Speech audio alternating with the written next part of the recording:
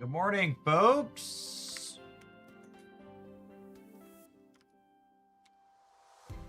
How are we doing? Happy Thursday. We have a Wonder Pick event or something that went live. So new promo cards, I assume.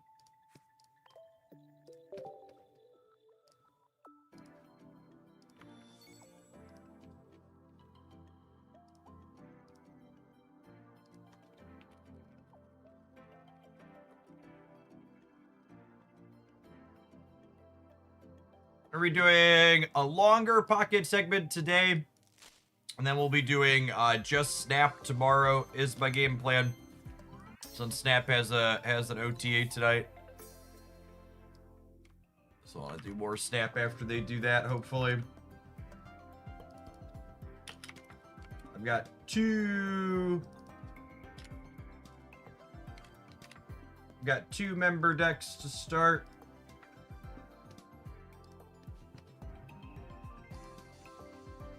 Ooh, change the energy of a random enemy attention your opponent's active Pokemon to one of the following at random. It's kind of annoying. Probably not remotely playable, but cute.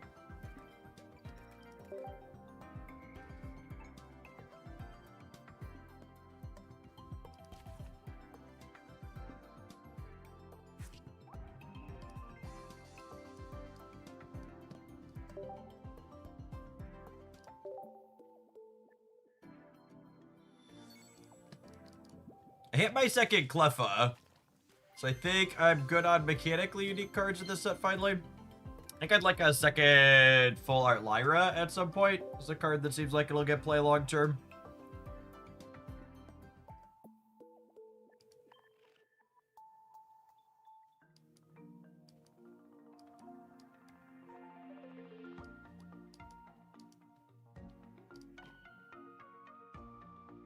Yeah, I gotta figure out what we wanna do for Cleffa. I did not have Inspiration Strike last night after. So our first viewer request is to do something with Cleffa, because we hit our second Cleffa yesterday. I've been playing Rampardos Aerodactyl with one Cleffa. That's probably good, but that seems deeply boring.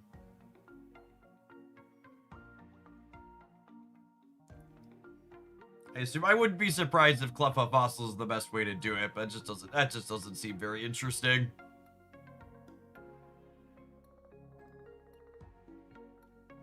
I was thinking, are there any good 1-point stage 1s or stage 2s?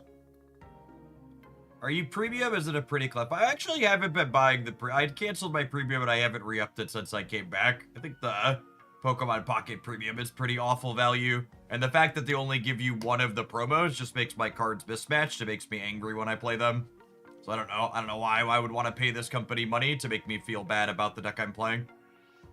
It's a really, really awful system design on Dina's part.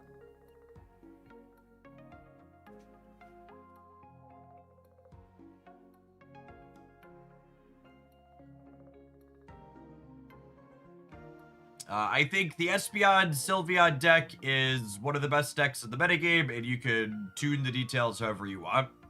You know, I was thinking about Meowscarada.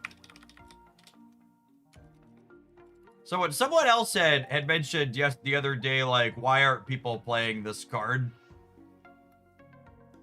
That could be a very reasonable answer. Because it's a good 1-pointer, yeah.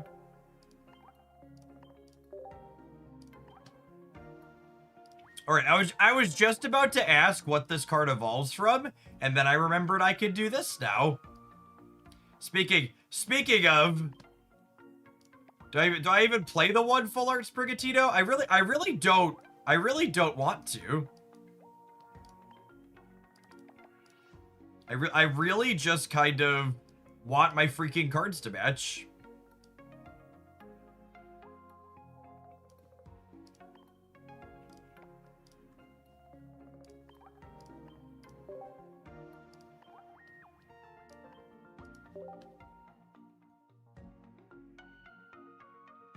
price-wise for packs, isn't the premium all right if you're getting your pack each day? So, if you assume, and this is a big assumption, that all packs are equally valuable, then yes, the pass for Pokemon Pocket is the most booster packs you get for the least amount of money. However, not all booster packs in Pokemon Pocket are equally valuable, and every day you get closer to being able to trade the set, those packs are worth less than the packs that you got at the start of the month. So even if I'm someone who's spending money on this game, I think it's actually better for me to just spend Pokegold and get my packs up front, because that's when I actually want to freaking play with the cards, is at the start of the season. Like, sure, I get more packs for less money, but some of those packs are going to be a day or two before I can trade for the cards. And once I have enough currency on my account that once I can trade for something, it becomes trivially free, yeah? Like, it's effectively, like, doesn't cost me anything once I can trade for it. So it's like, why would I spend money for half a cosmetic? And why would I spend money for packs that have diminishing return as the format matures?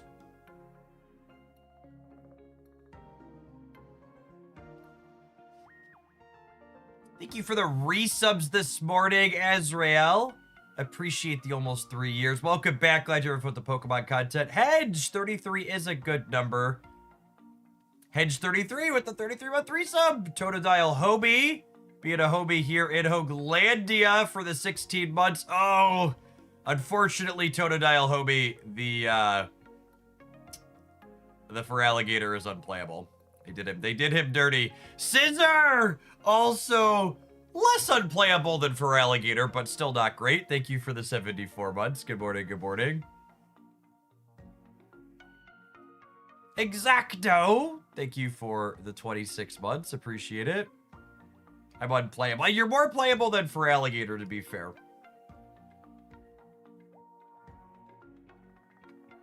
I've pretty much stopped caring about cosmetics in this game. The golden Pokeball broke me. Honestly, exactly the same experience, Kevin. I was someone that they caught hook, line, and sinker chasing 2-stars in a few of the early sets, and then the golden Pokeball was just so expensive. I was like, no, I'm just done. I'm done spending for cosmetics. Just actually can't.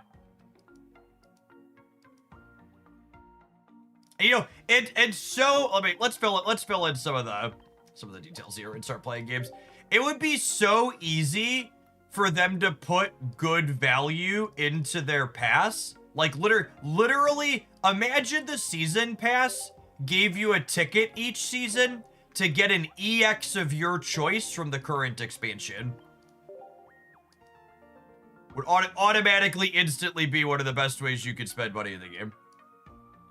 Just once per booster pack. If you're a premium pass holder, you get an EX of your choice.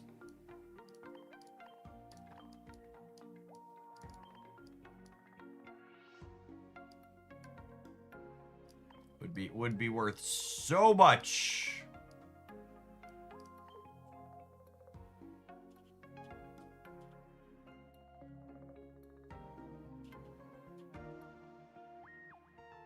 Charizard EX is not a very good deck minus. I don't think I would metagame or change my decks to try and hedge a deck that doesn't seem to be very good.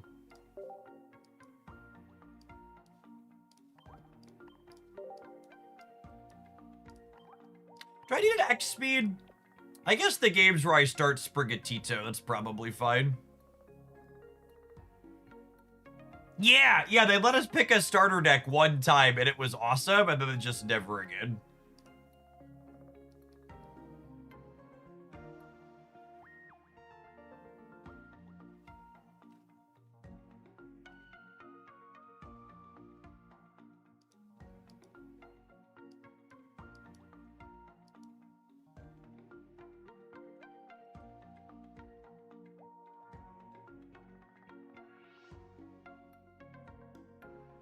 Do I want... an extra attacking Pokemon in here, or is it just Cleffa and Meowscarada?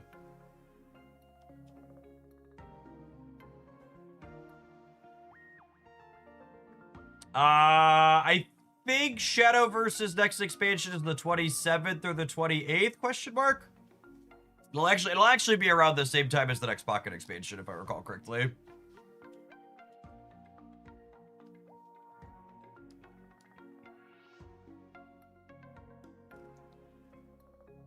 Yes, if we wanted to play another Pokemon, it would have to be a basic. Are there any other decent, like, grass or colorless basics I'd be interested in playing?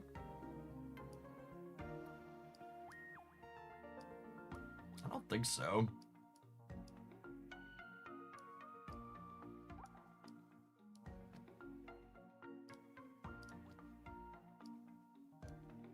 Kartana is an interesting one.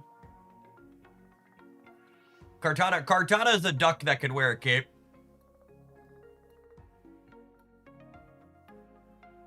You can play a Tyrogue. Tyrogue's not a terrible call out either. I don't hate the idea of Tyrogue. It's just more likely to start at a free retreat. I have to give up one of our utility cards though, yeah.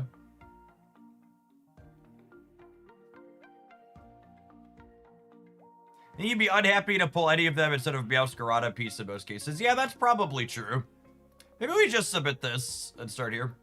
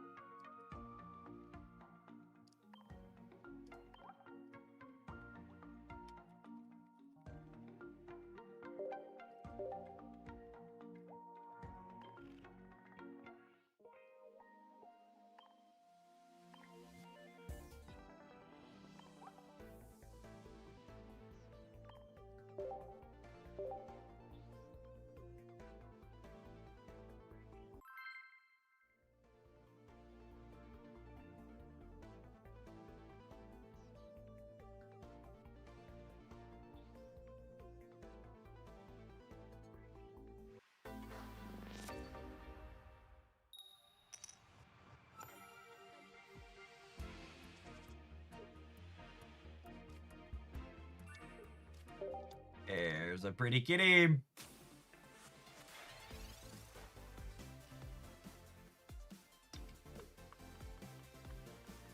Somebody's about to cry for help here.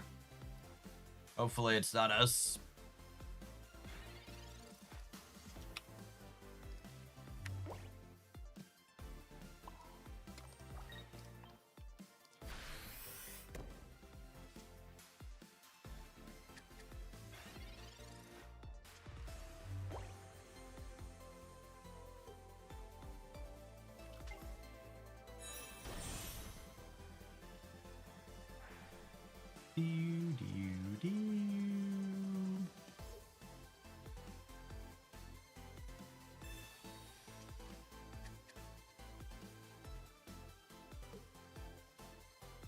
I have one copy of Red and one copy of Giovanni. I wanted to split the difference on them because Giovanni lets Meowscarada clear Oricorio in one, which I think is useful. And the 140 versus 150 is mostly only relevant into Giratina, which should be an okay matchup for us.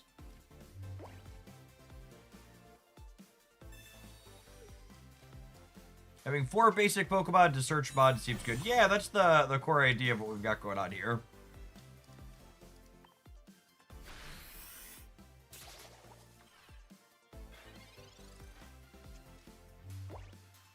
Oh, and birds. Yeah, I suppose Ho-Oh is a 2-hit versus Giovanni doesn't clear Ho-Oh. It's a good call out.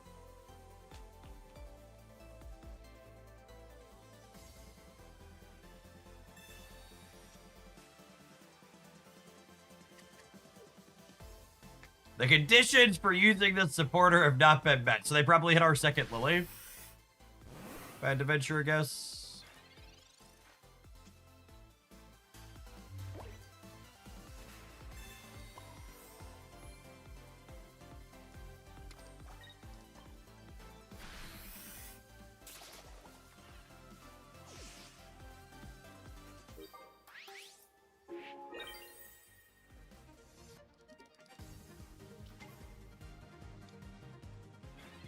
With no energy on the board, I have to imagine they're cooked from here, yeah?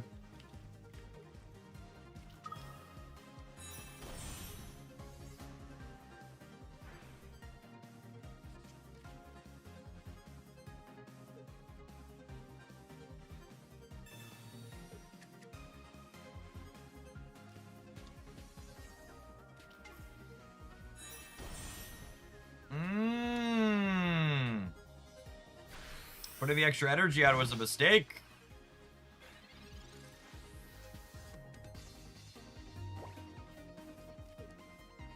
I should have been thinking about that.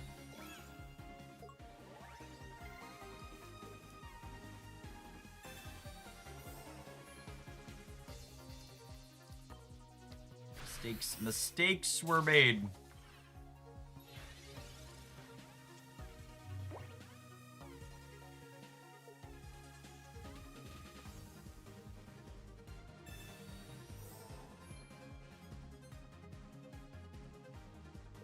We are playing Geo and Red Dilsky, one of each.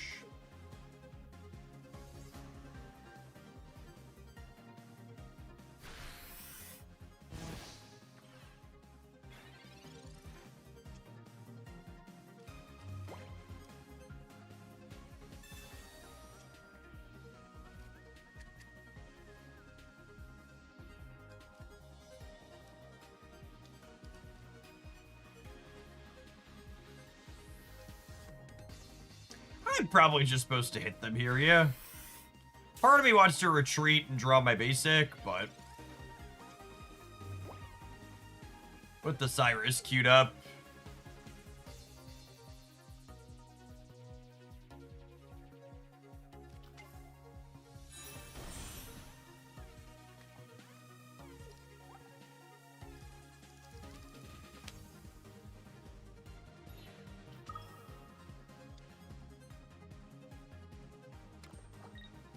Guzma gets us. This is a card I need to remember to play around more. I should not have put the third energy on here. Two choices there. I think I'm gonna finish the one we started.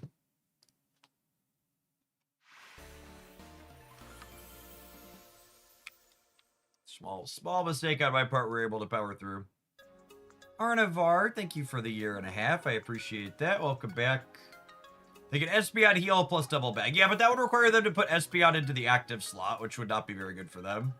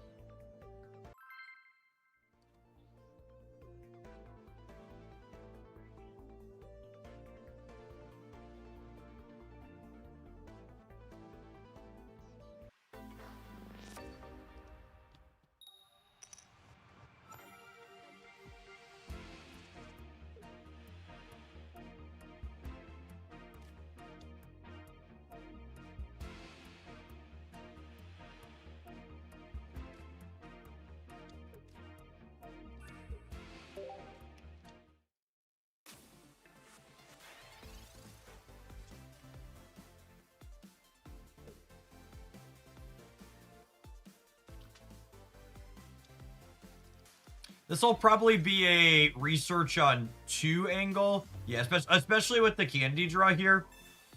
I think we just go ahead and go this onto here.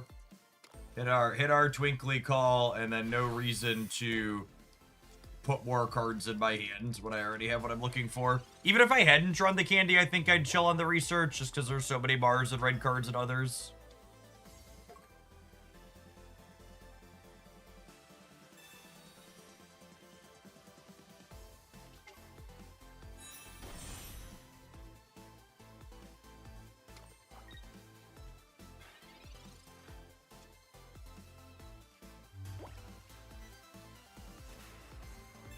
Are you seeing more red card because of all the Sylveons? We're seeing all of the red card because hurt people. And Pokemon and card gamers are not okay.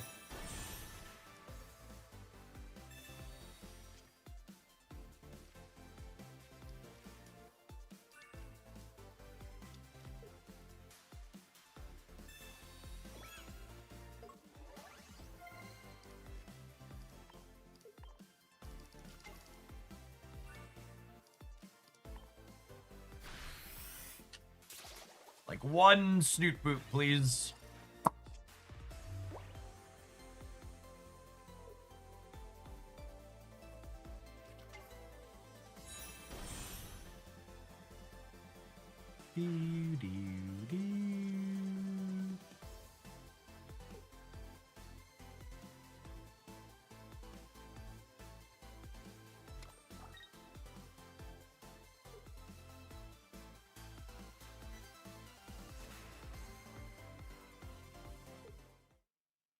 Yep.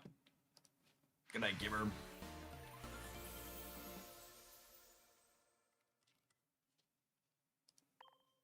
Meow's Karate seems kind of primed and ready to go on this betting. Yeah, that's what I was thinking. Looks like it's running a lot of people down.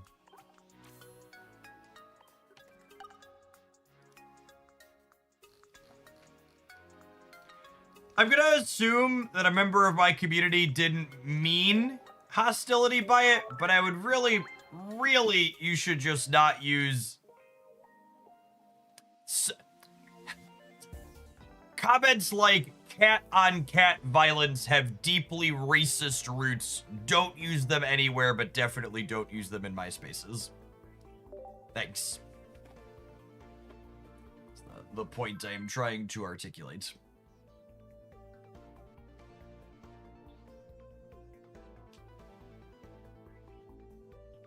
I mean, I wouldn't be here playing Pocket if I wasn't enjoying it, Chase.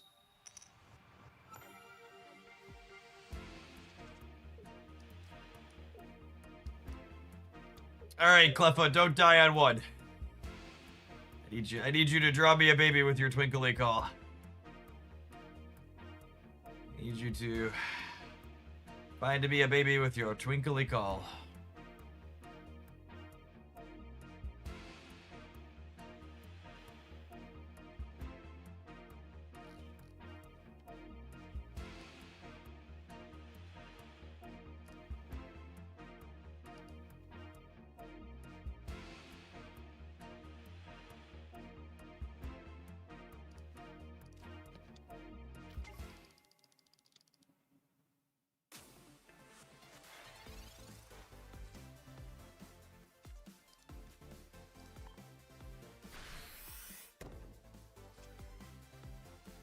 Oh no, not an angsty teenage cat. I need a baby kitty.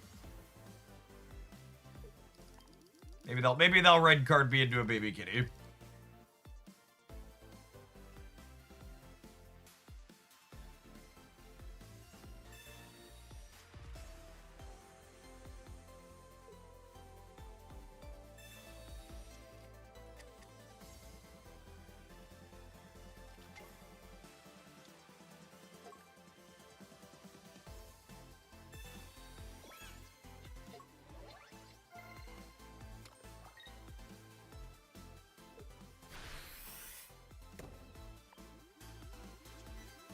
What, 6 live draws in 13?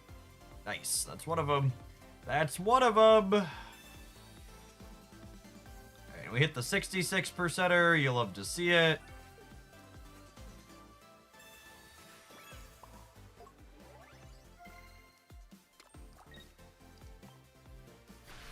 Got that twinkle in the eye.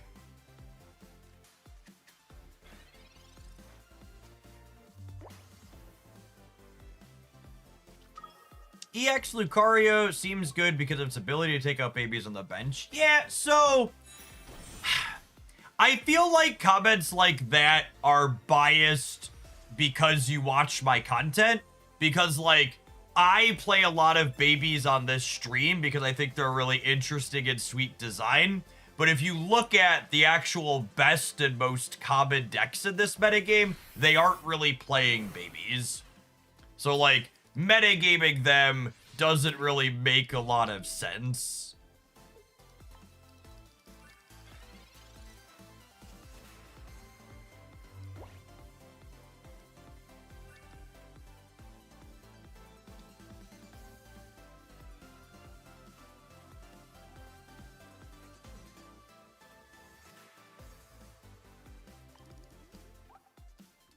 Babies are like the B and C tier enablers in this metagame. Think I just do this?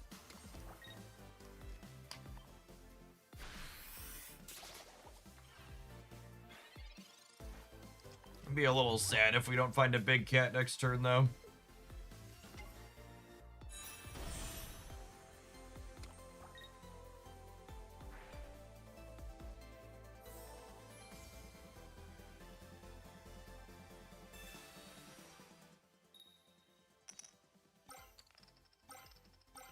That's fine. We're just don't get to play a game either way.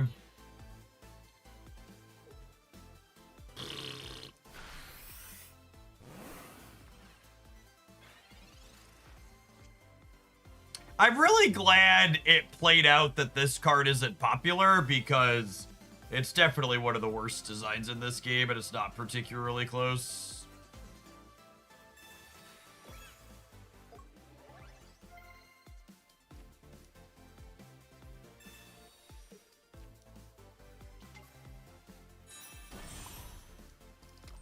Hopefully we don't get punished by a Sabrina playing this out. A lot of these decks play one.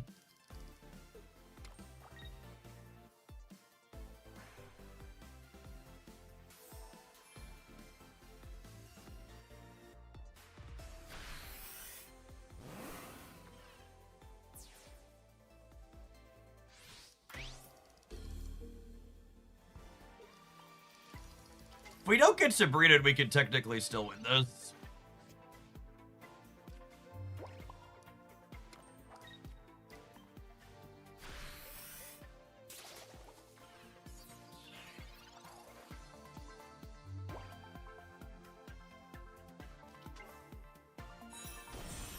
But it's gonna come down to, are they not playing Sabrina in the deck, right? Hopefully something had to give to fit Team Rocket Grunson.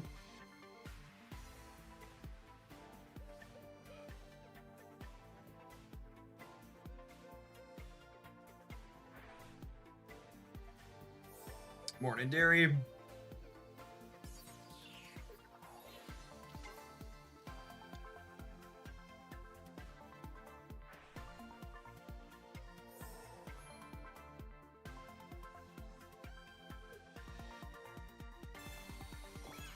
Oh, second keep is brutal.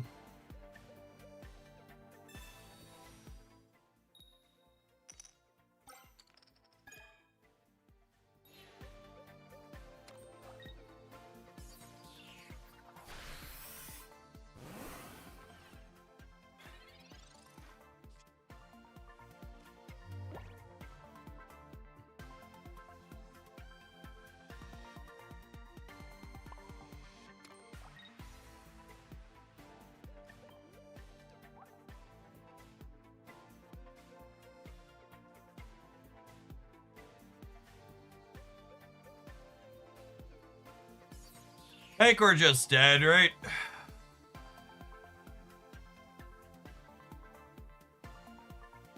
Because I can't Cyrus and Lily 2 turns in a row. And if I don't Lily 2 turns in a row, I die to this. I needed them to not have second cape.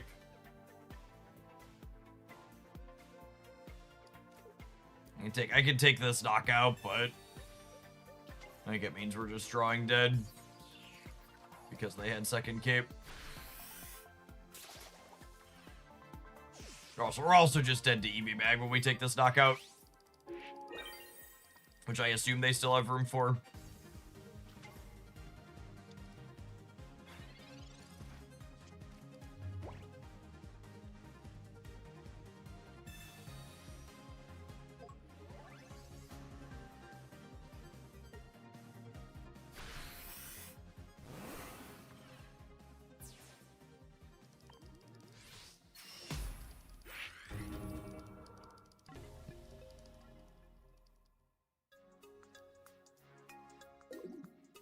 It's a really interesting dynamic to me that I think Pokemon Pocket might have the sweatiest post-top rank metagame I've ever experienced in a card game. Which is extra amusing given the outside of the community framing about Pocket being a game for casuals. I'm really surprised the density of top meta decks I play into post-Master Ball.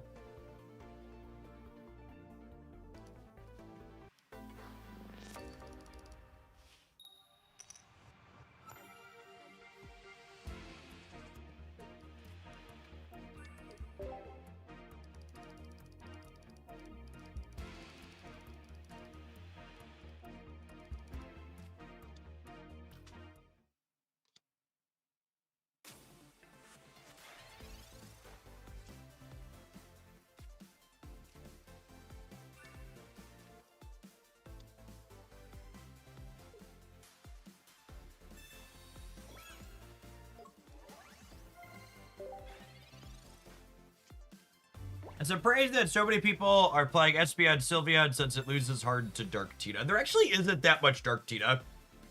I think a lot of people are bored of playing that deck 3 seasons in.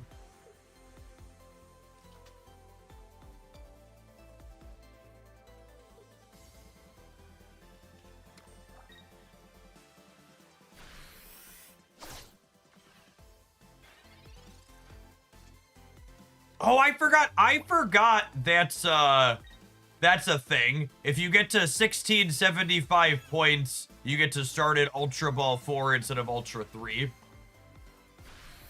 I wasn't even considering that. I don't think that's what I'm gonna worry about personally, but that's good. That's good to know.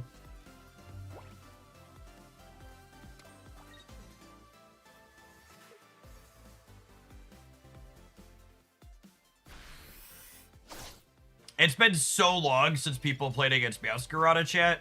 They just, like, don't know any of the breakpoints. Opponent is dead on the spot here. Get cooked by a cat. Kitty's got claws.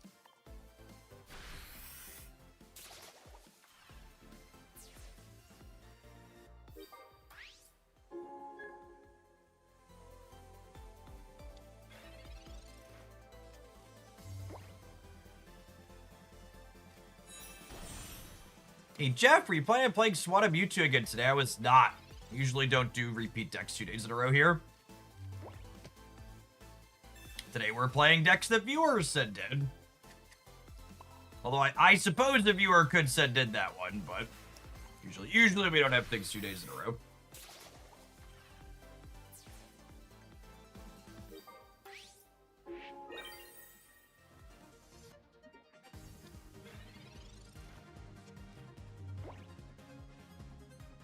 They missed their second water energy here, so they can't even Dragonite us next turn.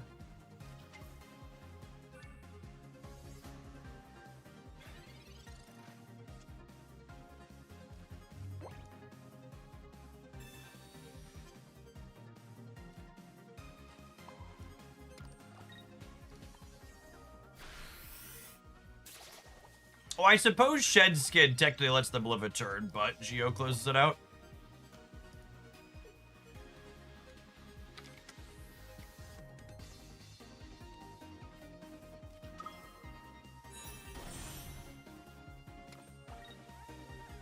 Like a Lily? Why would we play this? Alright. That makes sense. That makes sense.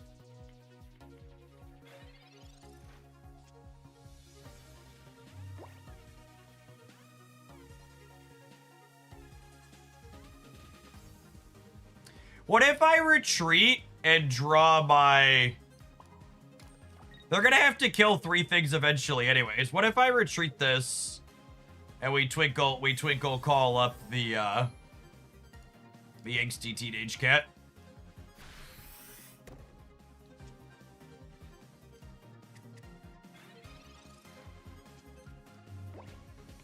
This forces them to have double Lyra to attack through our stuff with Giga Impact constantly. This is the upside to playing these babies with all 1 knockout point Pokemon is we have to get through 3 Pokemon to win the game, which is tough for a card like Dragonite.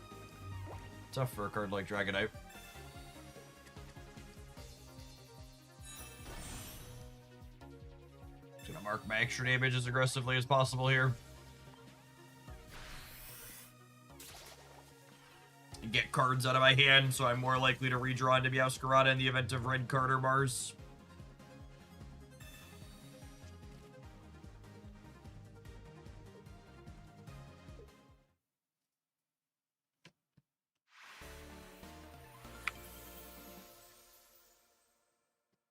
Are you taking a break from Shadowverse? Yeah, my plans for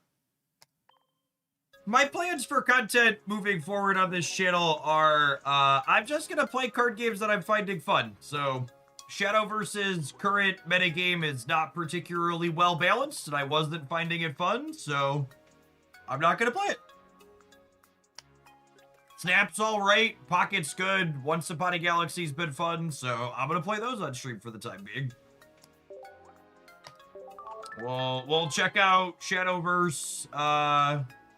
We'll check out Shadowverse when they release new cards at the end of the month and see how things feel and if they change. And if they do, we'll work some of it into the rotation again. And if they don't, we'll play the other games that are more enjoyable.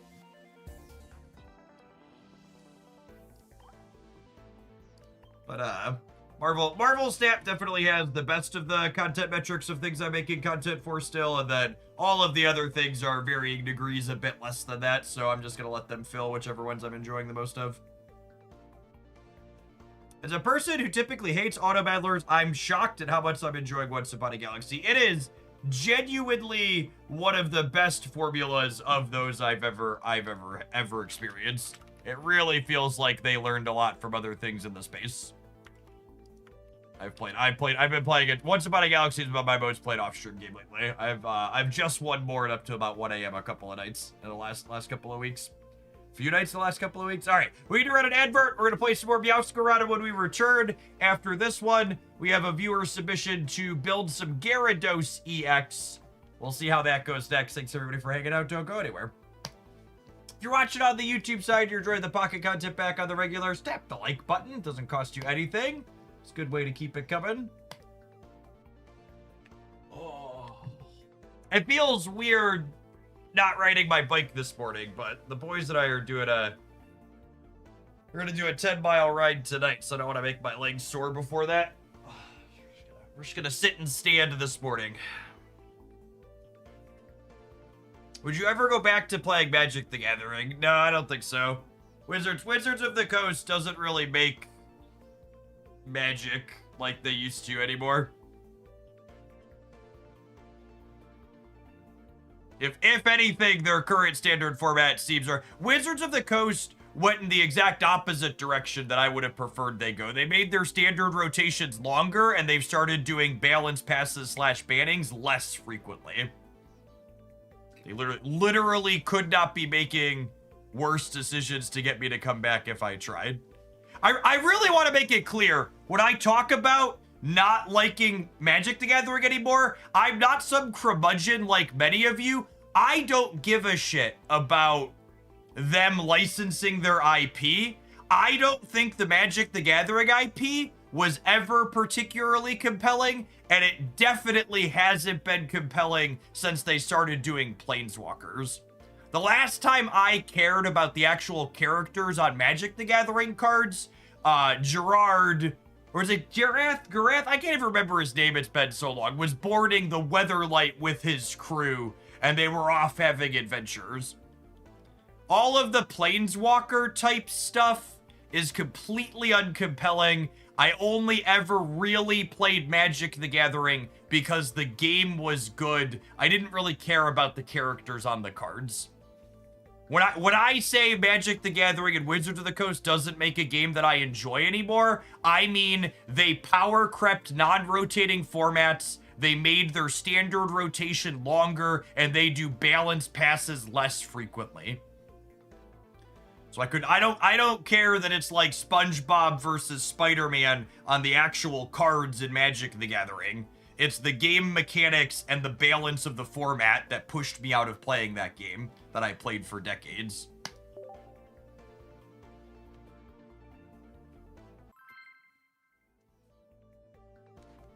That's why I played it. Yeah, their big push out for me was them soft rotating Modern with Modern Horizons every other year.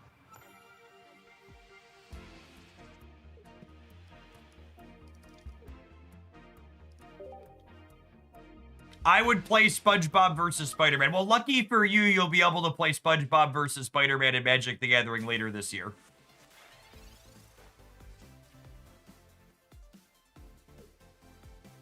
By the end of 2026, there will be more Marvel Magic the Gathering cards than there are Marvel Snap cards.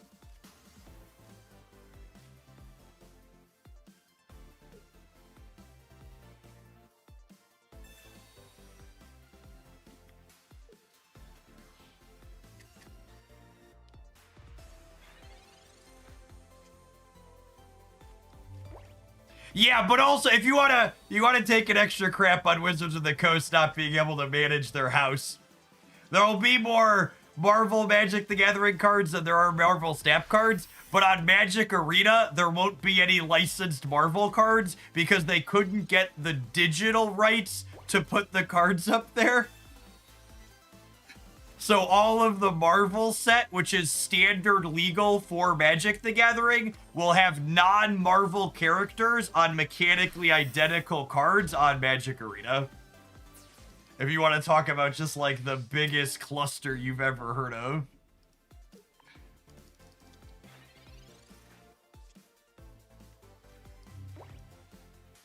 Just very, very deeply funny. Do I give up a knockout point or do I let them mark damage on my Meowscarada? It's actually kind of close. I think I give up a knockout point.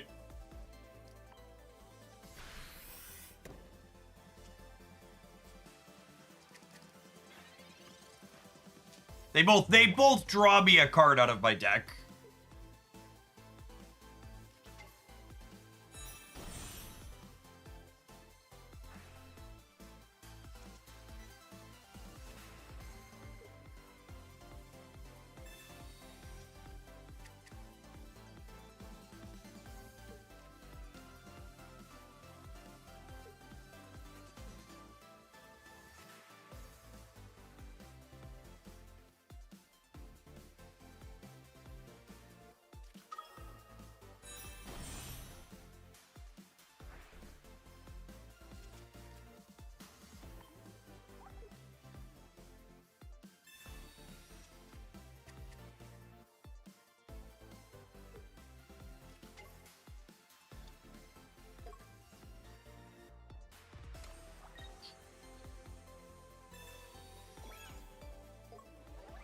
Gosh, all of these capes on these 140 pointers have been tough for us.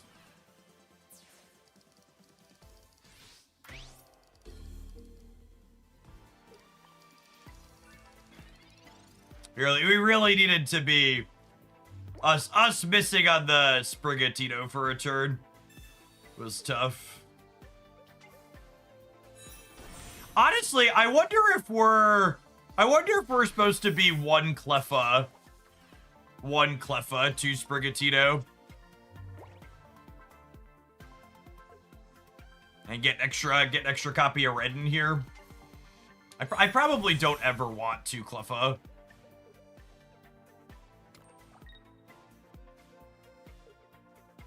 Do we want a Rocky helmet? No, I'm pretty sure I want the cape.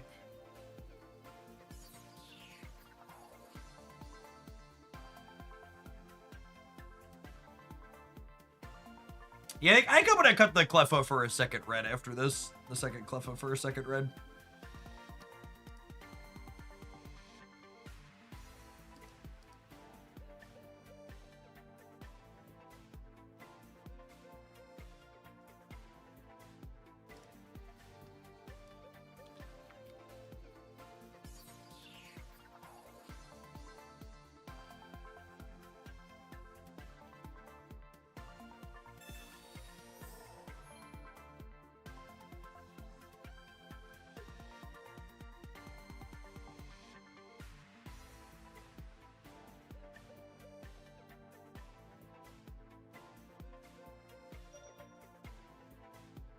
Are they retreating here? Weird. Yeah, strange Pokemon Center Lady for them for sure. I'm not playing this energy out because Baby Espeon punishes it.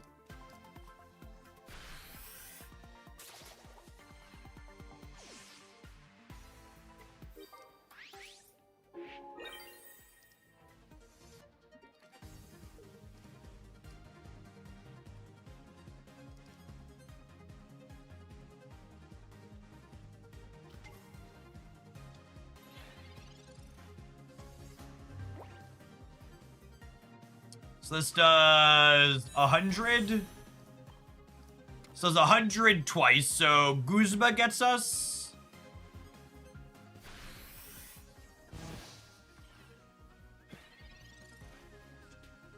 Hey, Enrique, good to see you back as well. It's good to be back. Now that they've evolved all their EVs, I can play this extra energy out.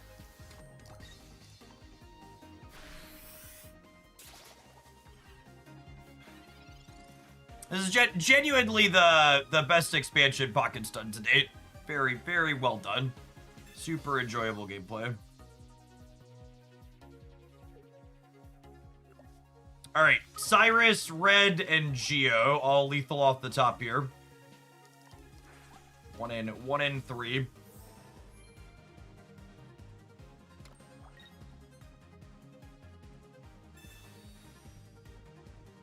Cyrus no longer lethal. 2 out of 9.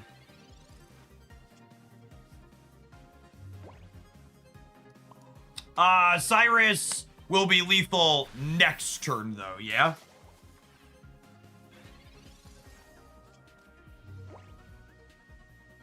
Because they'll swap these, but they won't be able to get the Espeon above. They won't be able to get the Espeon out of range.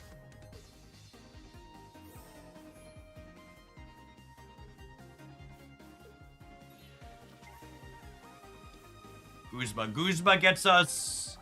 They played an EV bag already. Cool. Got him.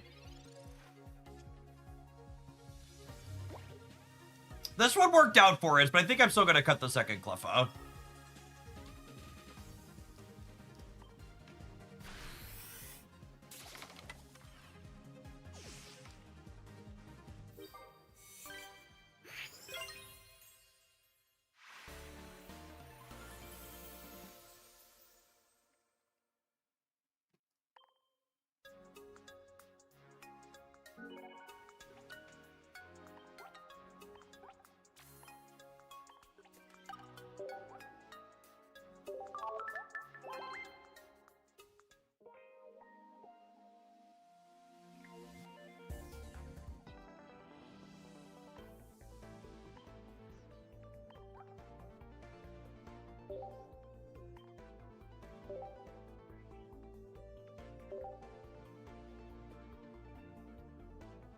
Oh, by the way, we didn't talk about this one on stream today.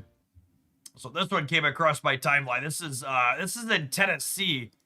This is in Tennessee from recently. Absolutely wild. Flash flood there. This is an expressway.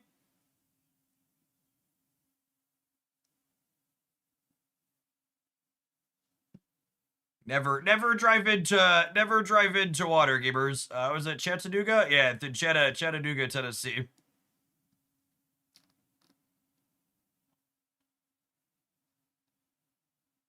I've lost track of how many once in a millennium, once in a century, once in a lifetime nonsense like that we've had in the last handful of years alone. It's been a lot.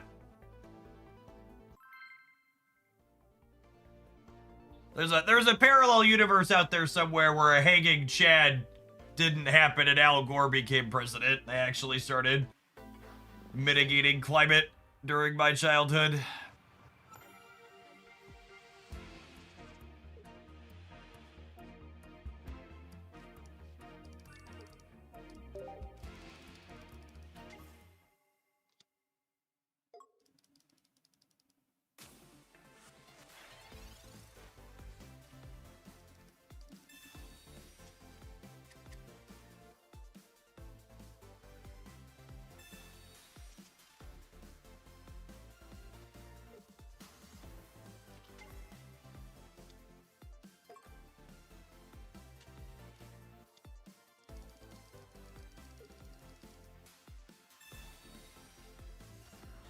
You have turned my 4 cards into 3 cards.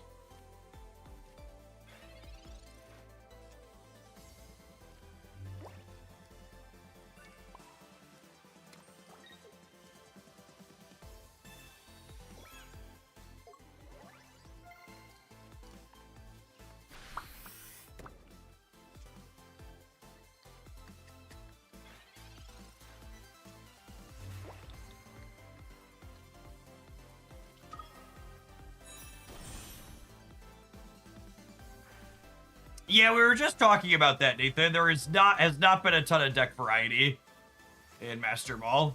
Honestly, it's been less varied. My anecdotes are Master Ball's been less varied than Ultra Ball was.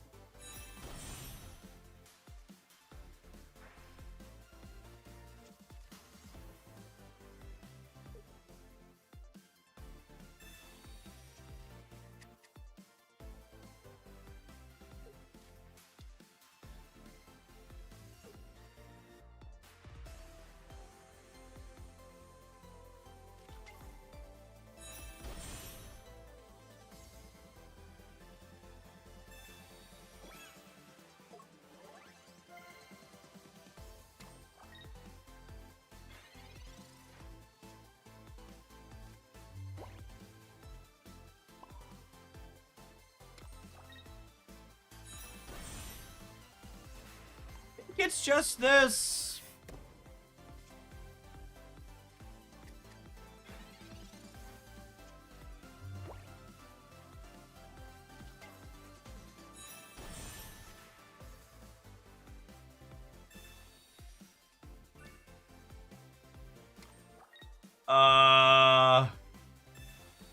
Okay.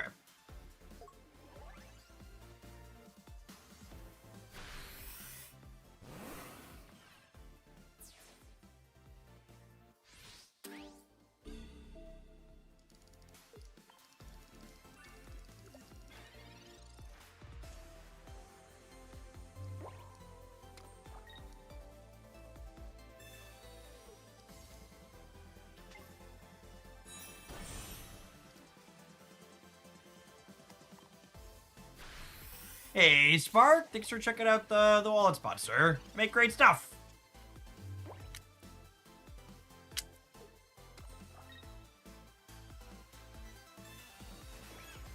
Are we cooked? Feel like kinda cooked. Definitely feels like we need Meowscarada on turn 2 to have a shot in this matchup, huh? I guess that's not strictly true. We beat the last one without it on 2, but makes it significantly easier if we have it. Are we dead? No, I could draw another Lily. If we top deck second Lily.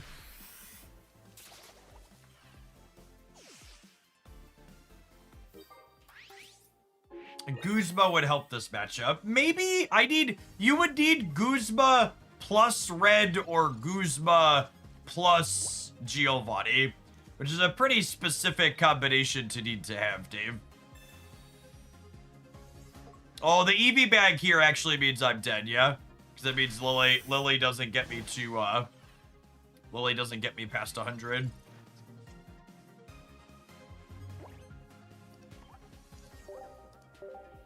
In this particular game, we could have had Guzma and Red. They do always have their capes, though.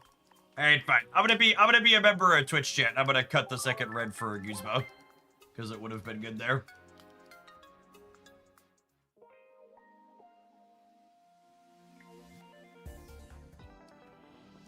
Yeah, I mean, they have to cape early.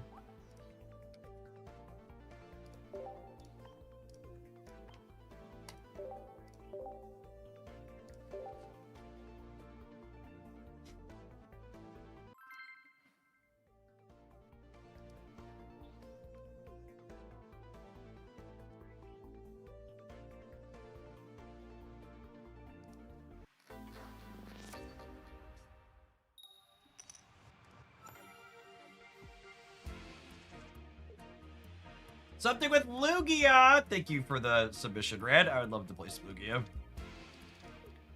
We're going first, and we have Cleffa. Lovely, lovely. Hey, thanks for the bits too, Red. Do you think Rayquaza could be serviceable? It might be okay. Could be an alright payoff for Ho, perhaps. Or some of the babies.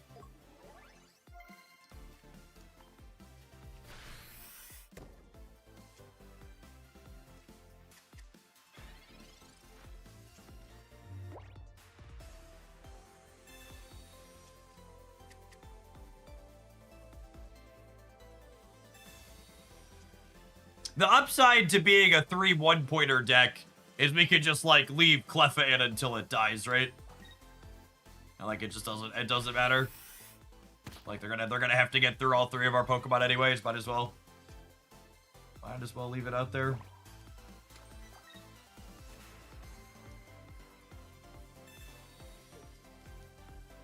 There's only 2 Pokemon left in my deck, so that's gonna go ahead and Twinkly Call again here without researching, so I don't want to research into the only remaining Pokemon.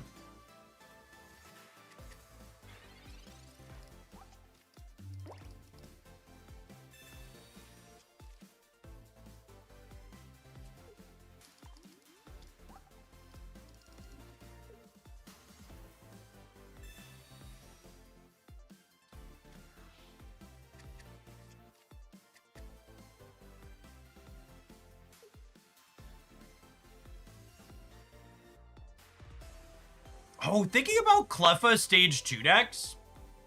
Cleffa Baby Chomp might be something worth exploring as well.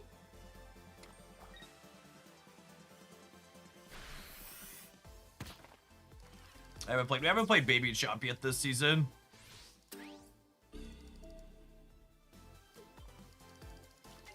I'm actually shocked that we're like 8 sets into this game and they haven't given us 2-color energy fixing yet. Feels weird.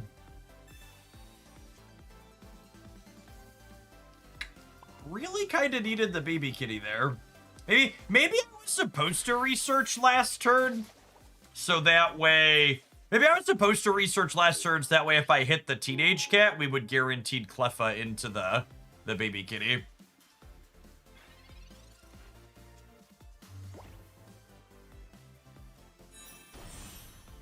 Yeah, we could totally do Chomp for your submission, right? I've got Gyarados after this one, and then you'll be the one after that.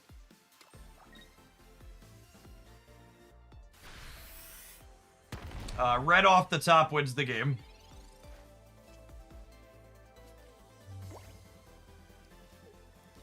Lily means I get to continue playing at least though, right? We don't die to what's it called?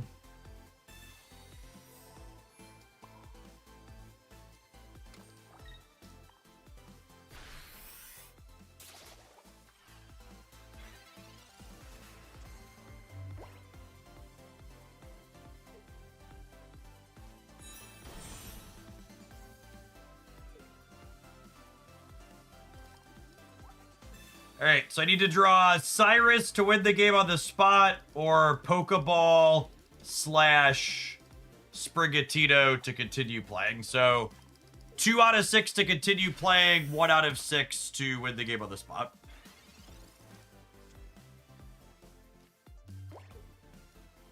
Win the game on the spot it is.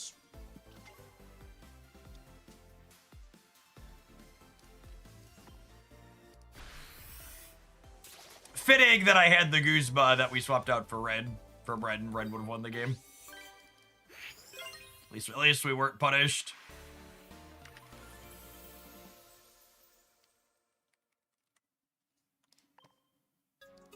Patter, thank you for the 33 months. I appreciate that. Welcome back. Good morning, good morning. Gyarados EX is the build around.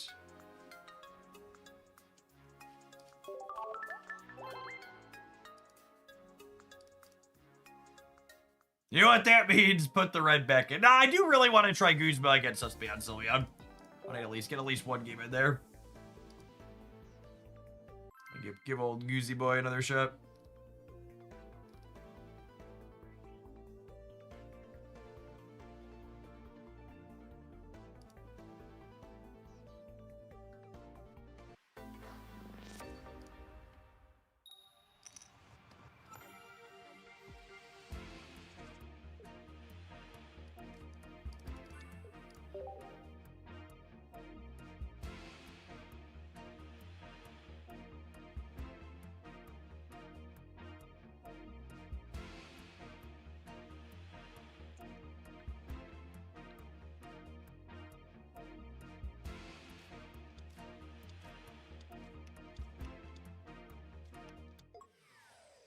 Uh-oh, chat, they're here to guzzle us. They're here to guzzle us.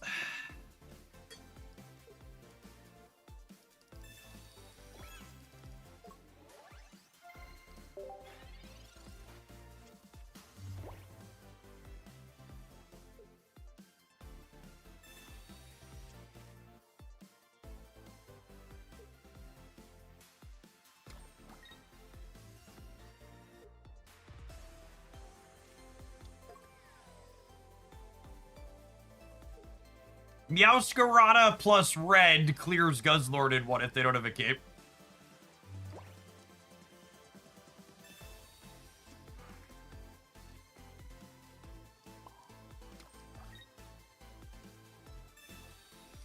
I think I'm just supposed to evolve so I can't get it taken out of my hand.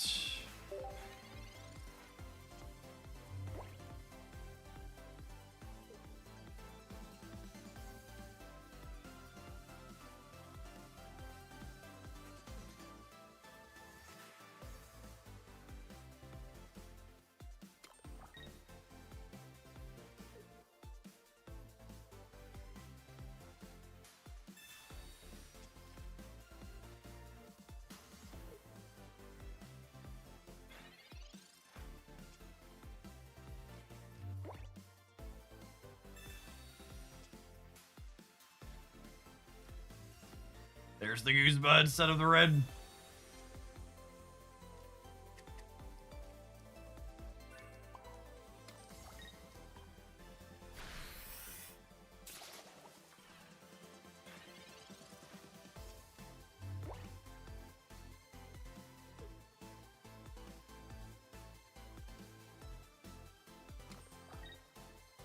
Hey, Cavarino, thanks for the next submission. Appreciate it.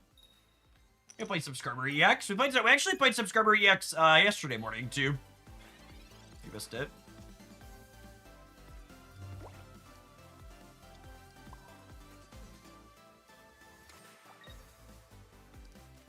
I'm surprised they're giving us a point here.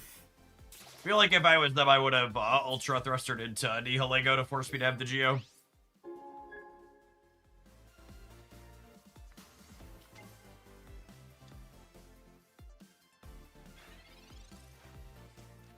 What's the win rate so far with this deck? I don't put my win rates or win streaks on the screen because my sample size is small and it leads people to conclusions that are not accurate. Putting your win rate on the screen is a type of lie by omission. It's allowing people that don't understand statistics to come to wrong conclusions about your deck. If the stats are good in a small sample, it leads them to think a deck is better than it might be, and if they're bad in a small sample, it often leads them to believe they're worse than it otherwise is. No single player plays those single deck lists enough to generate a statistical meaningful sample size.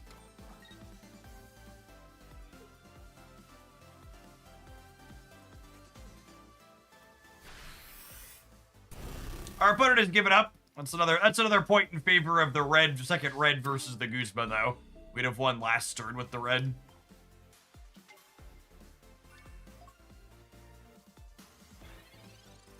Someone once told me the art of being good at card games is deriving meaningful conclusions from statistically insignificant sample sizes. I think that could not be a truer statement.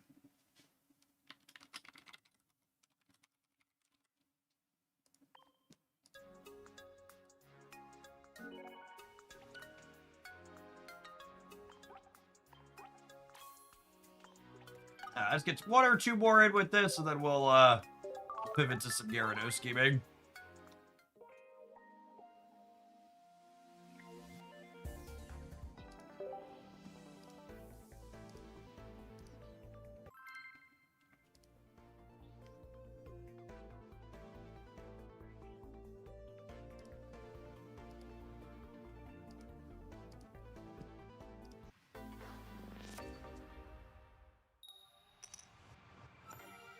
Can I get a Cleffa?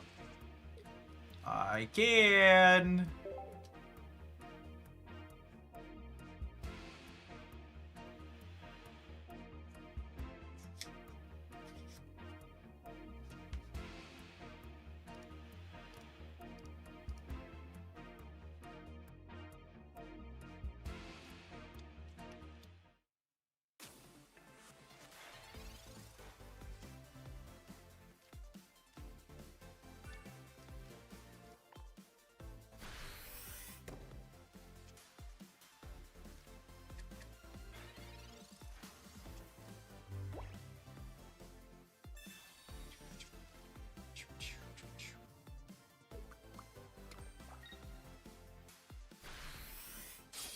They don't have it, chat!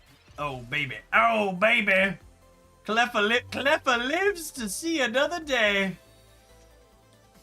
What a lovely lass that Cleffa is. 2 twinkly calls. Feels illegal. Feels illegal, gamers. That's so many twinkly calls. Hopefully Cleffa remember to use their night and weekend minutes for that so they don't get billed extra. Whew, make sure you stretch and maybe take a drink of water if you understood that reference.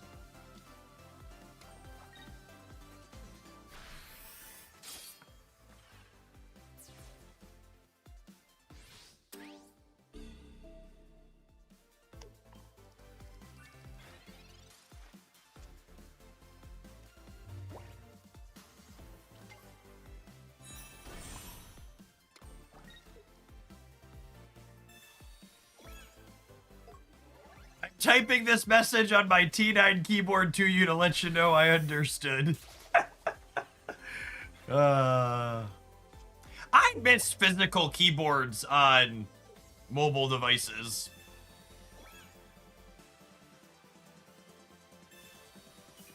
I held out forever having physical keyboards on my mobile devices.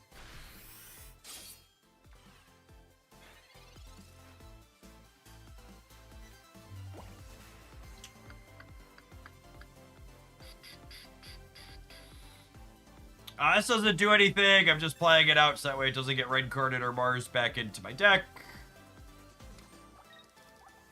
I only have 50 damage on me.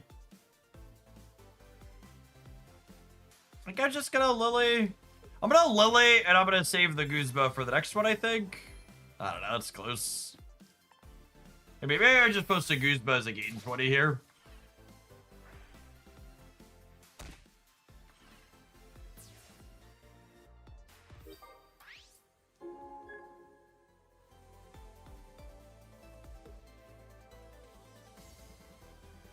I have a Nokia N900 in a box somewhere in my office still.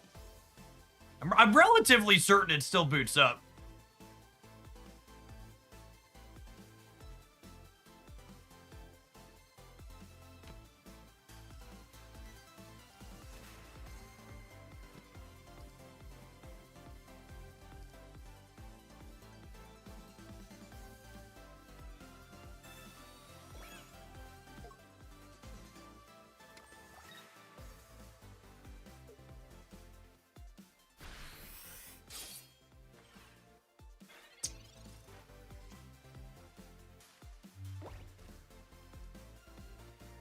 Hit him with the goose.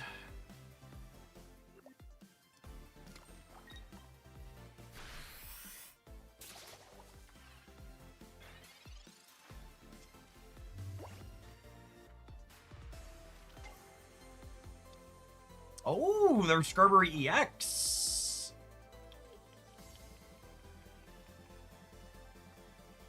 Probably gonna need that piece of candy before this game is over.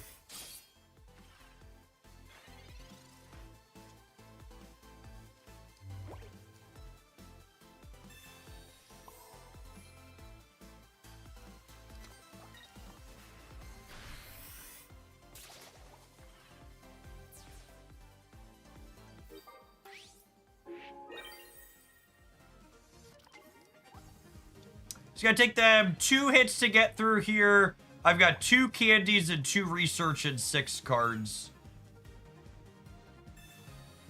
So we're statistically likely to get to this other Meowscarada.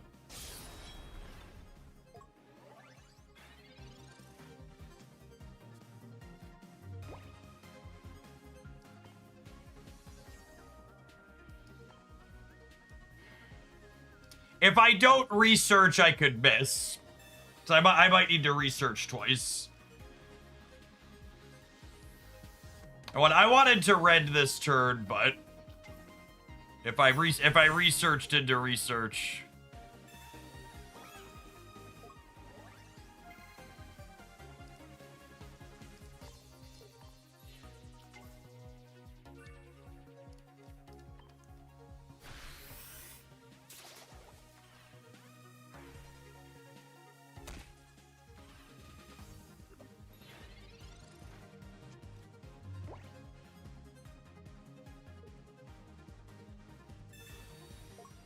They're taking 70 less, meaning this red is lethal. So we're dealing 150 minus 70 is 80.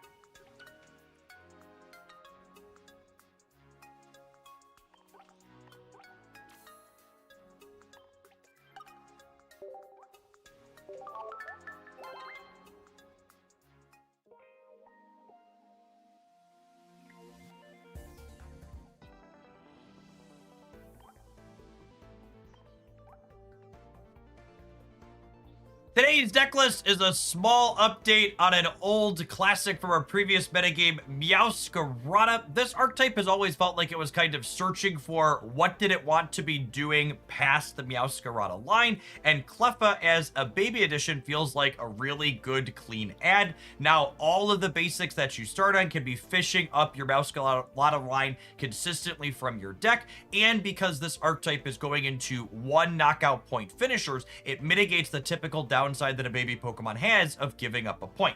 Even after they knock out your Cleffa, they're still going to have to go through not typically just one, but both of your Meowscaradas with Leaf Capes, with Lilies, and a ton of survivability. You want to make sure you're playing copies of Red and Giovanni with your Meowscarada so you can get that 130 damage that deals to EX Pokemon up to 140 and 150, so you can be clearing things like Giratinas, and Darkrai's, and Espeons, and Sylveons out in a single go. We've got a copy of Guzma in here as well, just in case they've got a cape messing up that breakpoint for you. If you enjoy seeing old decks like this one revisited with a fresh coat of paint with our latest expansion, make sure you subscribe to the channel so you don't miss anything else that we'll be highlighting here. For the rest of the day, smash the like button if you have fun with this one.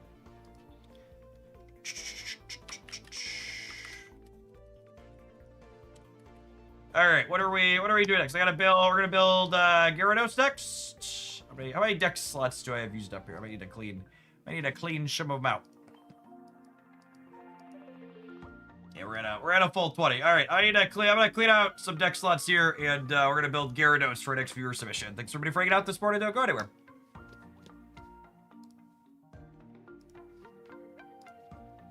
I think I'm likely to play this one again. I think I might play Decidueye again. I really like this one. It's one of my favorite Pokemon.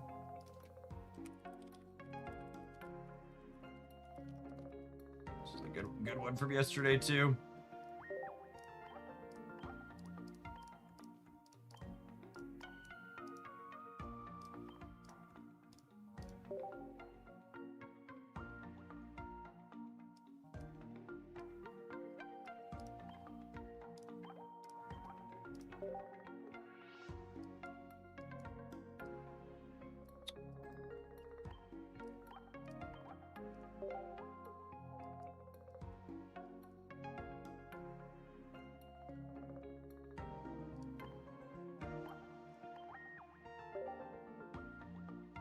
I like how you never delete Wugtrio. Why would I delete Wugtrio, chat? Wugtrio's right where it belongs. Number 1 in my deck list and in my heart.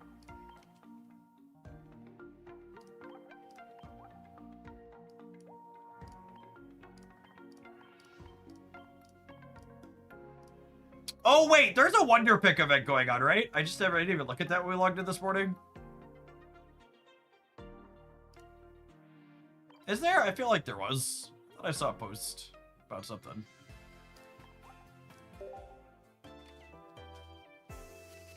Have you seen the new Kangaskhan from this set? Yeah, she doesn't seem very good.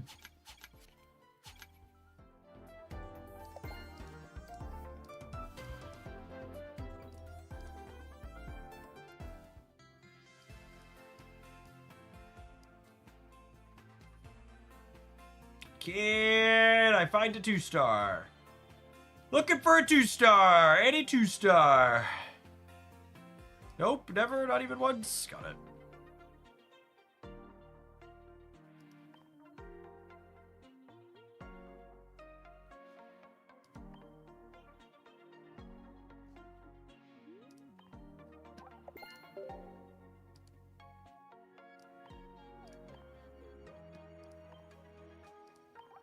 Get all that dust. How do you submit deck lists to be played? I see you deleted your message, so I assume you saw the message pinned above the chat.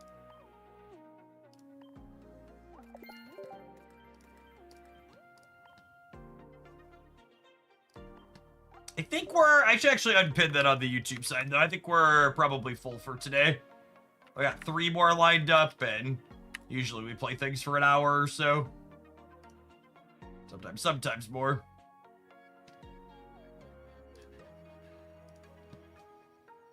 We're not gonna be playing Pocket tomorrow, so I don't want to take more than we can play today.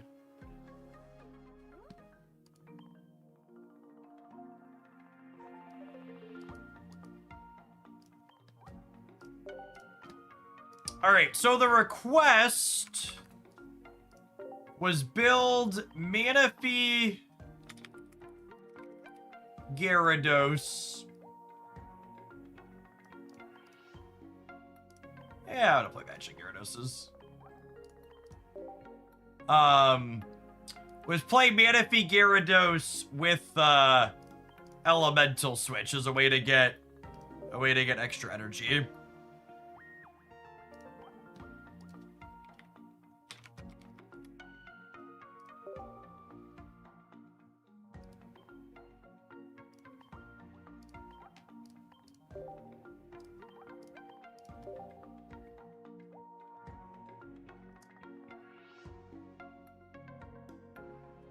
So these are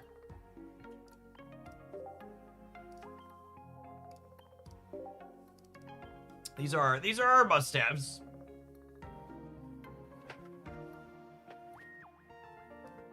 Speaking of Wug Trio, is there ever a reason to play Dawn over Elemental Switch? Elemental Switch only works with 3 energy types, so.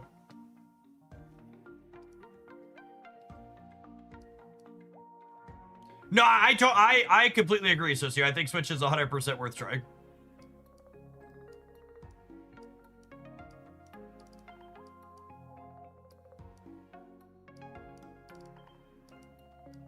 In fact, the thing I was gonna muse on, Socio, is do I want what non-Gyarados threat do I want to be able to Elemental Switch energy onto as well? When I copy a communication. Yeah, probably.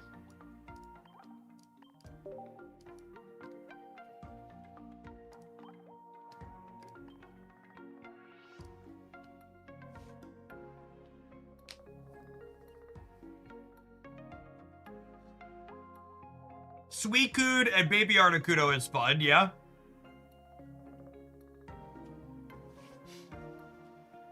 Origin form Palkia. So one of the upsides Suicune has to Origin form Palkia is you get to play X speed.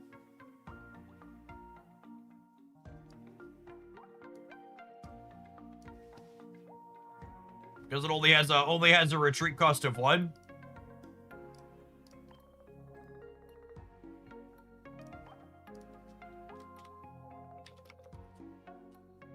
Is it 2 Suicune, or do I, like, split with Baby Articuno?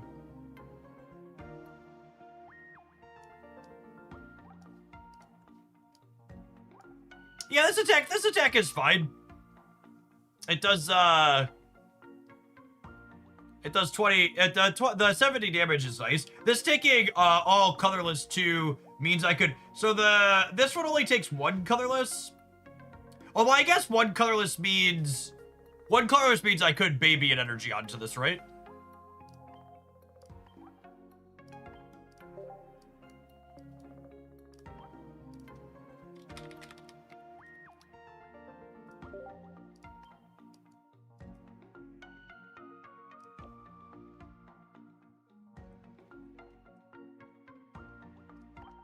Alright, what do I think of that?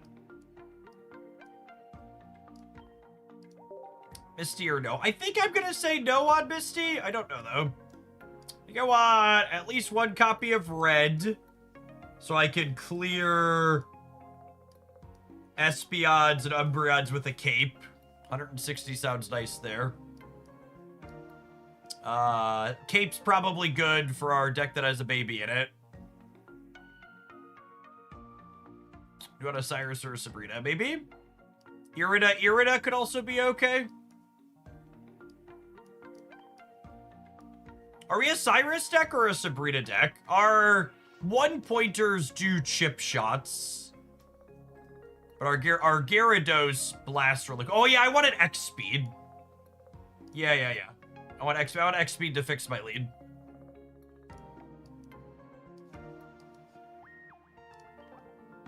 Agree we want mid 1 X-Speed. Do I need Pokemon communication? Why is Pichu better than Magby? Why is Magby better than Pichu? They're just functionally the same card keeper.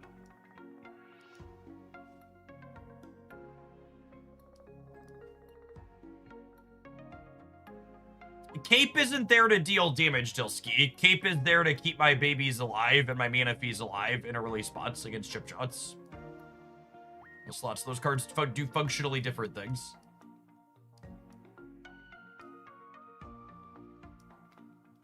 I kind of want 2 X speeds.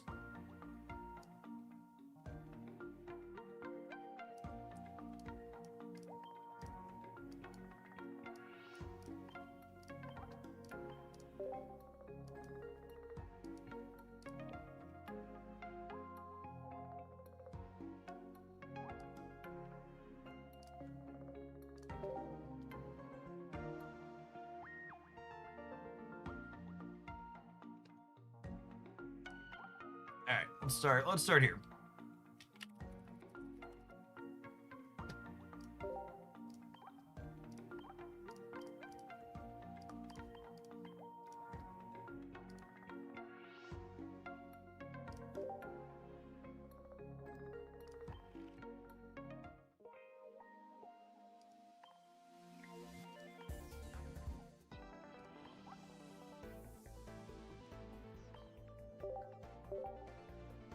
Why are you playing Pichu? Because they won't let me play 3 Manaphy.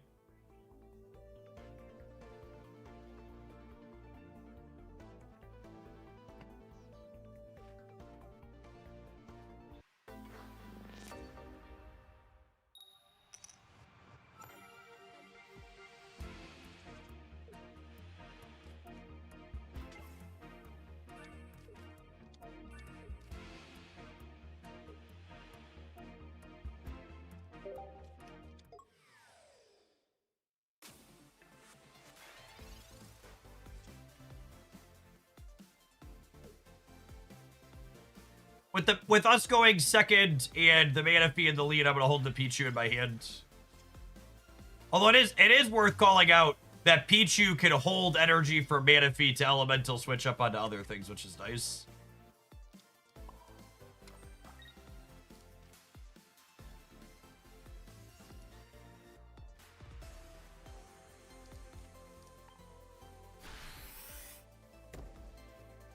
Oh, you know what else is actually a fun consideration here? Maybe I should have put Pichu in my active slot despite having Manaphy, because if I would have led Pichu here, I would have been able to attack with Suicune this turn, which would have knocked out the Nihilego and won the game on the spot, yeah? We're probably still good here if they don't have any follow-up, but with the free retreat cost on this, the only downside is it ends up on my bench. Man, 70 is a really solid number on Suicune. Maybe we're supposed to be 2 Suicune instead of the split with the Articuno.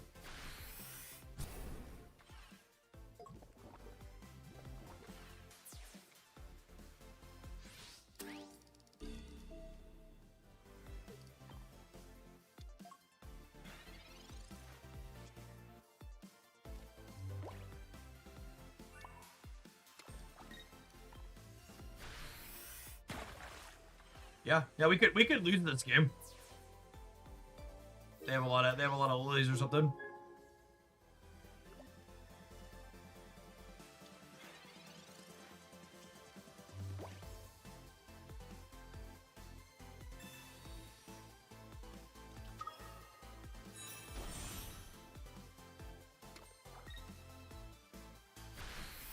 Actually, can we? Because the Gyarados is 280, yeah? It should just smoke this. They have any outs if I smack them with Gyarados this turn? They don't, right?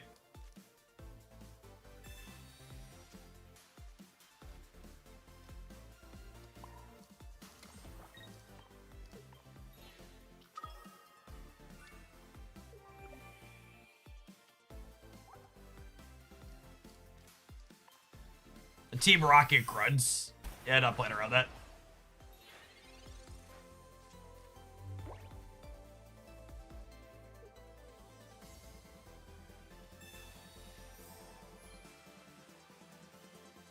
$140 is a lot of damage, shit.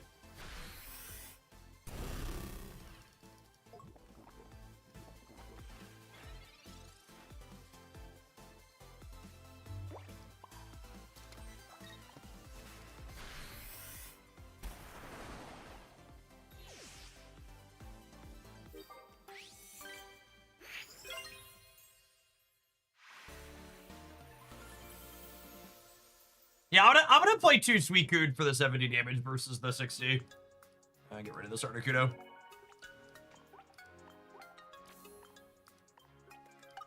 Because 70 one-shots Oricorio as well.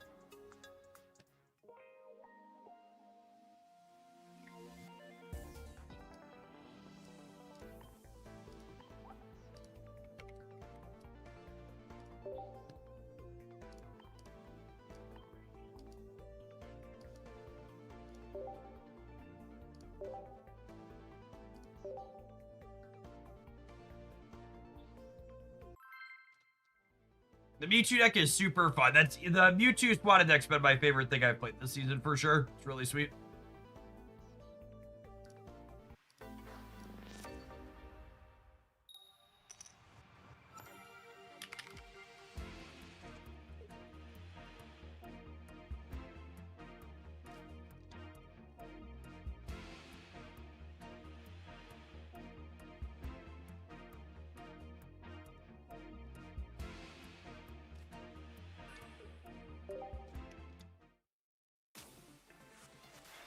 Not an ideal start for our hero.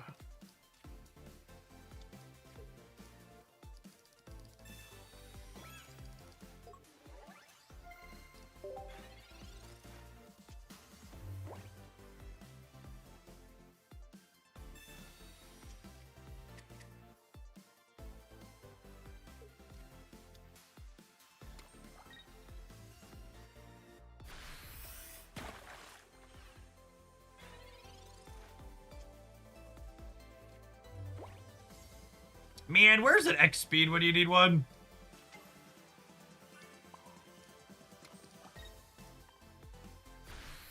When one of our 2 X speeds, we actually be in a pretty good spot. I just have to hope they don't have candy, and if they do, we'll just pack it in.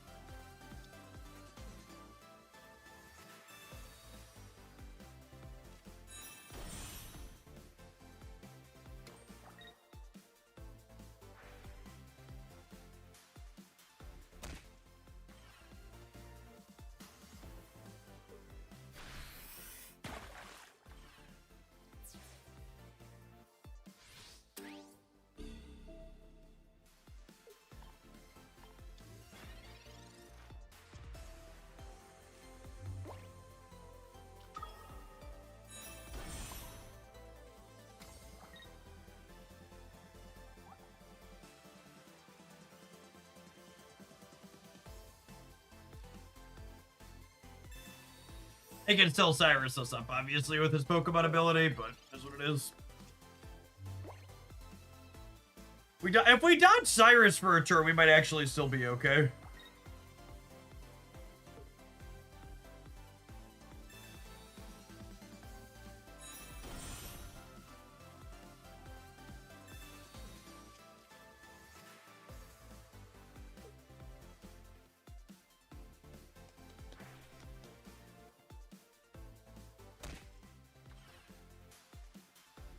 Oh, the second Greninja means they just murder through this. Okay, yep. Unfortunate start. Is what it is. Opponent had their best possible, we had our worst possible. Just how it goes sometimes.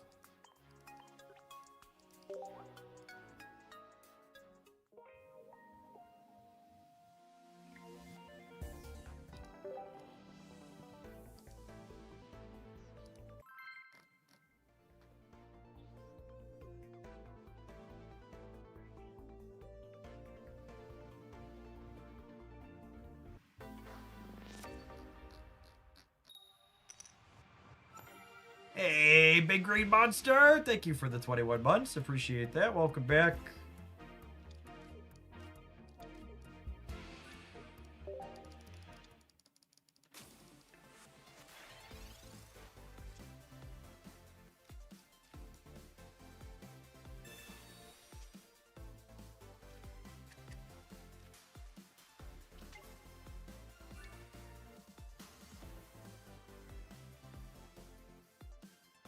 By Crackly Toss here. They kill this. I put this up.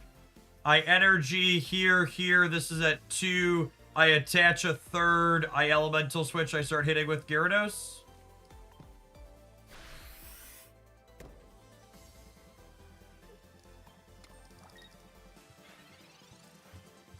Thanks for the 21 months, Big Green Monster. Welcome back.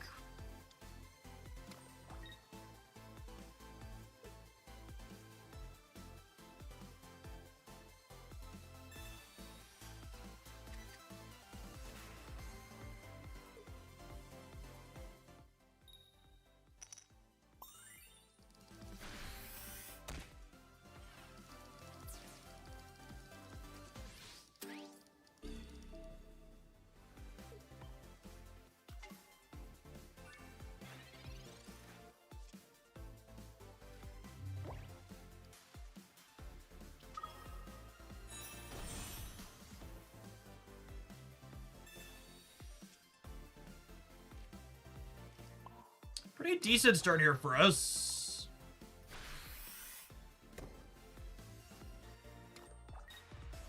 I like it.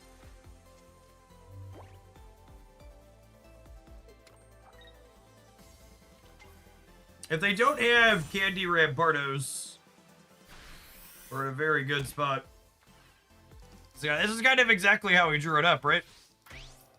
All of our pieces came together. They had first energy advantage though, so.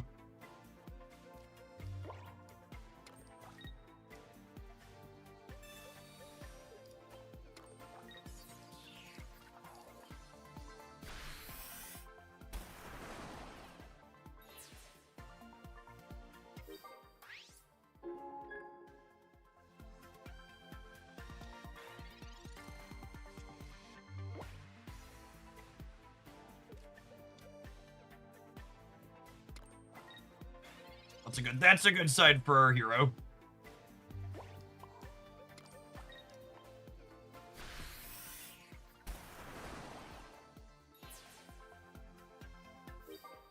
All right, so now we should be playing for a draw at worst. If they hit the Candy Rampardos here, we'll tie. They didn't do that last turn, so that should mean it was their draw for this turn. Ah, okay.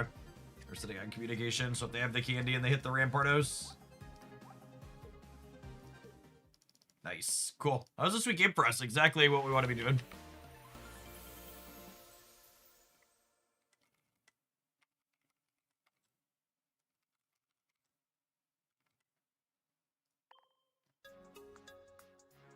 Hi, Threon. Thank you for the 88-month resubscription. Over 7 years is a really long time. Welcome back. Hey, Jeff, I just watched the SWAT Mewtwo video, and I thought to myself, maybe Arceus could be a good fit as an alternative to Mewtwo or alongside it. Would have to test. Do you have any thoughts? I think the 150 breakpoint on Mewtwo is really good, and I think Mewtwo dealing 50 on the second turn when you go first with the baby is also really good. I think Tauros and Arceus kind of fill a similar role of being a 3 energy attacker, and I like that Mewtwo's energy requirements and breakpoints are very different. I think Mewtwo complements Tauros well. And I think you'd rather play Tauros and Mewtwo rather than Arceus and Mewtwo because you want one-pointers to follow your baby Pokemon up periodically.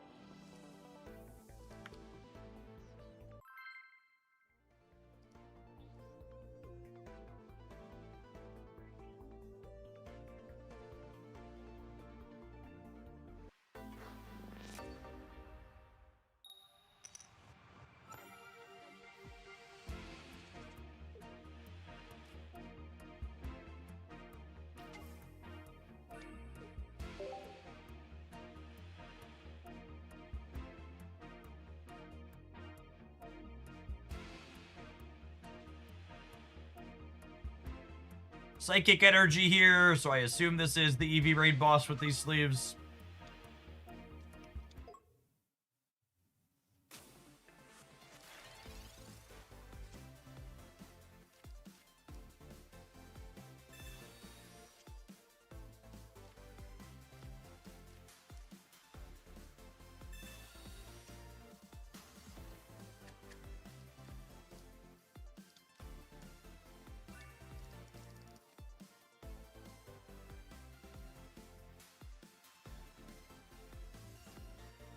Do I want an extra Magikarp or an extra Suicune?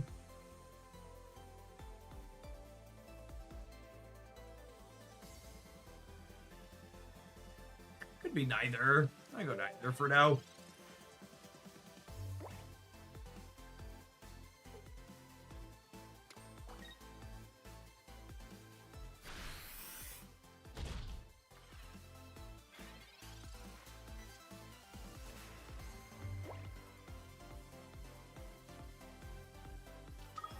Waiting and not playing another bench Pokemon means that I could go Manaphy into Manaphy, which is nice.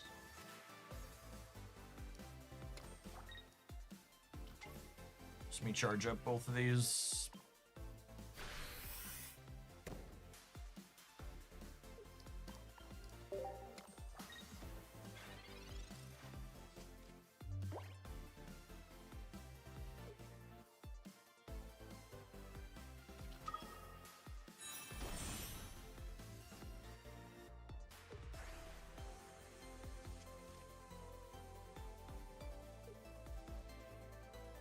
No, playing Baby Mewtwo over one of the EX Mewtwo's is not good. You should trade for a second EX Mewtwo if you're missing one. Sure, there's plenty of them out there.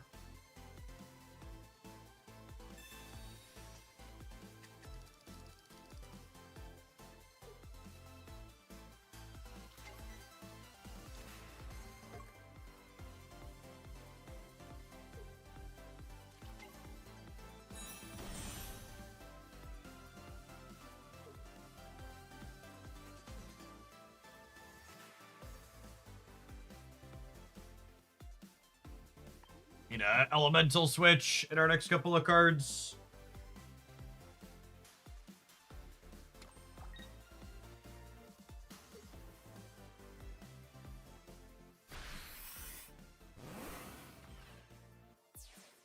Oh!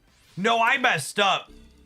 I should have put the energy on Gyarados Manaphy last turn.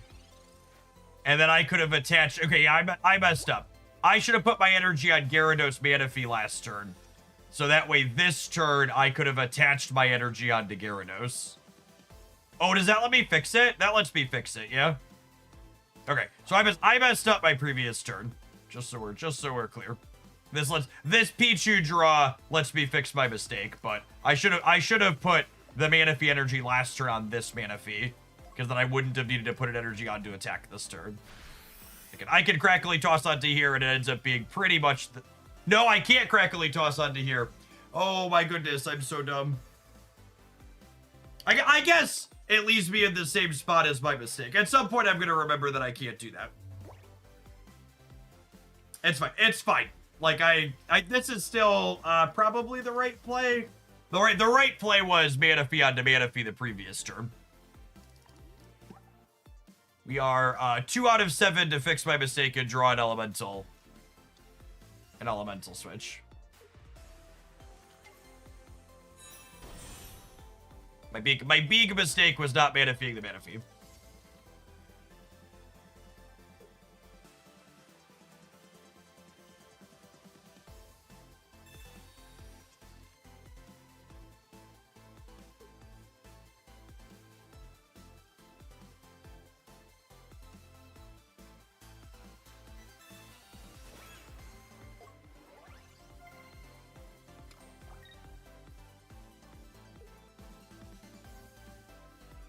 Why was Manaphy the Manaphy different than assigning the energy this turn? Because it would have let me attack with Manaphy and put an energy on Gyarados, so my Gyarados would be at 3 energies right now.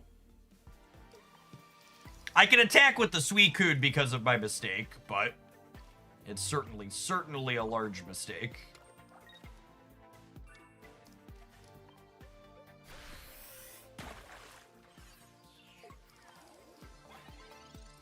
One in 3 to hit my my what's it called here? My elemental switch.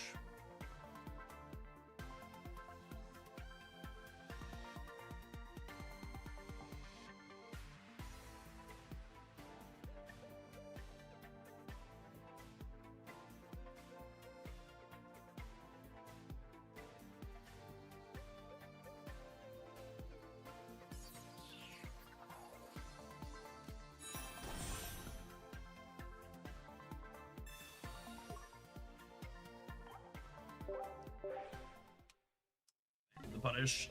I think with that setup, we're probably dead either way.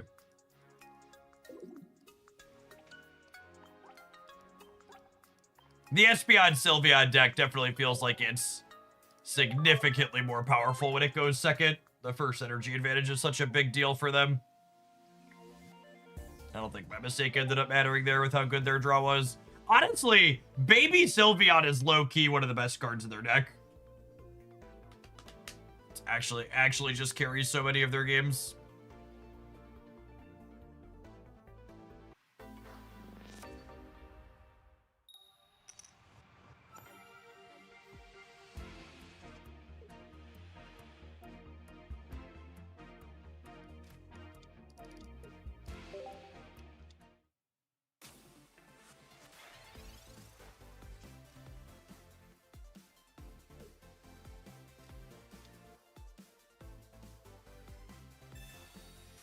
Real bad start here for us.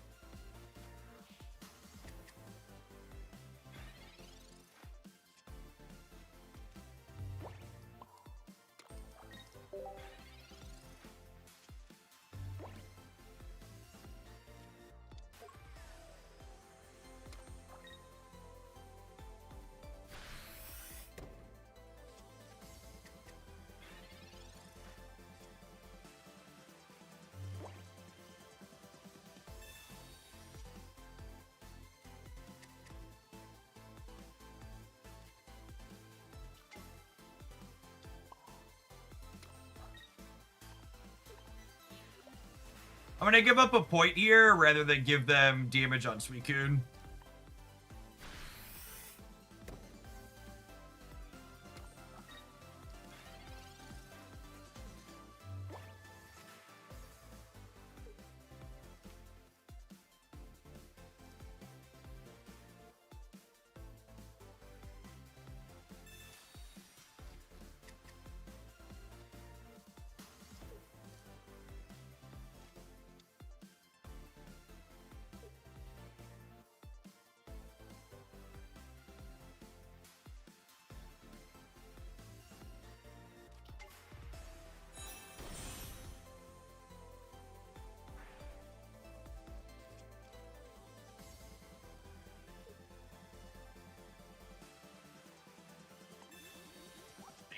Hit a Magikarp next turn. If we hit a Magikarp next turn, we actually are still in this game.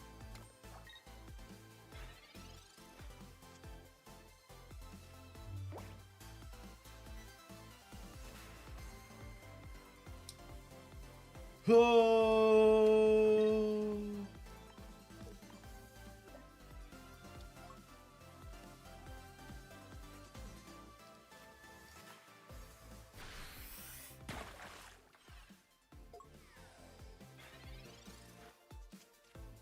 Is it weird to anybody else that an attack called Cure Stream doesn't heal?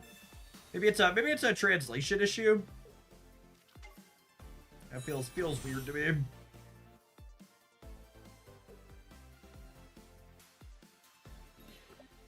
We still have a turn to draw Magikarp here. If we draw Magikarp next turn, we can attack with Gyarados the turn we evolve it. Which is probably enough to win the game.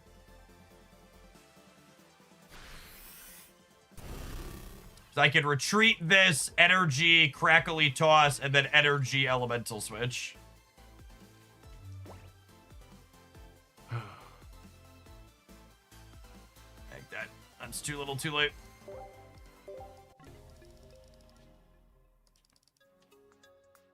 We had a lot of draws there right up until the end, despite our very bad start.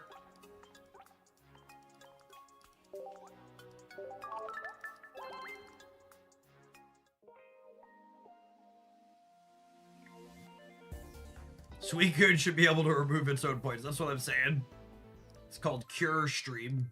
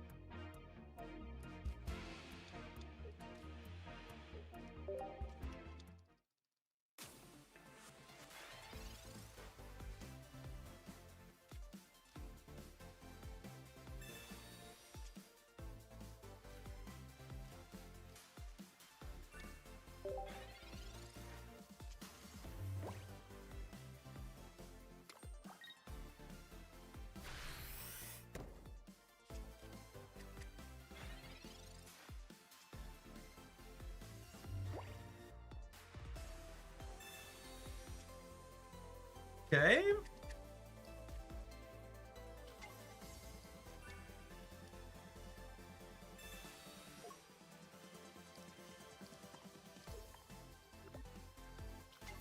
I think we go ahead and cape this up so it doesn't die to Meowscarada in 1.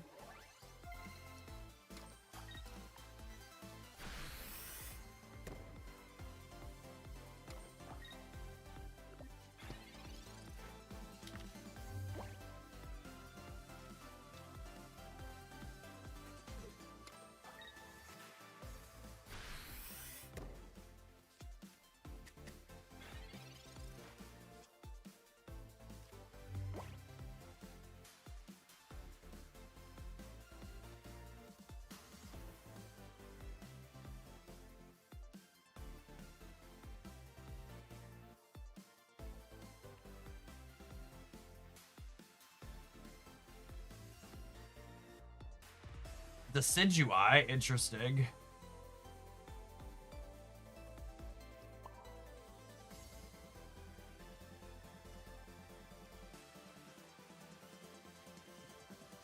I think I'm gonna power up second Suicune here. Just in case they have baby Decidueye. So if I have double elemental switch, if we draw Gyarados. You want to move in on that?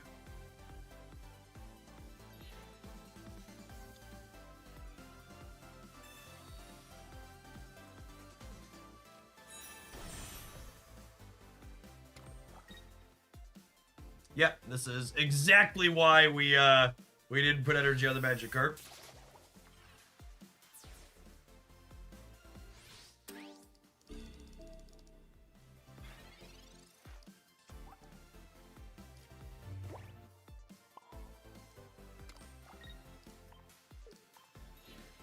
And the way Cure Stream is templated here, it actually means Decidueye needs 2 attacks to clear this mana fee, yeah?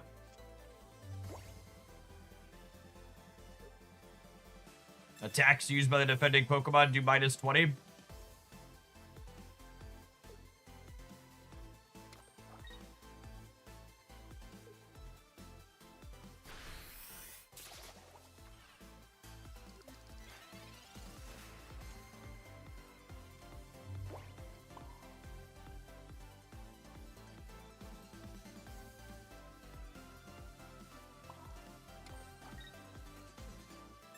We run it back.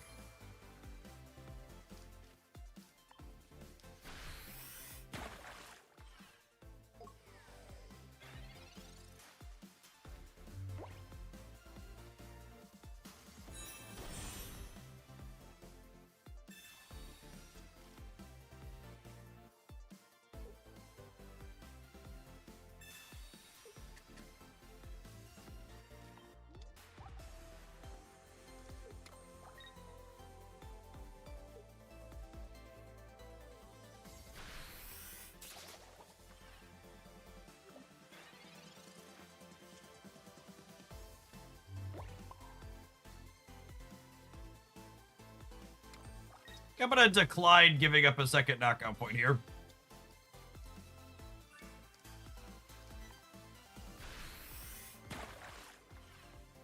For the time being, at least.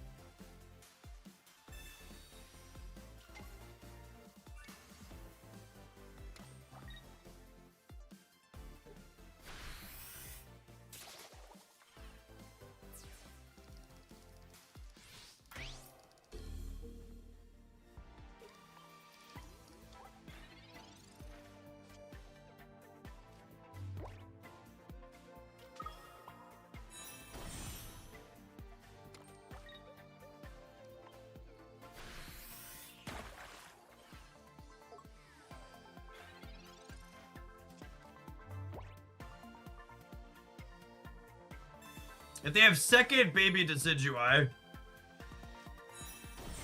they're gonna be in trouble.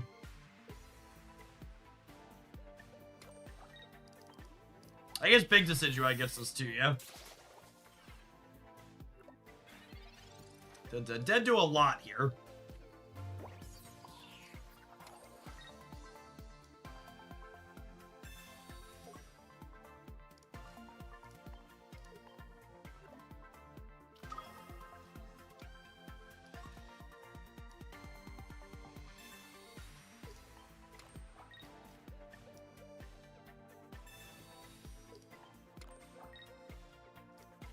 Oh, we could technically high roll and knock the energy off of this, yeah?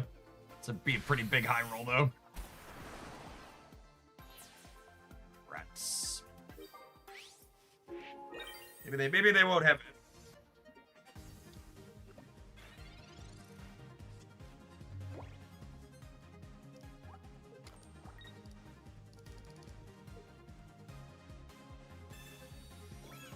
Oh, do they have the candy big kitty? Oh, man.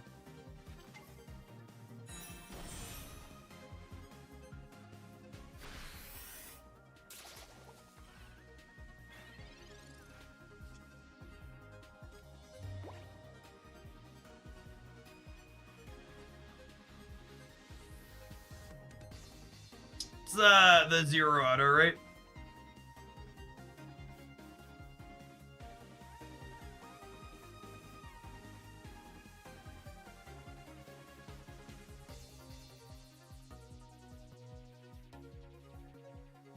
For people playing TCG Bingo at home, you can check the box off. Someone asked why we're not playing Sabrina, the one card that wins us the game here in this spot after our opponent played the exact 3 cards out of the last cards in their hand to be able to beat us.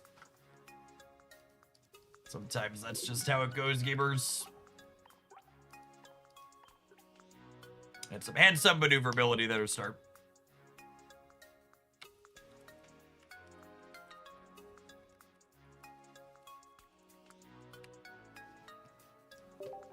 Getting pretty close to bingo, yep. Opponent played that well.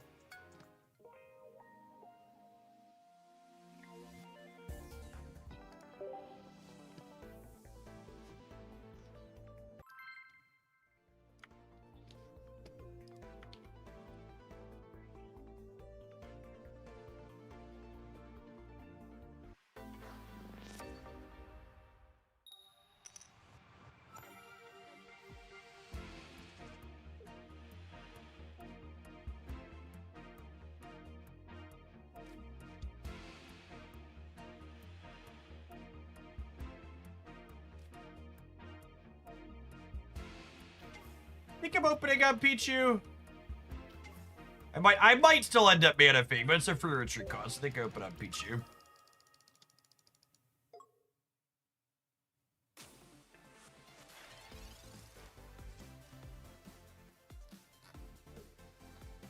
So in the previous game, we weren't dead on board, but you'll hear, if you go back and listen to what I said I think that combination of cards means we're on the 0 outer.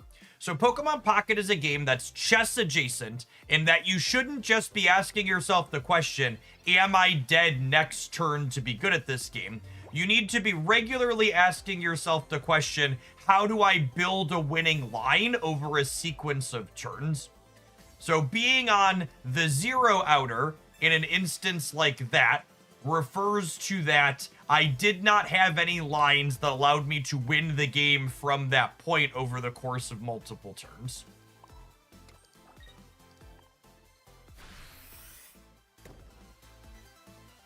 That's what that means.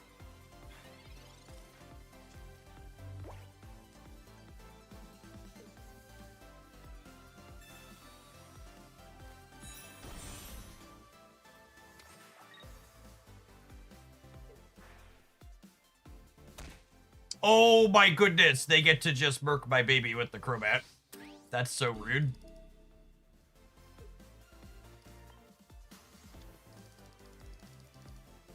I didn't even think about that.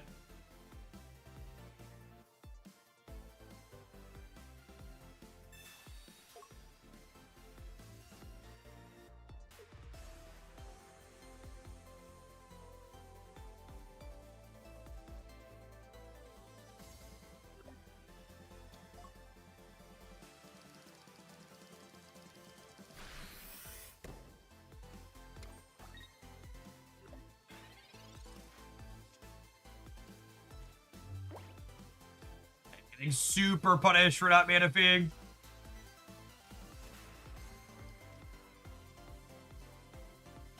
You're making the assumption that your opponent plays optimally. Sure. I know that a lot of you at home really care about your number as it goes up and down, but I don't really gain joy from beating my opponents when they, like, made a colossal mistake.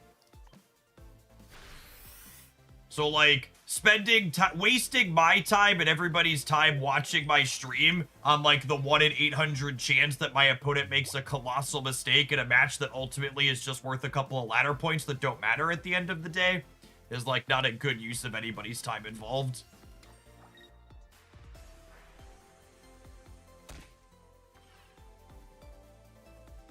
I think we're cooked here. I shouldn't have led on the Pichu. I should have led on the Manaphy. Wait, what? Okay, I accept.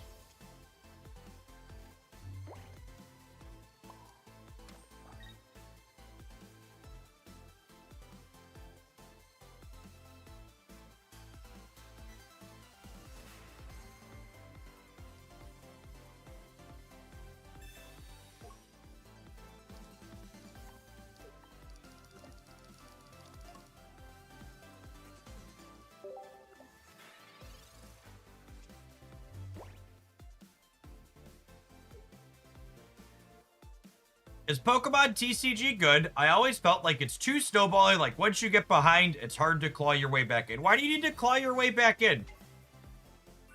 Why don't you just, like, go next? The game takes 4 minutes to play. I assume you're one of my Marvel stat players, so you're right. There's no, like, Shang-Chi style bullshit tech card in this game where, like, you played crappy or had a bad game the whole game and then you flip over your polarized counter card and then suddenly win after doing nothing for most of the game. So Pokemon Pocket, generally speaking, is a game about incremental advantage that does eventually hit a point where they don't come back. That is accurate.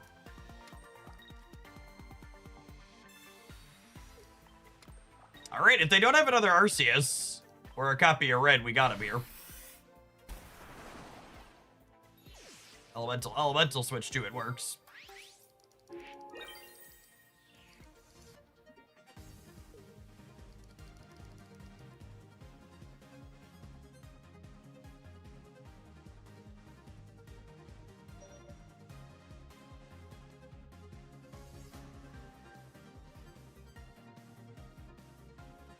This is a I wasn't expecting elemental switch pause.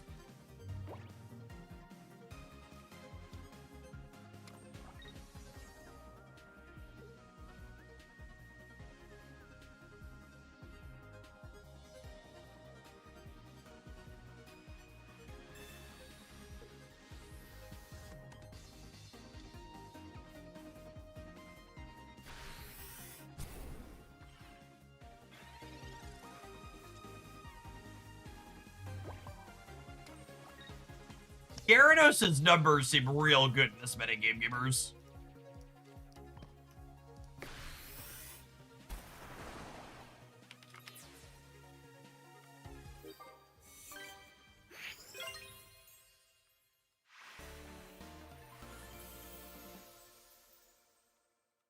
All right, let's show the deck list on screen.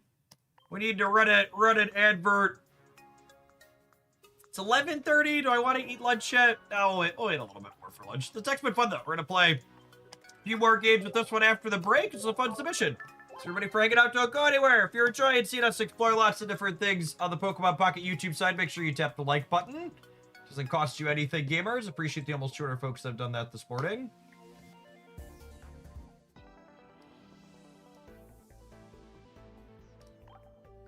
We're gonna do mostly Pokemon Pocket today with some Once Upon a Galaxy again at the end of the stream, Johnny. And then tomorrow will be mostly Marvel Snap after the OTA, but again, rather wait till Snap does their balance passes since those are coming tonight.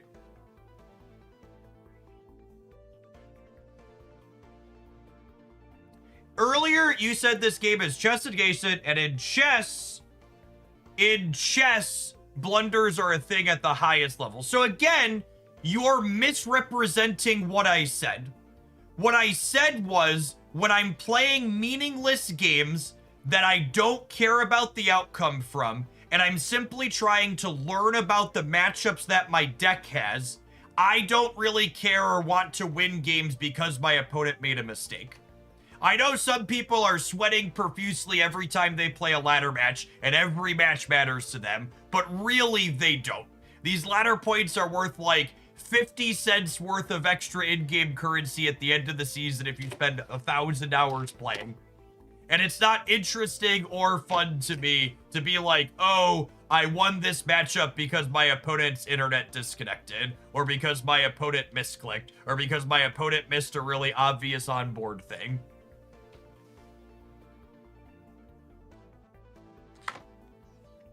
What I'm trying to learn is my deck good against Espeon, Sylveon. I don't want to win the game because my opponent made a huge blunder, because that doesn't help me understand the matchup. It helps me understand I skill diffed my opponent. And in a tournament, that would be fine. When all I care about is the outcome of the match, so I'm not trying to learn something, I'd like, fine. You take those where you can get them, and you're happy to have them. But if your goal is to learn and get better, you need to be divorced from the outcome and not care about it.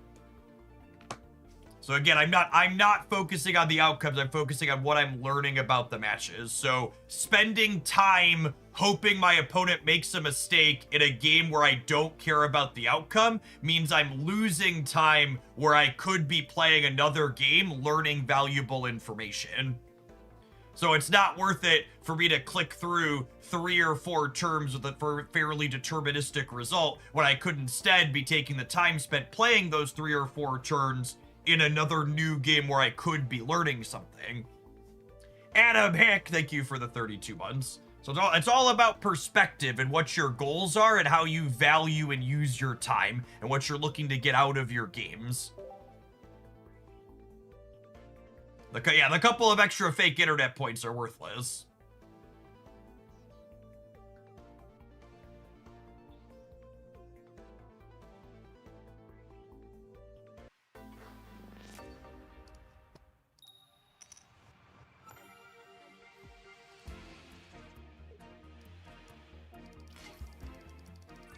All right, we need to draw a basic Pokemon here, so that way we can Oceanic Gift onto 2 things.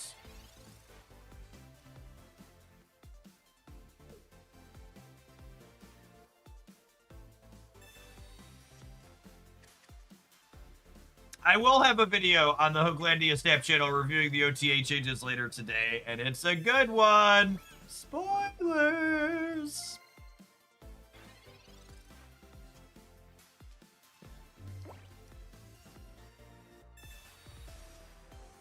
All right, need a magic card, please.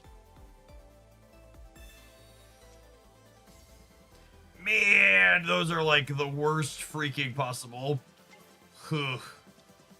There's no Suicune, no Magic Carpet, 2 Pokeballs is incredibly unlikely. The first one is 66% to give us one of those two, and the second one is 80%. So we just hit a 0.33 into a 0.2. This outcome happens 1 in 20 games.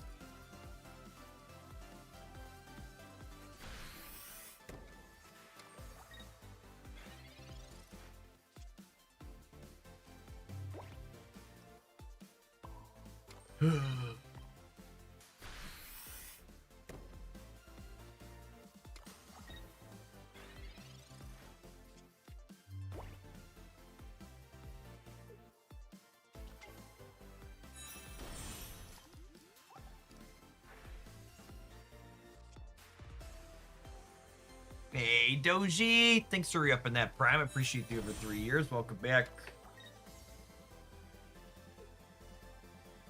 All right, I missed on my 19 out of 20. Can you miss on your 50-50?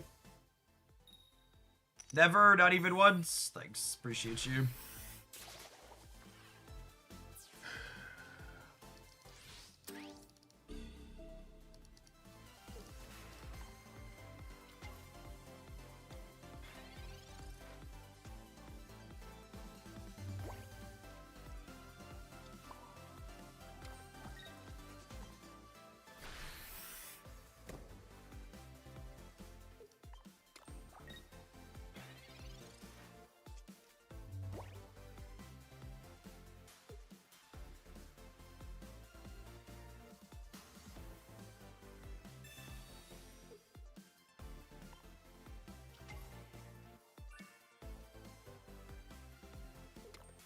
What a weird Sabrina.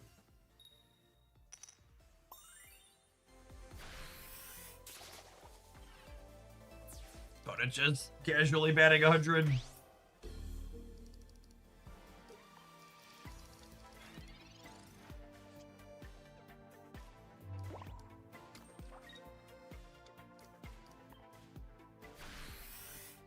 Yeah, Will who?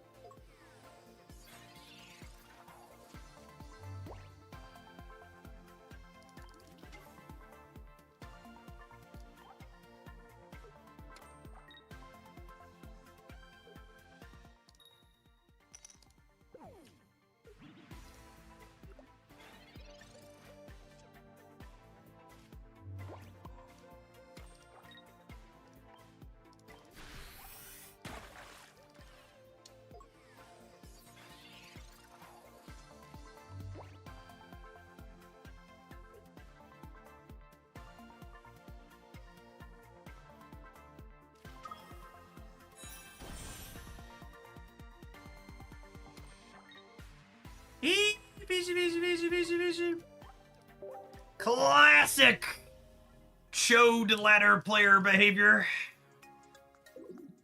Finally drew their card, takes 3 other needless game actions before playing their card that wins the game on the spot.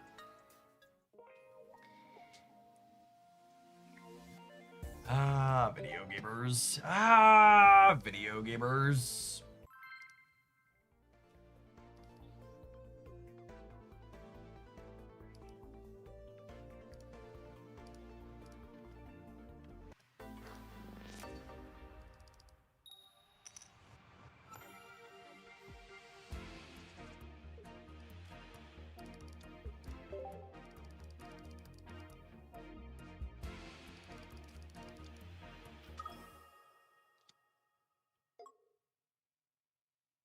Yes, the exact polar opposite of the discussion we had earlier of not wasting time.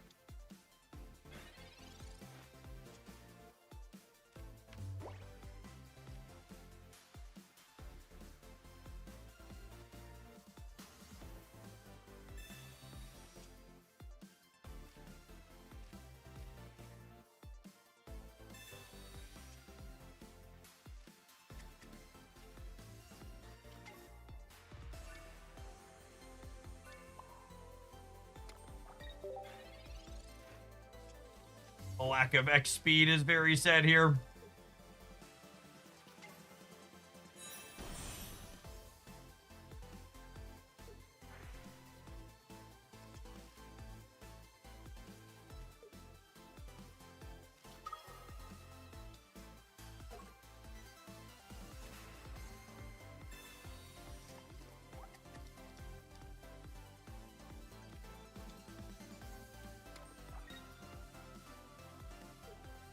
Feeling a little nippy, Eevee?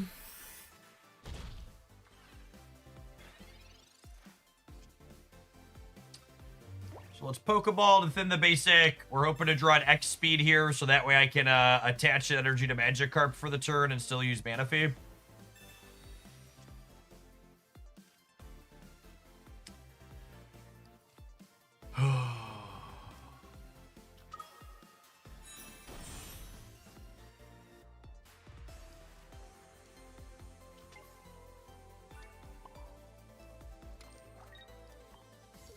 Alright, so we'll swap this, and then we'll go Oceanic Gift, energy here, and then this lets me, next turn, go energy here, Manaphy, energy here, and then Gyarados is ready to attack.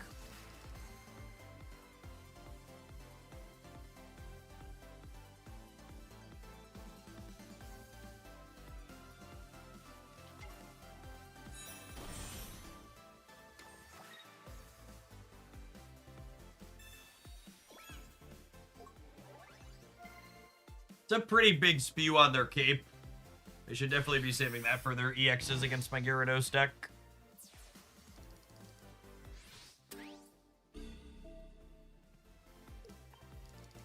Catch you later, Lostin. Right on time, X speed. Welcome to the party, bud.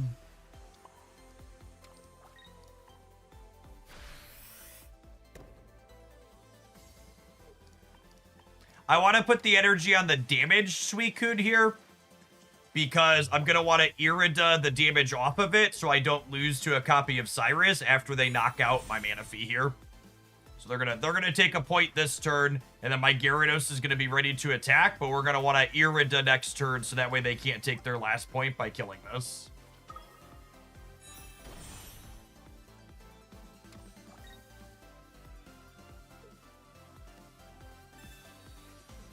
Rip.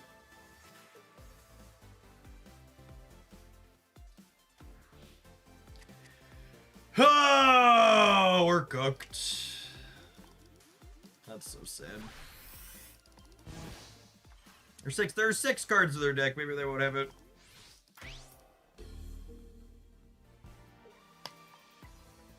We could draw the 1 in 7, or we could hit the 1 in 8 with Gyarados. So we bricked the 1 in 7. We could hit the Espeon energy here to win the game on the spot. Unlucky.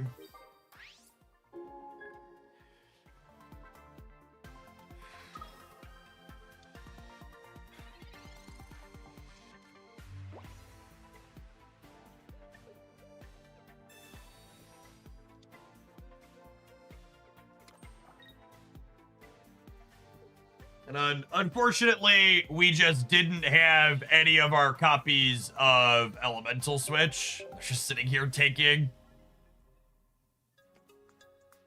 If we would have had copies of Elemental Switch, I could have put an energy on the Suicune and healed it proactively, but because that's just like everything went wrong that game, right? Like, we didn't have an X speed to start, they had a Still Valley, we didn't redraw it, we didn't hit their energy, we didn't have an Elemental Switch to be able to heal proactively.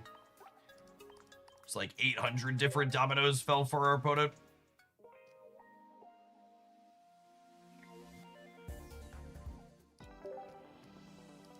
How's Gyarados? Deeply unlucky.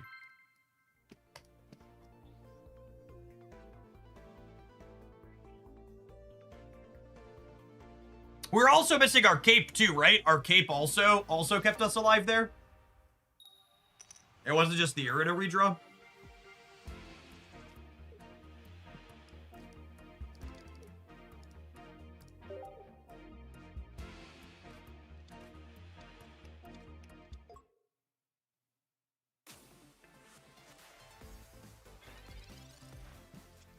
We've got the X speed to repivot this if we find something that lets us start. We probably want to repivot it regardless. I'm going to research before I Pokeball because I really just want to draw a bunch of basics here. Gosh, our variance has just been so shit.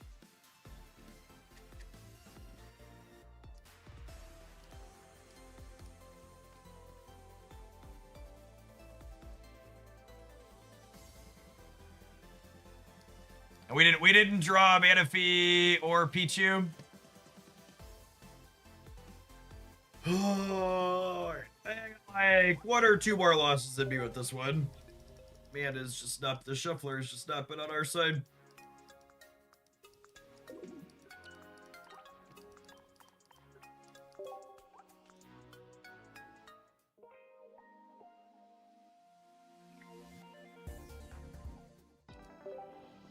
The Chaos Grounded deck was fine. Cleffa feels like a fine addition to it. Good third Pokemon.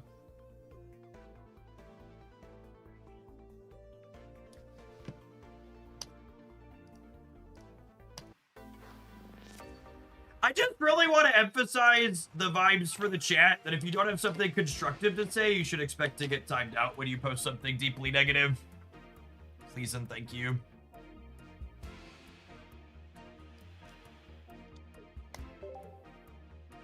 It's an alright start. We got the XP to repetition the Suicune.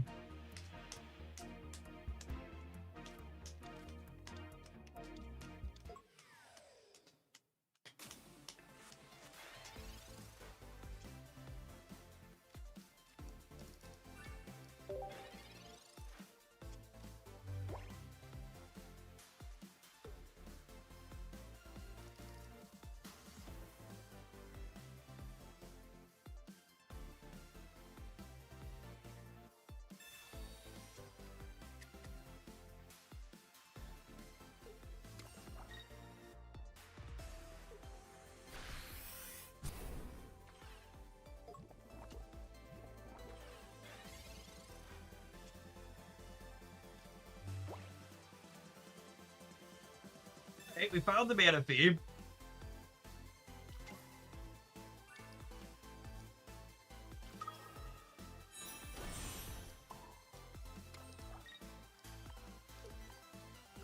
If they have... what's it called on curve? We might be in trouble, though. We needed first energy advantage or them not to have rare candy. We need one of those two things to break our way.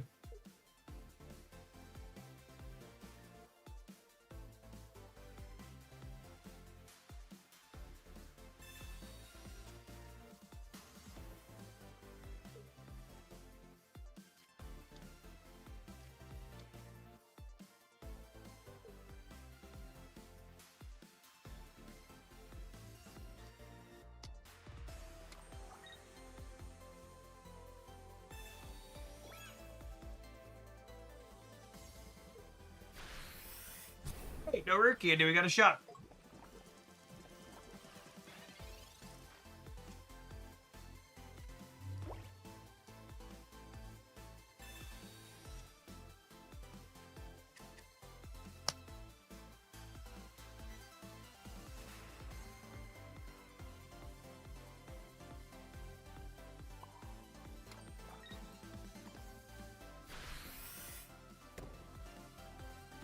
So we're dying to poison, unfortunately, but I get to move Suicune up to the active spot. And then it can take a hit because it's only a 1-pointer, and then Gyarados can push from there.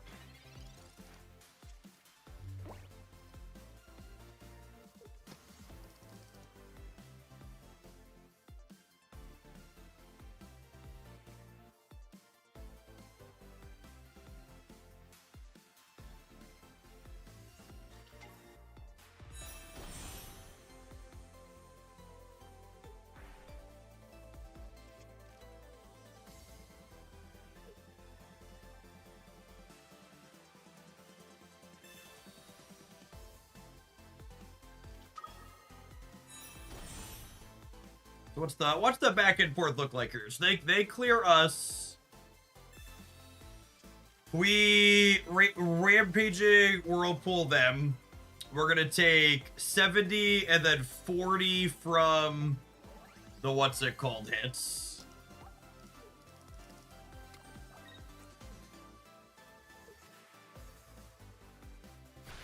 That's 110.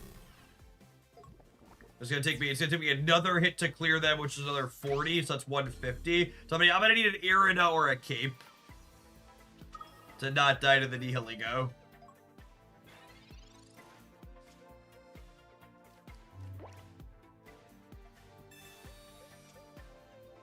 I'm gonna decline playing these out because I would like to not die to Sabrina.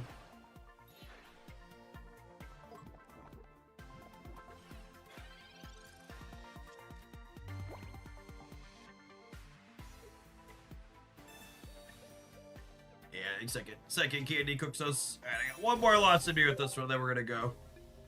We're gonna go next.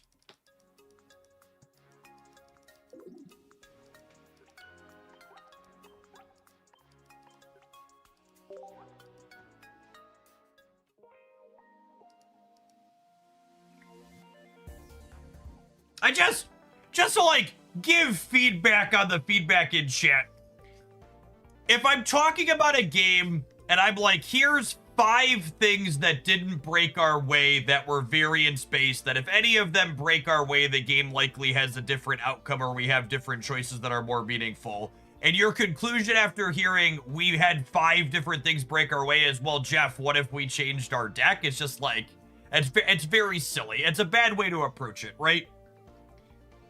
Like, if you're gonna be results-based, at least be like, oh, I lost a game and there was nothing I could do about it, and only one bad thing broke my way, right? Like, it's like you're gonna have bad beats, gamers. It's okay. It's okay. It doesn't mean you need to, like, gut what you're doing and make a bunch of changes every time.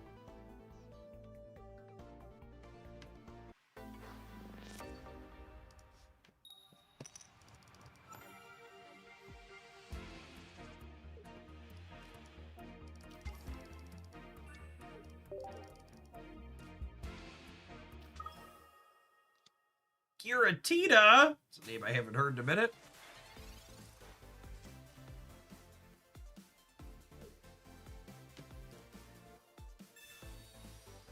I'd like 2 basics in my new cards. Rats.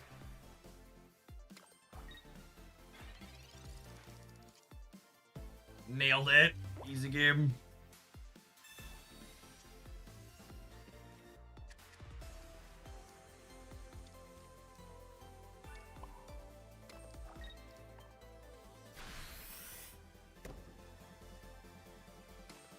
I like that Manaphy doesn't make me click on things when I only have 2 of them. It's a nice improvement.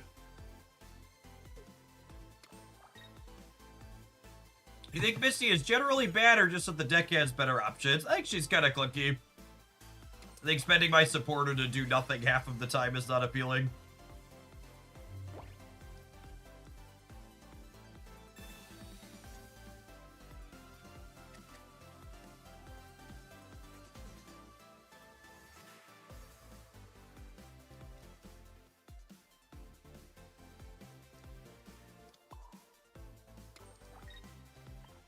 I think I'm just doing this.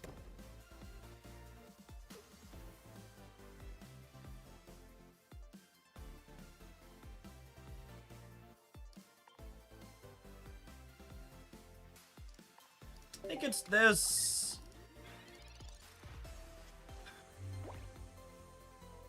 I could be right to build up the second Suicune, though.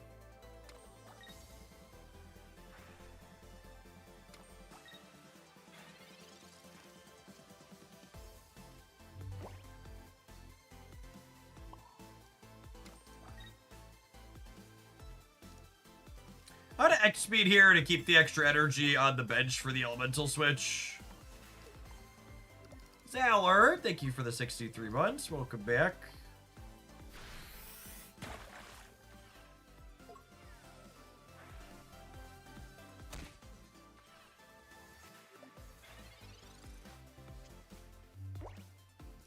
But even if we brick Gary, we could still switch here, which is nice.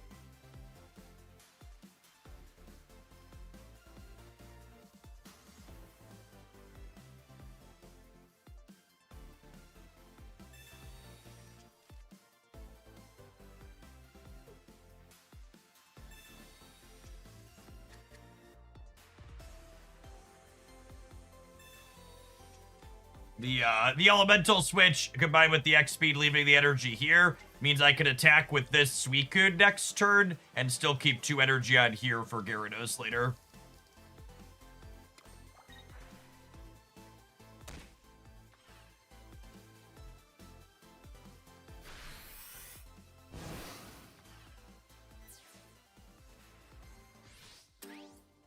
You've gotta be forking shirting me. No!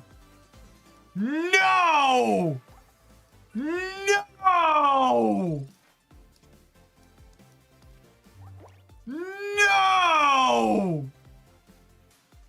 Suicune makes Giratina not hurt itself? Why, Dina? Why? Why would you make these cards so trash? Fine, I'm done. I quit. I'm deleting the deck. It's garbage. Throw it away. What awful fucking templating. What just like, I don't like. It's so baffling. The card's already struggling. Why would you template it like that? Why? Oh, Dina.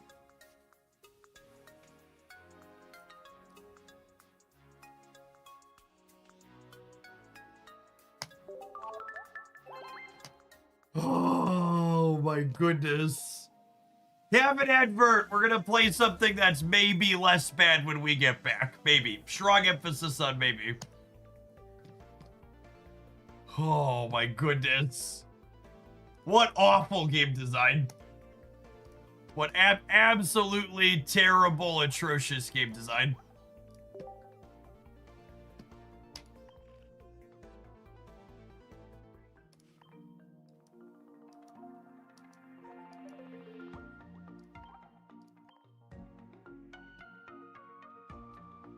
Nope, that's not a bug. That's working as intended.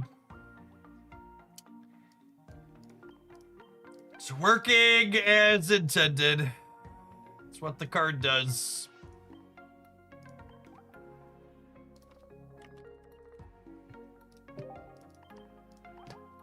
Anyway, they didn't want to. For those of you half listening, Suicune stops Giratina from dealing damage to itself.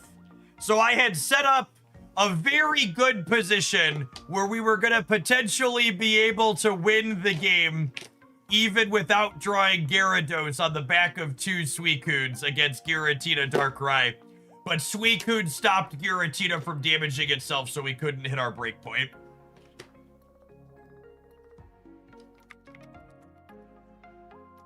In just one of the most baffling decisions possible.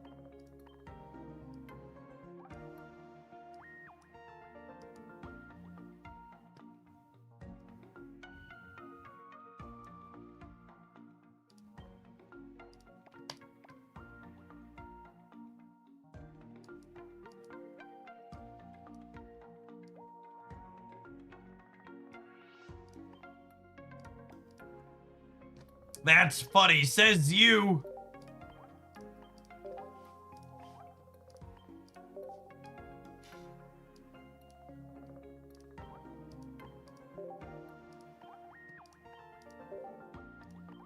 If they don't give us playable freaking legendary dogs in the next expansion, I'm gonna be so mad. Or playable EX dogs. We better get playable freaking EX dogs in the next expansion.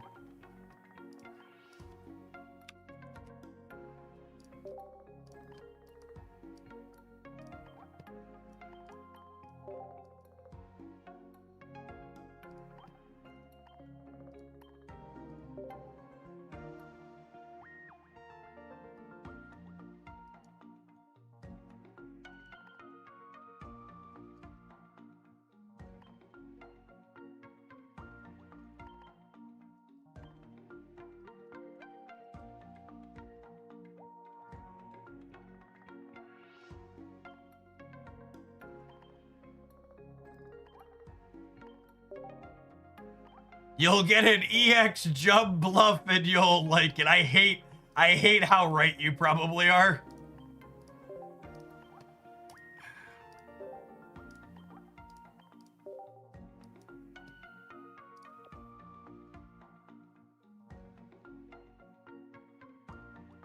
I want a copy of Dummy Mummy, yeah? At least a copy of Dummy Mummy.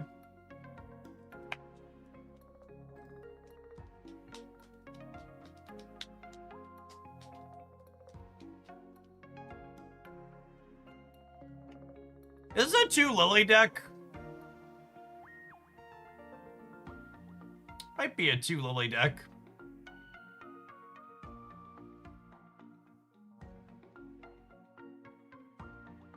Maybe it's a Rocky helmet deck. Nah, probably not. Does that ever choose Cynthia's?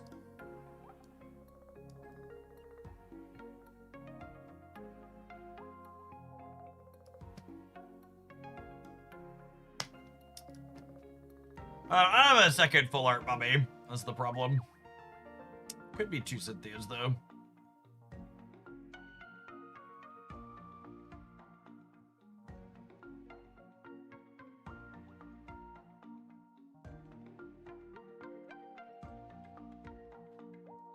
What are my other utility card choices?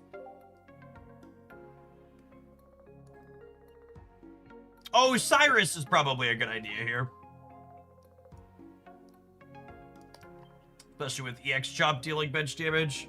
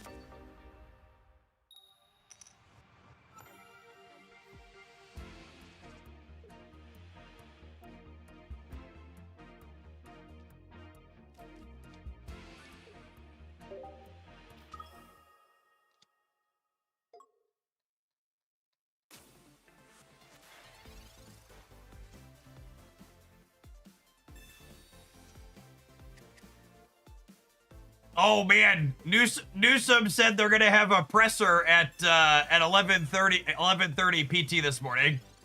You think we're actually gonna get a 51 or 52 whatever amount they have 0 map out of California?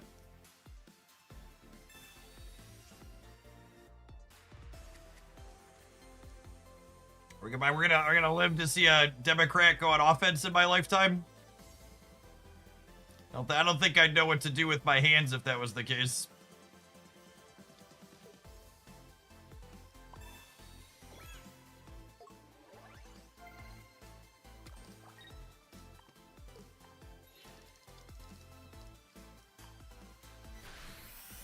Newsom said if we'll see what comes out of the presser today.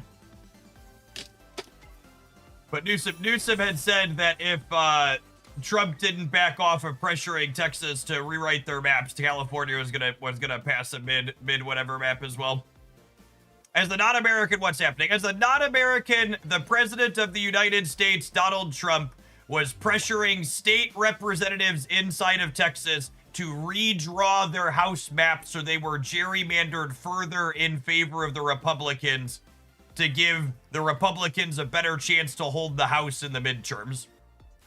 And California is a state that's run by Democrats, and they could fight fire with fire and gerrymander their maps back to the tune of wiping out every R seat in their state.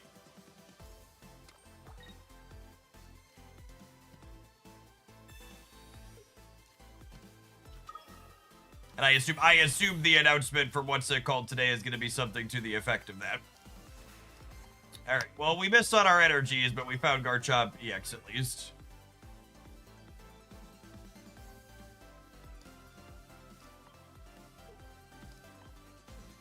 We are weak to Leafeon, which is not exciting here.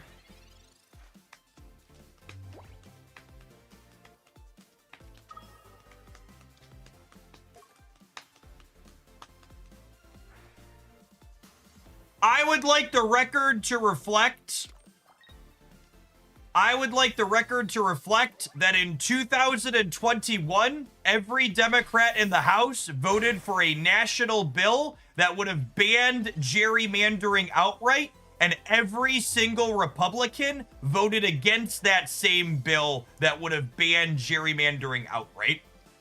So when anybody tries to tell you about gerrymandering, that all sides are the same and everybody does it, they are deeply intellectually fucking dishonest, and they probably know it.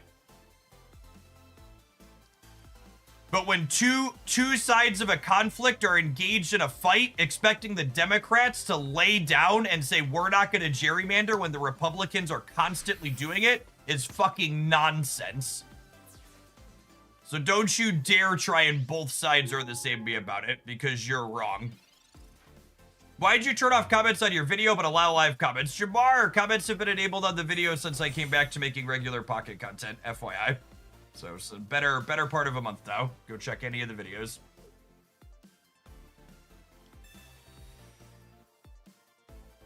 I assume we're losing mommy here.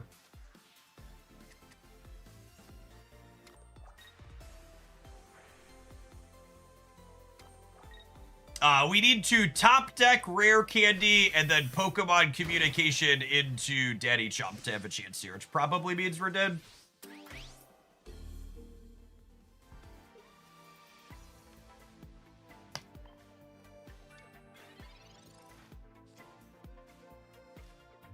We needed you last turn, Lily. We needed you last turn. No, I was gonna say I could technically find Gabite, but our Gabite we're playing is weak to grass, so we're dead.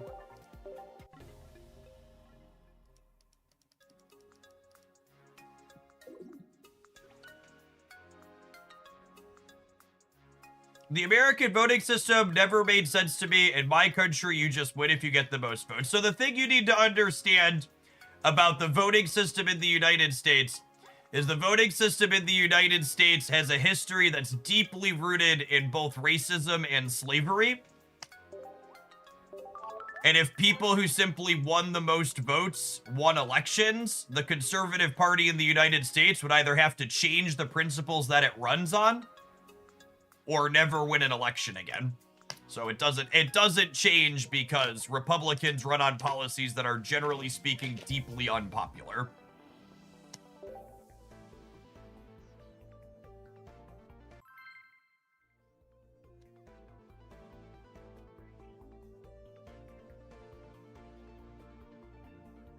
They would be forced to adapt or die. So the system being obtuse and convoluted and not running on the popular vote is very much by design.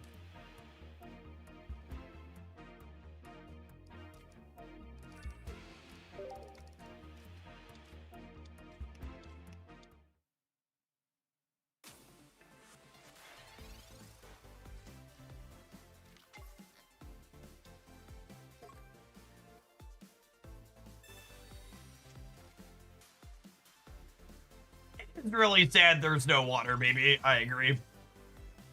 Hopefully we get a water baby in the next expansion. That would be fun.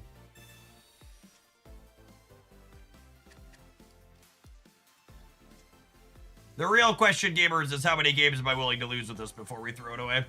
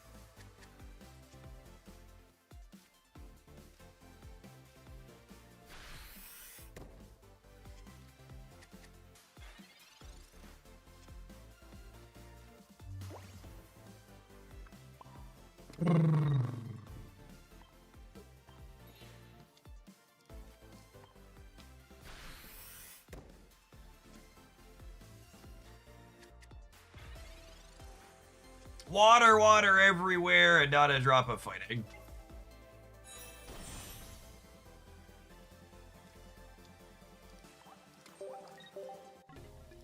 Ran, are you still hanging out? Would you be upset if I didn't play this and I just played your original submission to do some Lugia stuff? I think this deck's probably trash.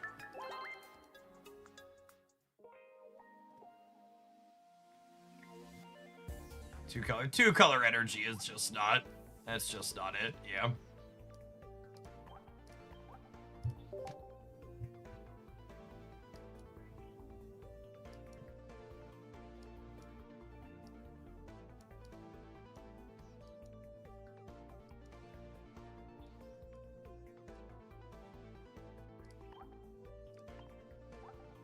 Do I want to try this one? I liked this one with the Executor. It was kind of fun. We also have I think this one's probably more powerful.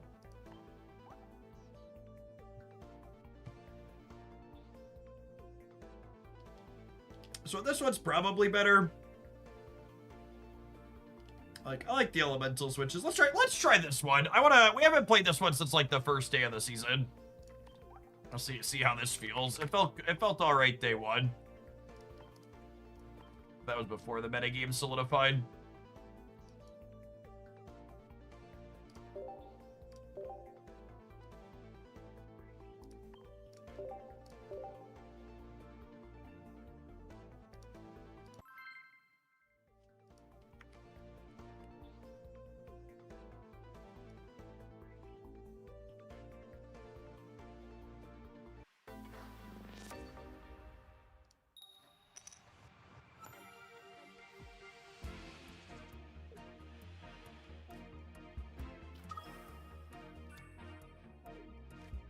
Oh, it jacked up the energy because I changed to full art. That's fine. We're starting on fire at least, but yeah, good show. This freaking video game.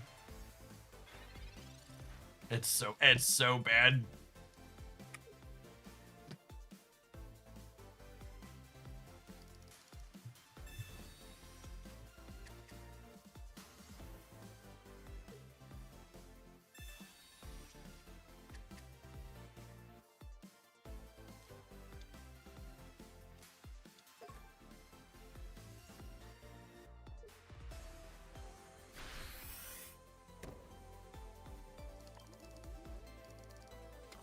And we get a Tauros.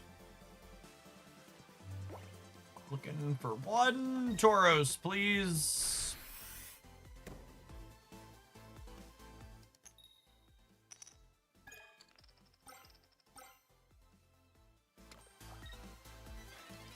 Is Farfetch good in this meta with babies? So we talked about this earlier, but you, as a Jeff Hoagland viewer, are biased in your outlook on the metagame about how popular babies are because babies enable a lot of B and C tier decks that I personally really like playing, but they are not super popular overall. In fact, none of the 3 best, most popular decks in the metagame right now are decks playing baby Pokemon.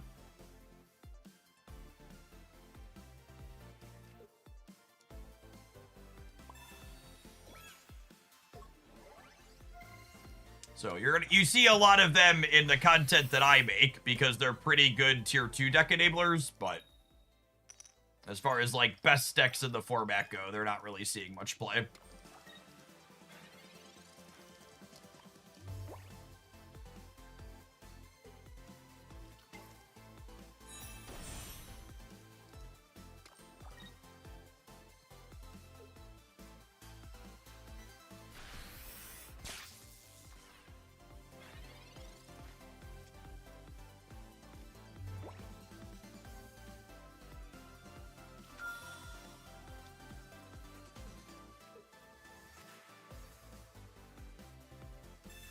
Donkey Bonks, thank you for the prime, appreciate it.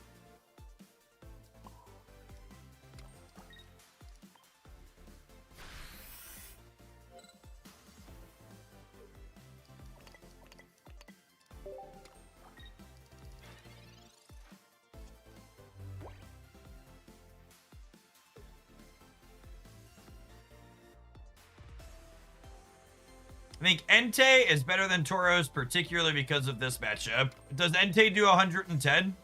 How much does Entei do? I don't think I have a strong opinion here. I don't remember what Entei's text box is. It does 110, okay. I don't think the opponent's deck is strong enough to be worth metagaming against. I think the Tauros is better in other spots. Like three energy versus 4 is a big difference.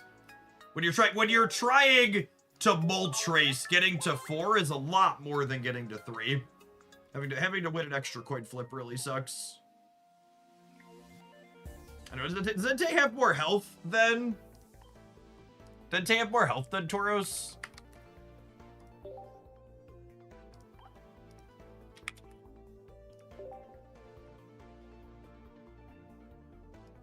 Kind of, because it deals damage to itself. We can play the dog because it's fun. We played the bull last time.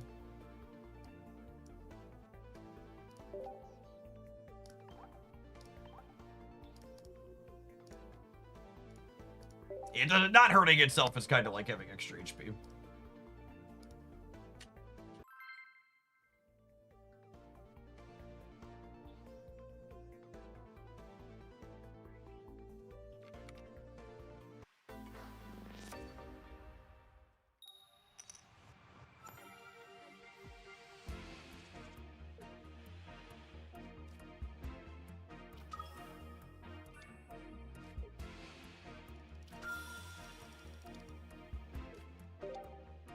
I'm reserving judgment on there not being any EX legendary dogs until after we see the mini sets. If we get through both of the mini sets without EX legendary dogs, I'm gonna be upset. But if we get EX dogs in the next expansion, I'm not too concerned.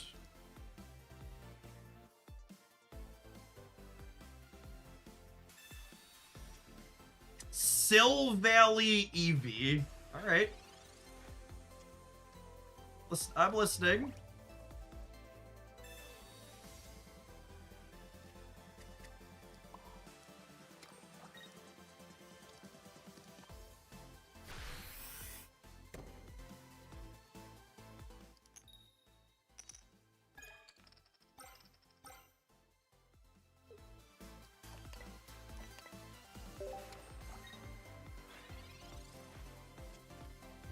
Yeah, almost every legendary we've had in the game so far has had an EX version.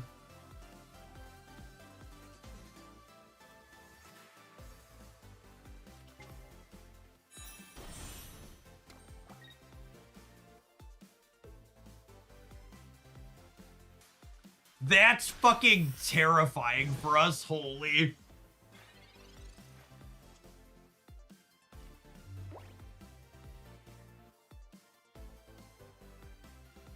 How do I ever beat this card?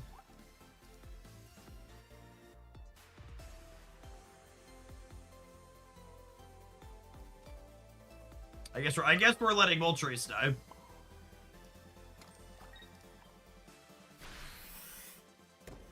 We are a target-rich environment for that Espeon, I'll say. No, I needed one more heads here, yeah. Are we dead? I think we're just dead to this, yeah. So I needed. No, wait. No, I know one heads is good, so I can elemental switch.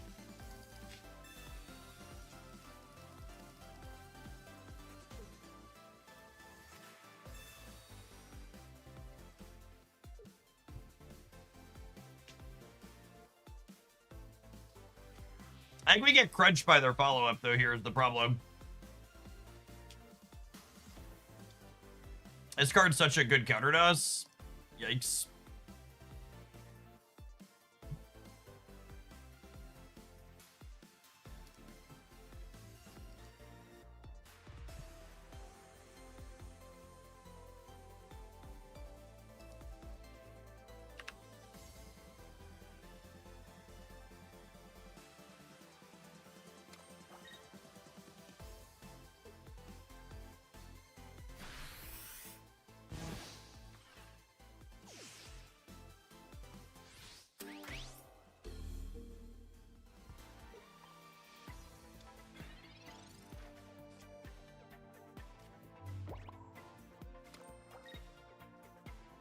Probably dead here.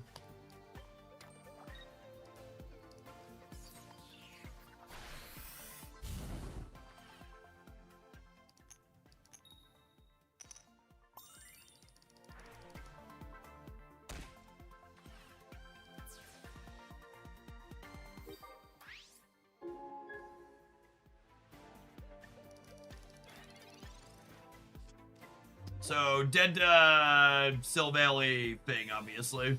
So, I assume we're dead here.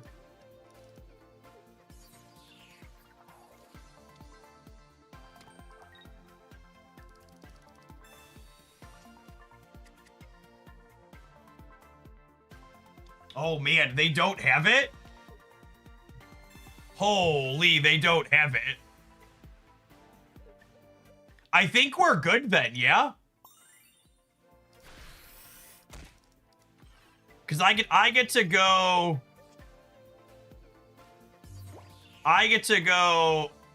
Lyra into energy elemental switch. Yeah, Cyrus could get us, yeah. But if they don't have the Cyrus, I guess we die to a second at Baby Espeon. They could be on all Baby Espeons. We are, as someone said, we are a target-rich environment for Baby Espeon.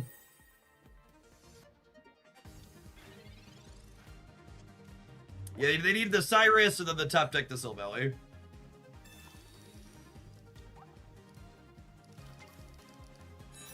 No! Rip. That was honestly a pretty good game for how bad our start was. How good theirs was. Rip.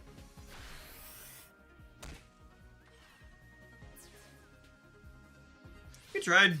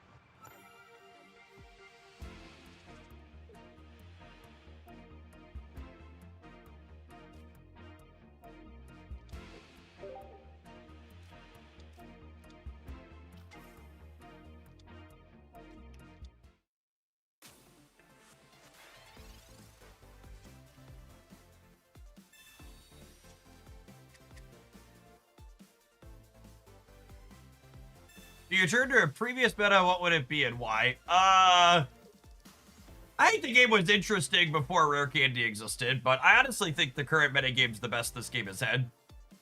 I like it. I like it a lot.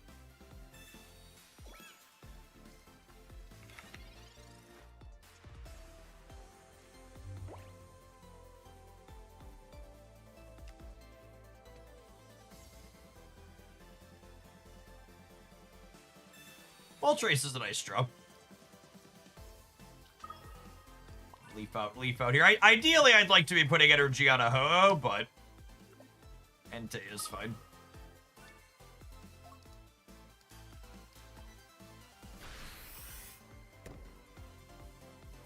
Have you tried Porygon 2 and Porygon Z? Yeah, they're just not very good. Speaking of not very good, god damn it, Moltres.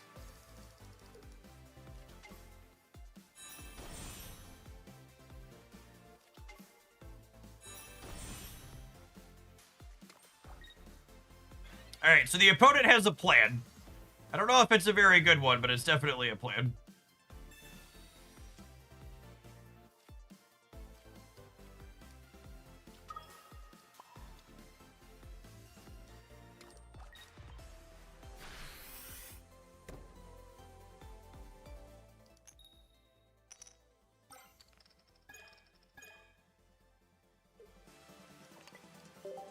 Thankfully, Lugia hits for 180. 180 is a lot of damages, chat. Like a pretty incredible amount of damages. Like, good luck, Godspeed healing a bunch.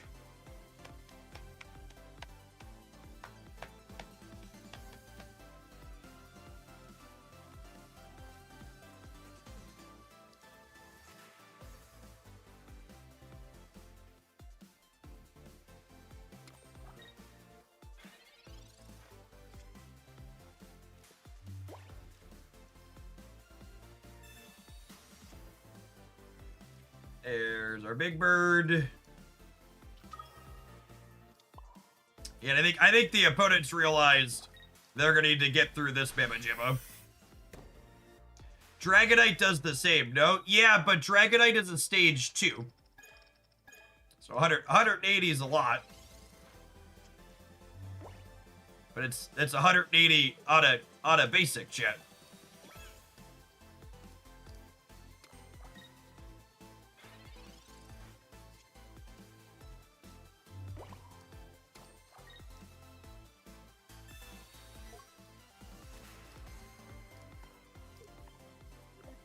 I'll put a cape on Lugia, so that way it doesn't die to a Snorlax plus a... Doesn't die to a Snorlax plus a, yeah. Snorlax plus a red. Oh, we get the cape on, they just bail out.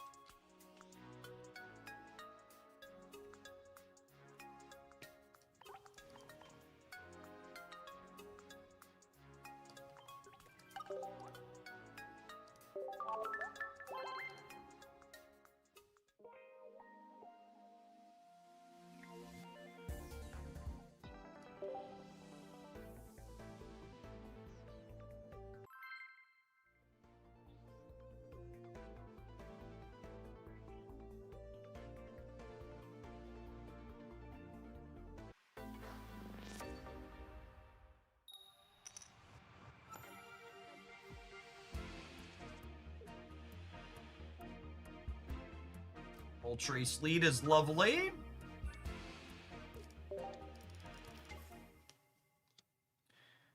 Something that you're going to want to do a lot with this deck that's different than a lot of others is that, generally speaking, you're going to want a Professor's Research before you Pokeball, because in a spot like this, for example, we're looking to draw both Ho-Oh and Lugia, and when you're looking to draw multiple basics, you want to not thin a basic out of your deck before you research. So once we find one of the basics, the Pokeball is more likely to find the other. A nice clean game setup like this one here. I may or may I don't think I ever want a second Moltres on the bench, so I'm gonna leave that slot open for now.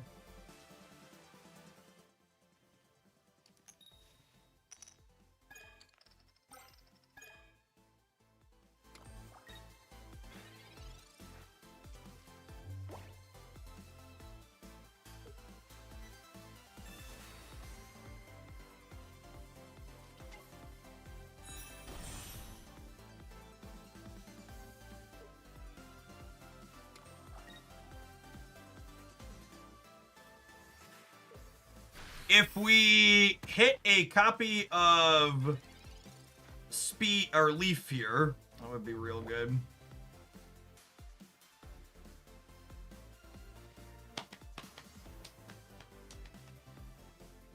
I think we just start attacking the Garchomp since they're going after my Lugia, yeah?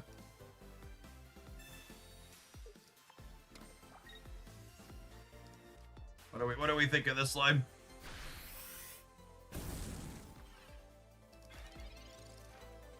If we would have hit Leaf, we could have swapped into this and hit with this.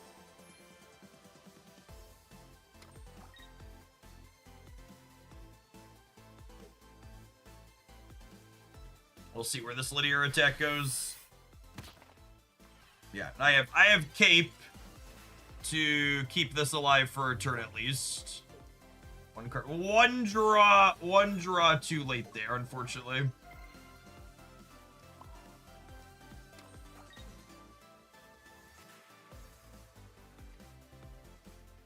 Did I just slide my cape onto the wrong thing? Sure did.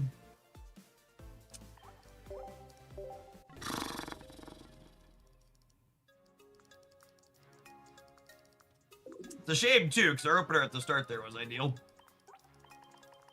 That's fine. We might have lost even if I keep the right thing, but that was a pretty big misclick.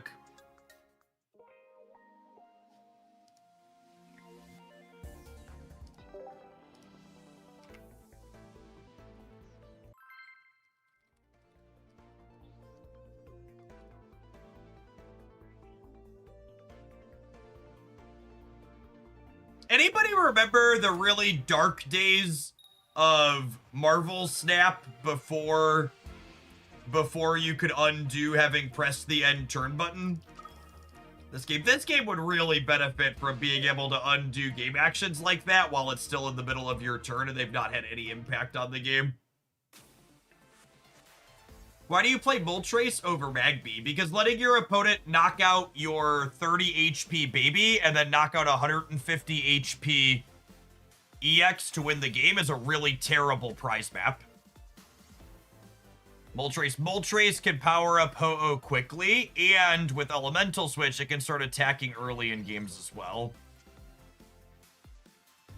Oh, I remember that, but I'm trying to block it out. Yeah, exactly.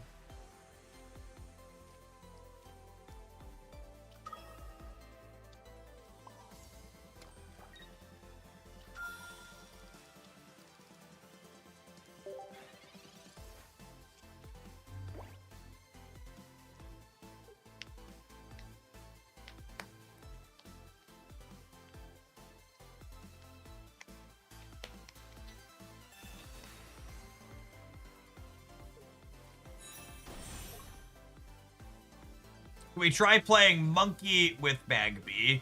I don't know that I expect that to be good, but I'd take it as a build around at some point. I think my expectation is that was probably bad.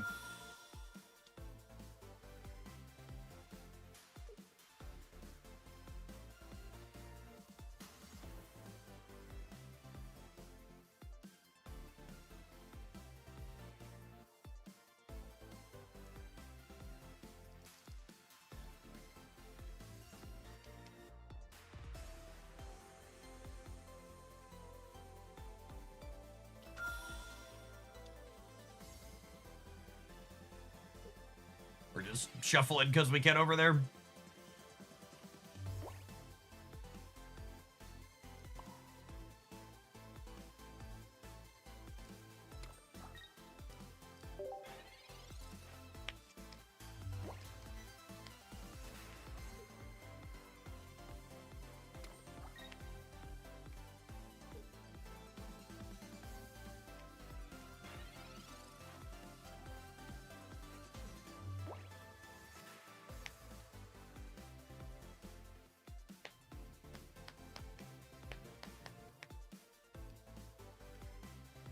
Sky Shaman doesn't actually help you shuffle anything, Technomagus. Leaf and Lyra help you shuffle.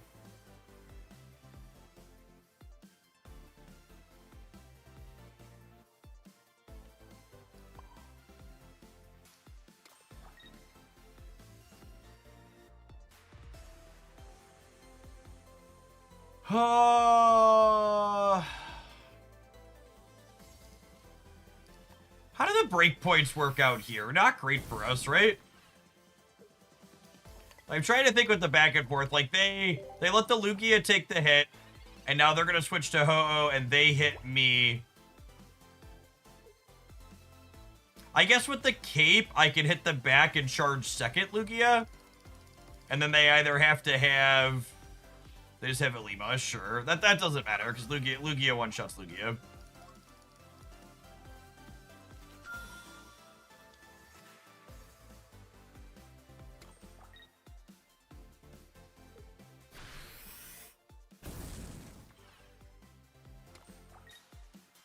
So I think the plan from here is we play second Lugia.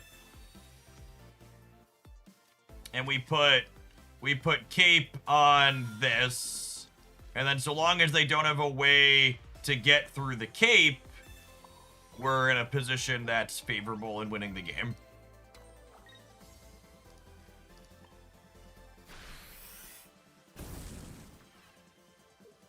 But if they can knock the Cape off and take the knockout with their Ho-Oh, we're just dead, yeah? I don't think I have any lines to play around that.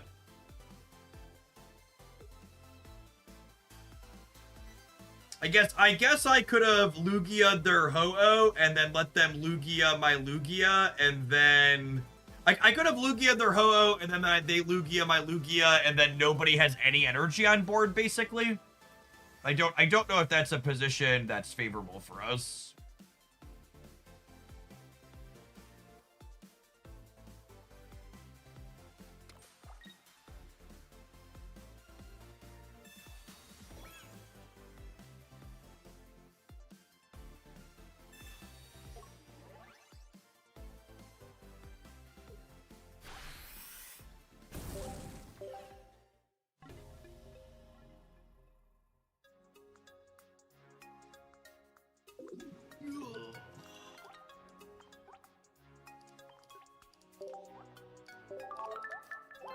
Maybe I'm just supposed to take the trade so they can't have a way to knock my thing out.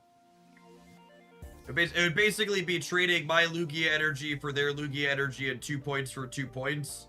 And then they'd have the jump pluff left over, and I'd have a Ho-Oh with 1 energy left over. It's close.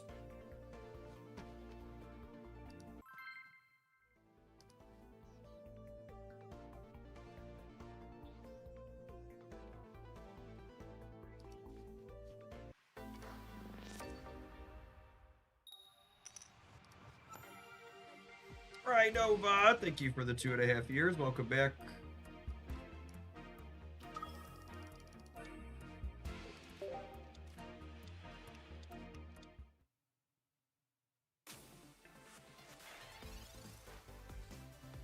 Can we make Blastoise playable this season? Unfortunately, I do not think Blastoise is a playable Pokemon pocket card.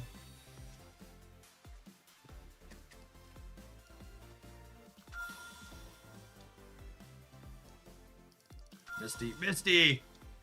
We're just past the point of Misty being a card that can high roll you into good enough.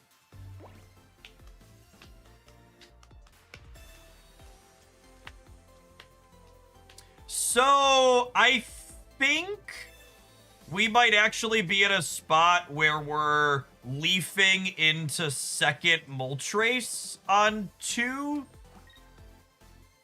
Does that let me not die to... Let's say they have Rare Candy Crobat. They go Rare Candy Crobat. I would take 70, 80, 90, and then 110 from this. So if I leaf into this, I don't die to Candy. They don't get a knockout with Candy Crobat. If I do this. I mean, I would need a pretty solid high roll on this, though, I think, to be in the game.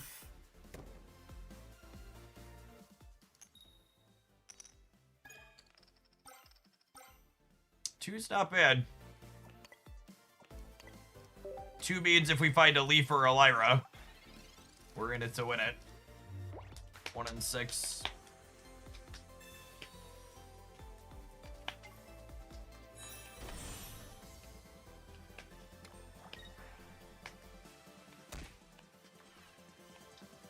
Have you tried playing with Unknown? The problem with most of the Psychic decks I've found in this expansion is I, like, build them, and I look at them, and I think about them, and I play them a little bit, and then I conclude that, like, oh, this is just worse than playing the Sylveon whatever deck.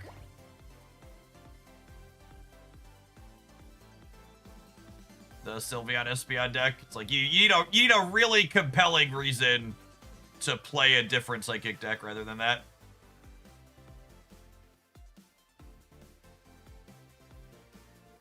I think the opponent's archetype is the highest roll archetype people play in the current metagame.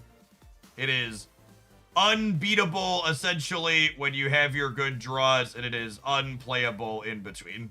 It is wholly beholden to whether or not its Rare Candy comes together. And their rare candy came together this game, and I don't have a Leaf or a Lyra, so I think we're dead. They had first energy advantage as well. All right, I need to run an advert. We're gonna play 1 or 2 more with this one when we get back, but unfortunately, there's probably a reason why Ho-Oh-Lugia are not showing up inside of tournaments. Maybe we'll play some of the Executor build when we get back, since this has been bad. Let's say that this one's felt clunky. The other Ho-Oh-Lugia deck I liked at the start of the season was this one. This one felt kind of okay. Let me swap the Lyra out and fix the energy before we take the break.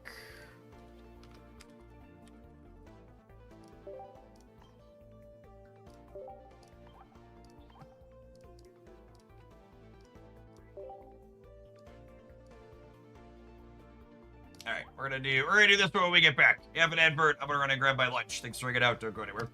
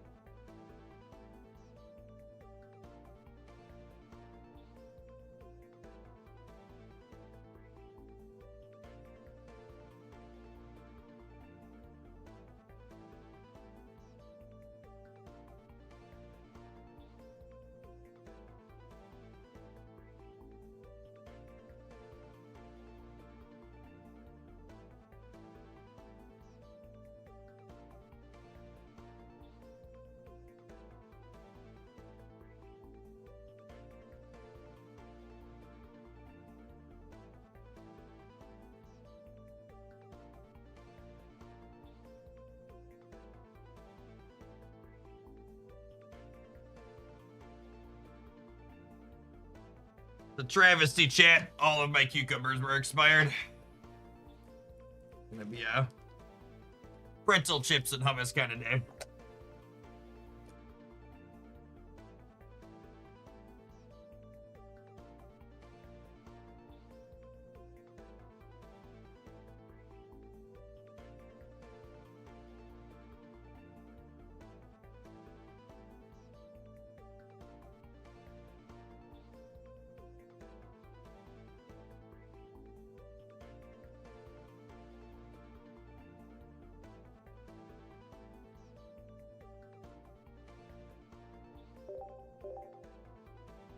Has anyone suggested Pinch / Low and Golem? I don't know what either of those cards do.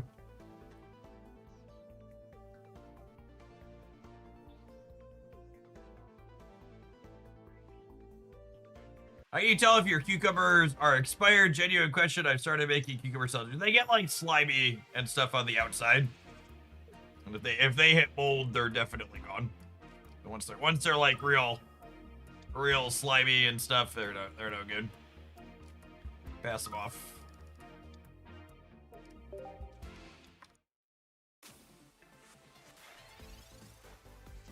Yeah, no longer firm is also a good telltale sign.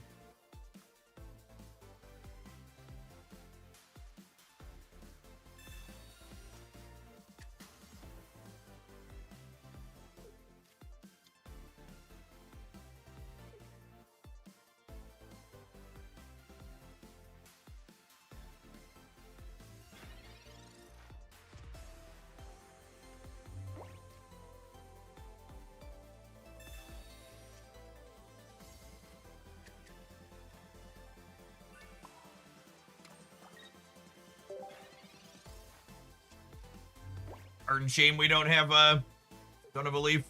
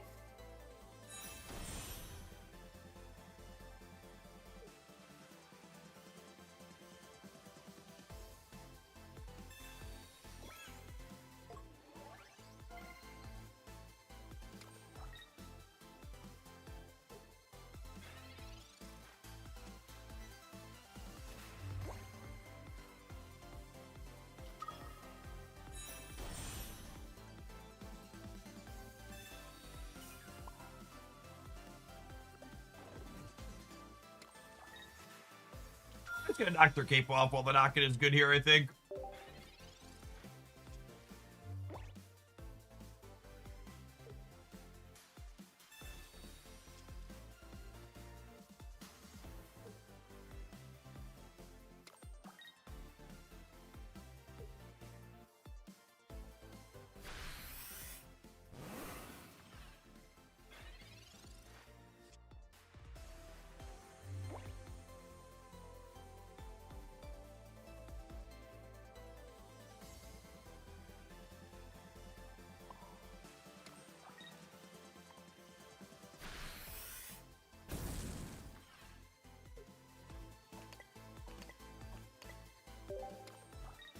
Now, unfortunately, we died to Eevee Bag here, but if we can hit heads on the Executor to clear with that, we can Lyra this out and then finish with Lugia is the plan.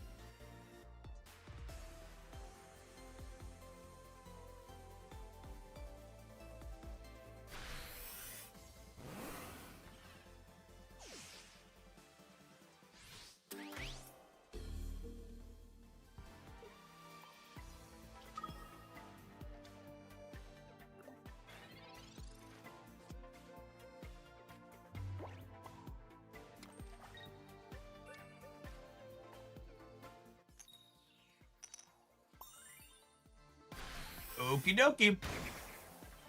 This game kind of showing why Executor felt like a really good pairing with Lugia-Ho last time we played it. It's a good lead. It can clean up things through a minimal energy investment after your Ho-Oh goes down. And now we're just primed for Lugia to finish.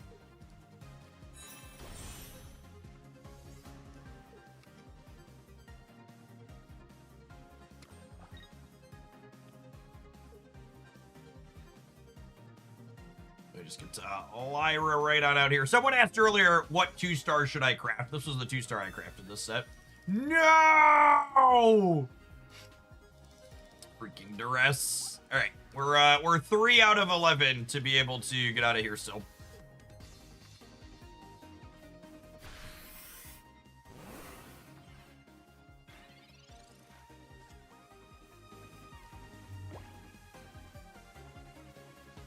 Two copies of Leaf, 1 copy of Lyra. A Lugia and a Dream.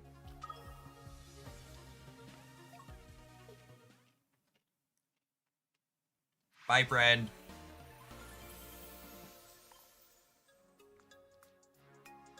25% of the time, it works every time. Is Espeon only good because it can be played alongside Sylveon? I mean, cards are a sum of their parts, yes. Espeon would be less good if Sylveon didn't exist. Have you played Espeon Sylveon yet? Nah, we don't really play stock meta decks on this channel.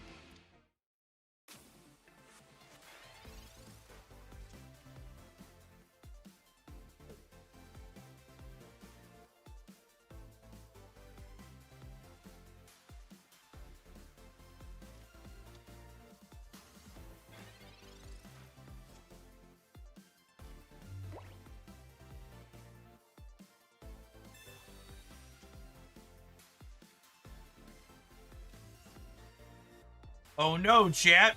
Their Kabutops is gonna heal a bunch. How will we ever win the game if they heal a bunch?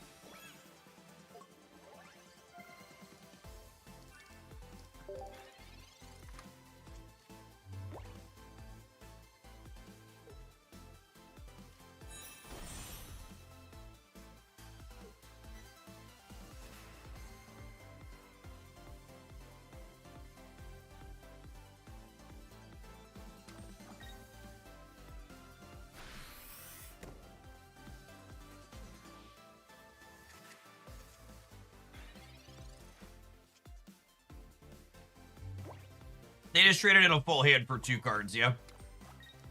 Things you love to see, it.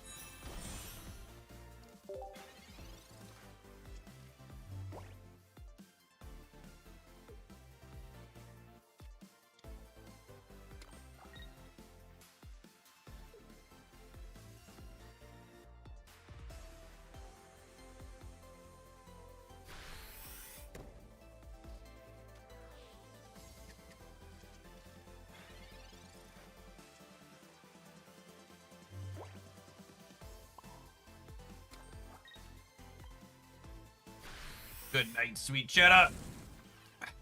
Long for this world.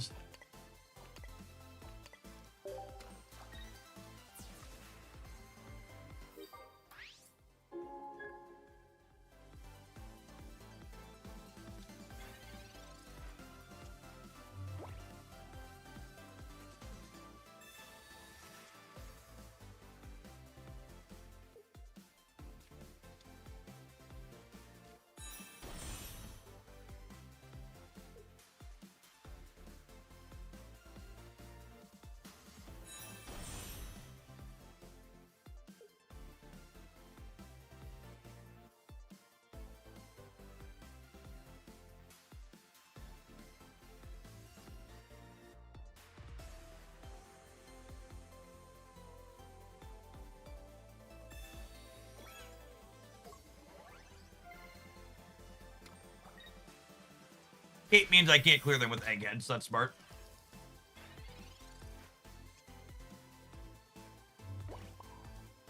We just charge the Lugia here.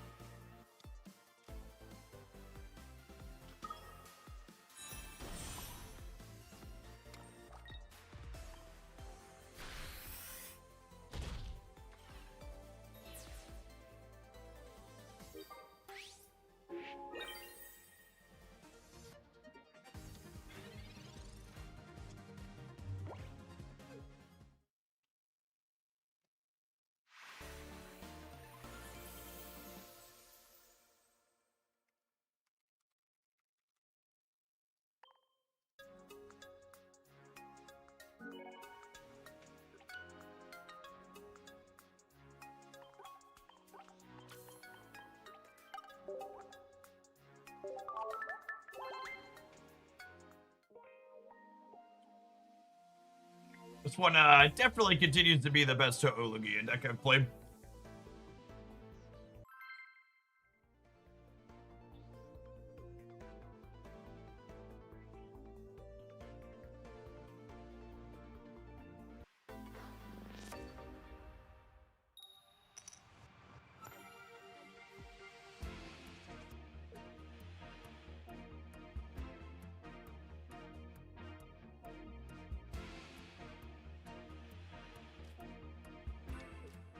I'm convinced I'm playing against a bunch of cheaters. It's always weird. Is it because the alternative to you playing against a bunch of cheaters is that you're not actually very good at Pokemon Pocket? So if you're not playing against cheaters, it means that you're losing because you're bad, and that would require you to have some self-reflection and get better at the game.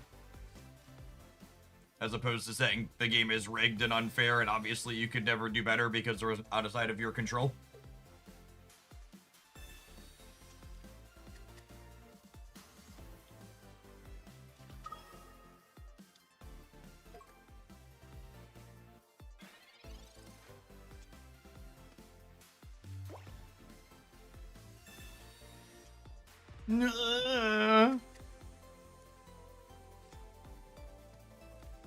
Yeah, no, the truth's not kind, gamers.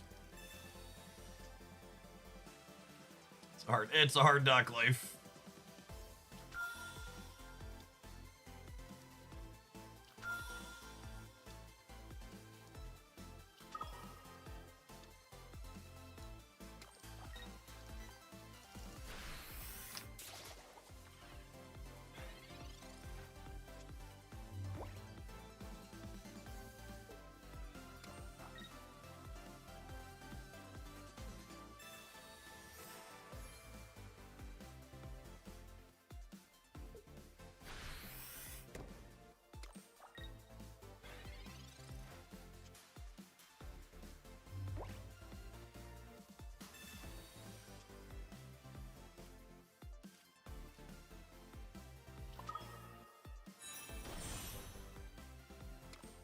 Big old Eggy boy here.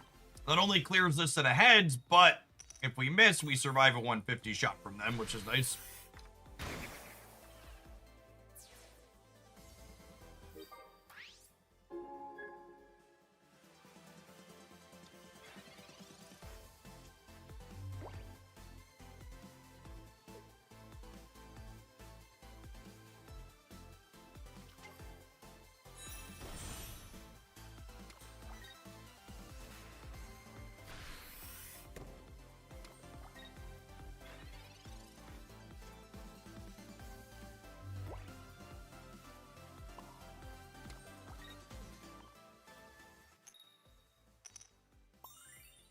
How many times I gotta teach you this lesson, old man? Will I am. Heads. Next.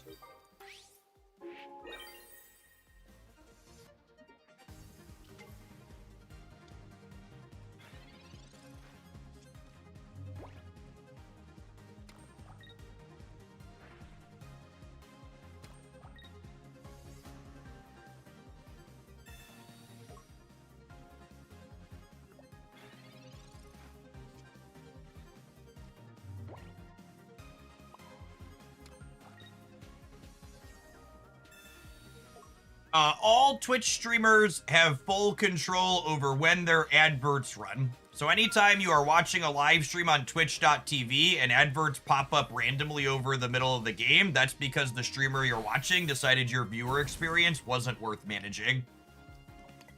And they wanted to disrupt what you were doing to farm you for a few ad pennies. So whenever you're watching this channel, you always hear me announce that ads are coming, and I'll always just sit and take a brief break, use the bathroom, grab a snack, just talk with chat while that break happens. I know I personally always turn a Twitch stream off when an advert comes up over the middle of gameplay, so I won't do things on my channel that I find obnoxious on others.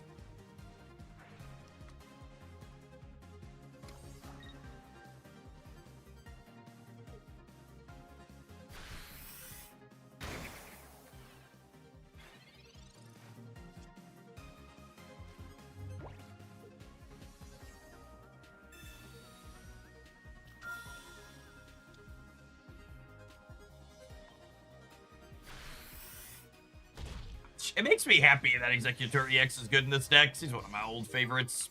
You know, blocking out the Executor Celebi metagame. Outside of that one, it was a fun card to brew with always.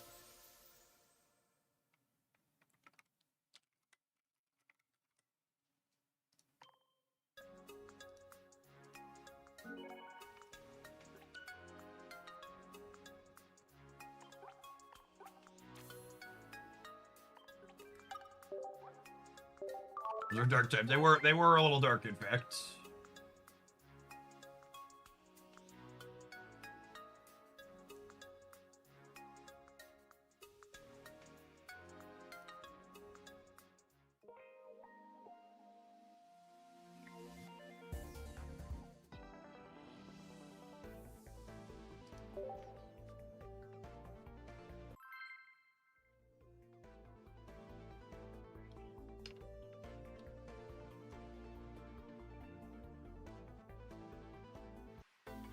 It's crazy too, because I'll ask other streamers about their ads and they'll say, oh, I have no control over them. That's because if they lie to you and tell you they have no control over them, you're more likely to sit and watch their stream because they gaslit you.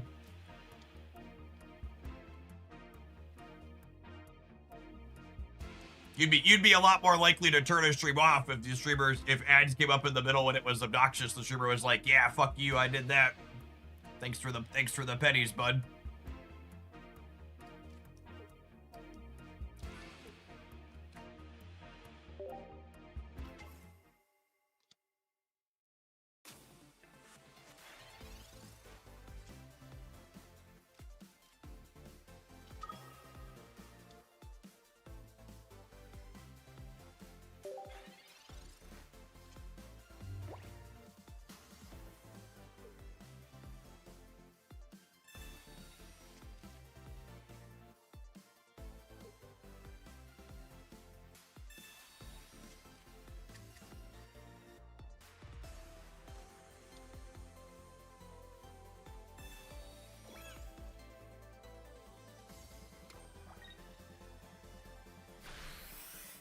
Great, this will be one of those.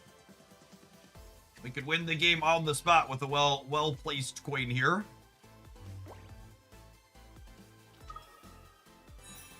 Shake the old egg tree and see what comes loose. Unluck.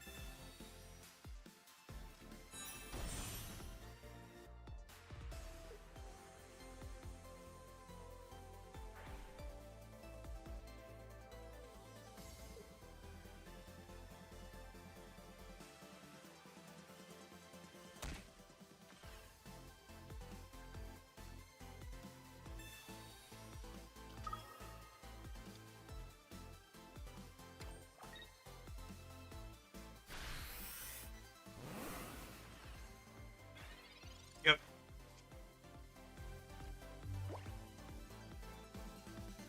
What's the difference between heads and tails of this Executor there? So huge.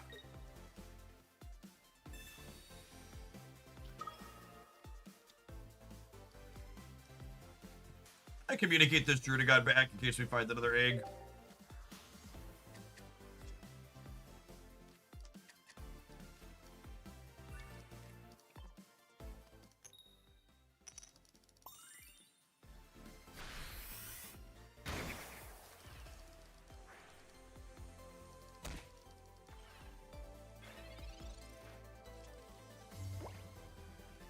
Okay, other Psychic Energy means that they can't attack with Greninja next turn.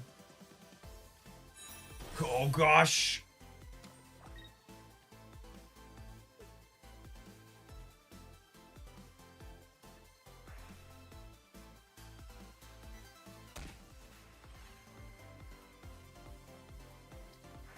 So they're gonna kill the Ho over a couple of shots here.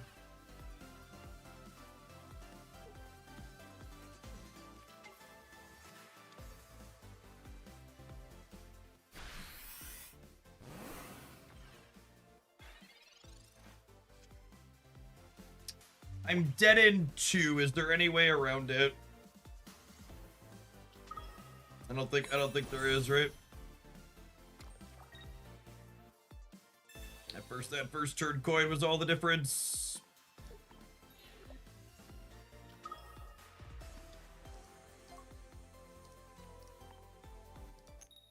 I can't get a knockout next turn. There you go. 2 shots, 2 shots.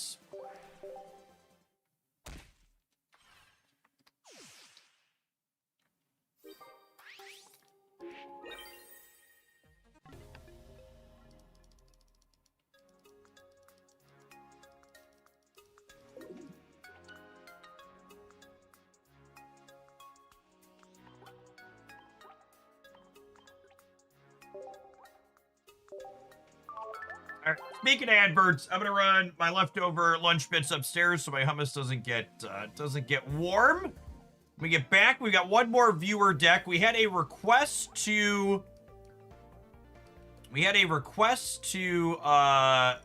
play with the new Skarmory, and we did 18 Trader Skarmory yesterday, so I don't think I want to rehash that.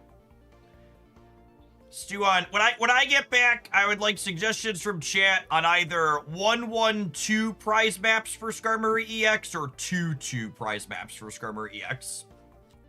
That we should entertain. I'm gonna run ads on both platforms, run my stuff upstairs, and we'll build this when we get back, huh? BRB.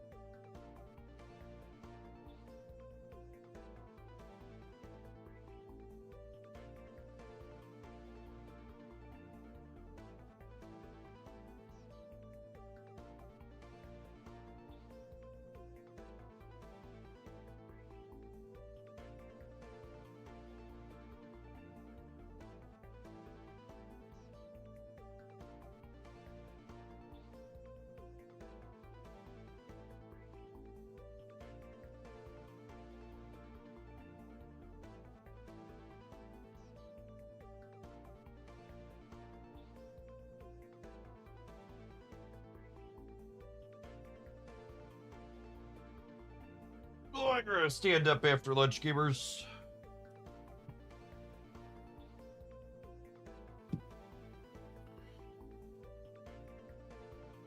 Dialga would enable Skarmory EX right away, but it's Dialga. Yeah, I feel like that's not great. I guess hitting for 100's okay. You can't elemental switch Dialga or Metal Energy though, which is sad.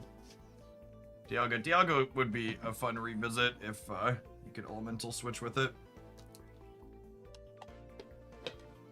You get these deck lists from Discord or something. So on days when we take viewer deck submissions like today, at the start of the stream, Twitch subs and YouTube members send in donations to grab the slots for things that we play. Usually we take somewhere between 3 and 5 decks depending on how long we're playing Pocket for. Usually we play each deck for an hour and some change.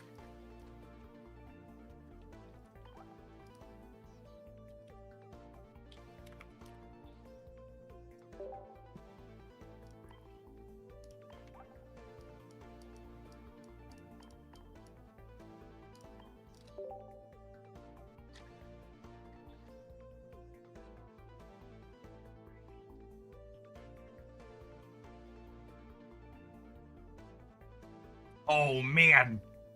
Could we Doug Trio?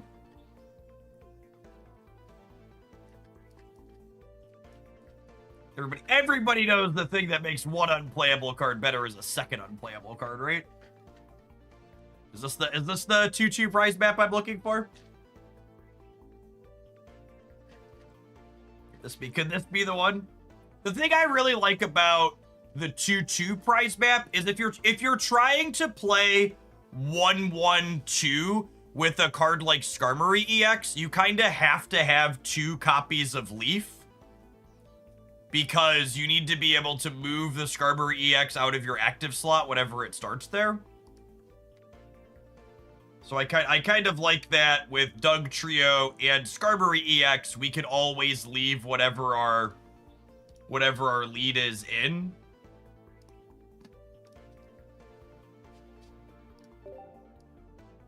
I keep forgetting I can do this when I'm looking for basics.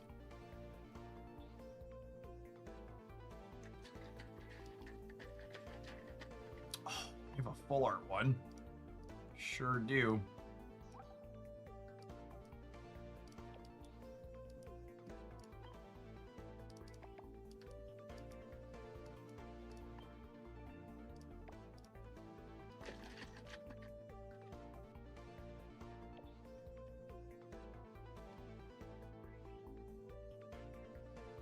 Ask Jeff, play fewer bad cards or win more games. Jeff today, what about a low-end Doug Trio?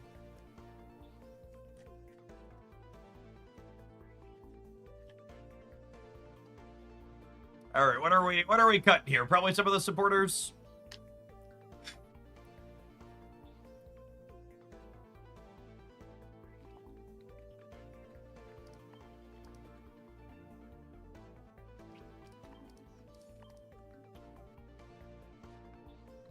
What do Red and Giovanni do for me?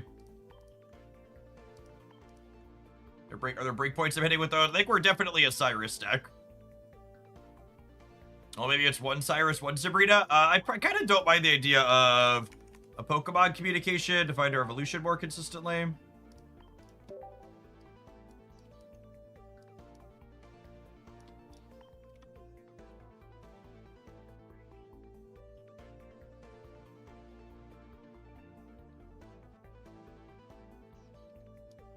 Do we want a baby Doug Trio?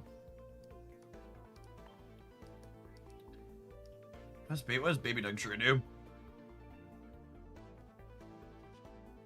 Oh, baby Doug Trio does really cleanly answer the chicken, yeah? Yeah, I think that's a fine example of a, okay, let's play a card that can answer the chicken for one slot. I'm not a big fan of splashing cards that are terrible to answer the chicken, but I think that one's probably pretty reasonable.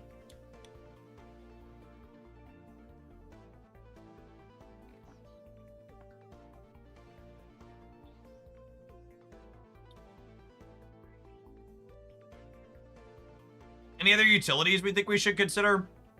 70. This might actually be a deck that wants red, because 70 and 70... No, I guess 20 plus 70 doesn't really help against Espeon. And against Sylveon, you have weakness into them, so that's fine.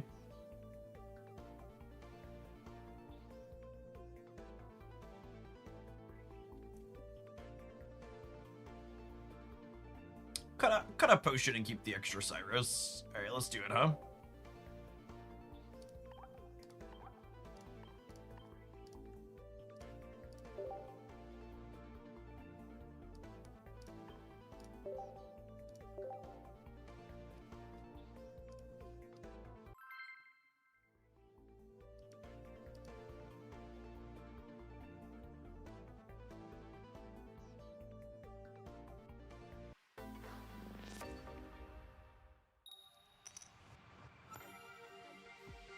Burst energy advantage is excellent. We definitely want that in this deck.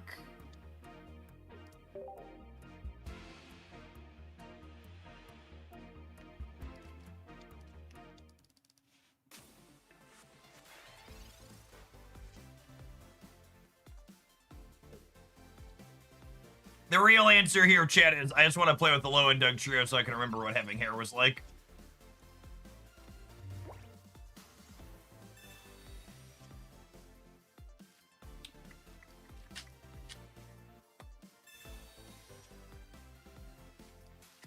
Play all of our metal friends out.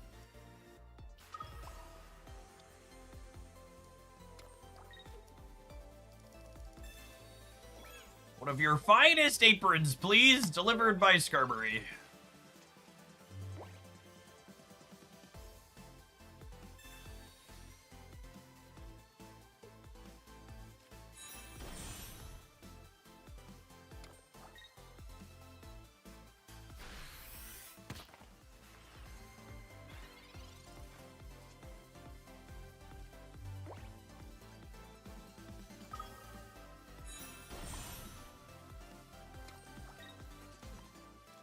So we take our first KO. And then I'm taking 30 less, so they're only dealing 100 to me. So we do get taken by a red with the Rampardos here.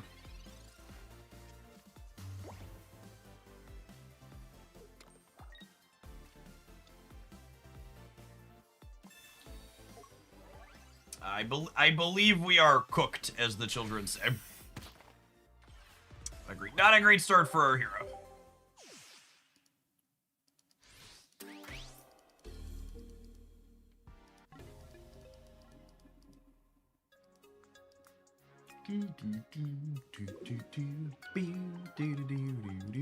By the way, for folks that have been enjoying Once Upon a Galaxy, we're going to be closing out on some of that today. We're going to do some of the asynchronous ladder to teach some of the new folks exactly how it works. Then we're going to do some viewer lobbies again. So if you want to have a chance to play a game with me this afternoon, make sure you snag Once Upon a Galaxy if you haven't already.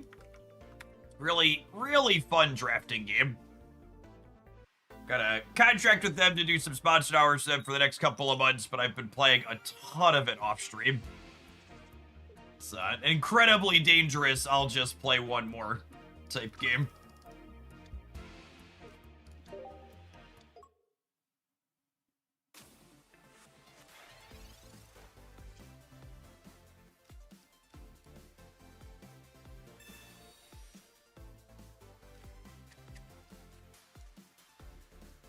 Alright, that's a yellow chicken.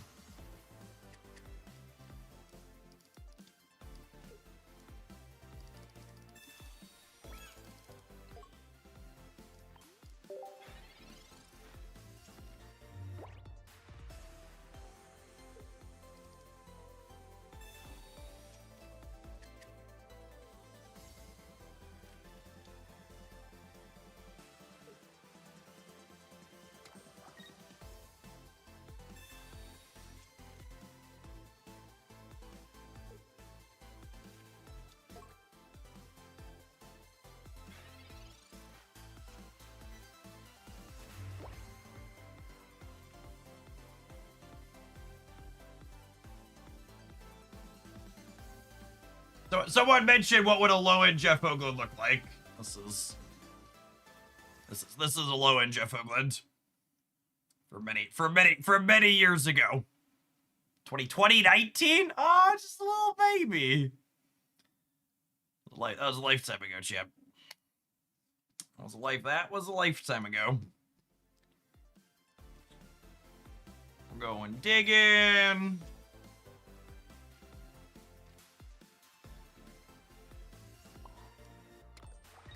'19, so that was like last year, right? Yeah, exactly. You understand.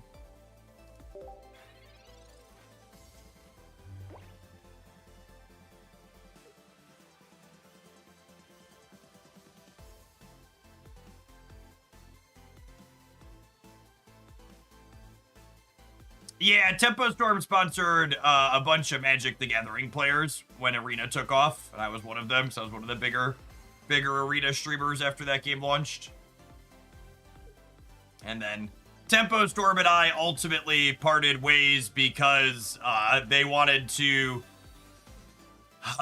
force all of their content creators to run 6 minutes of ads per hour on Twitch.tv.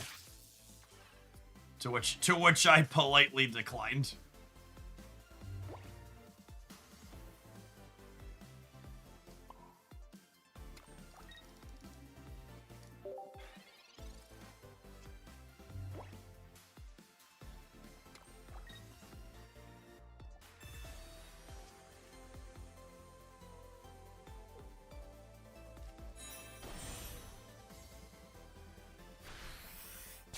Did you ever show that hair to your kids and say this is what you did to me? So that pink hair was after my older two were born.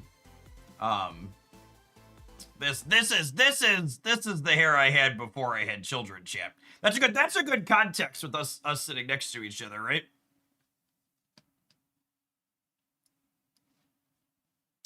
And some actual hair. Not unlike the Alolan and Doug trio, really.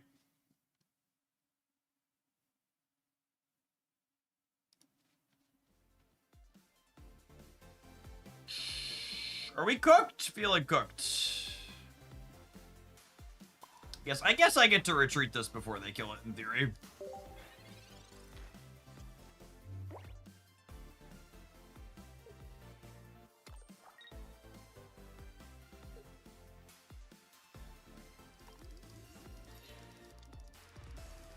Oh, no! Yeah, cooked.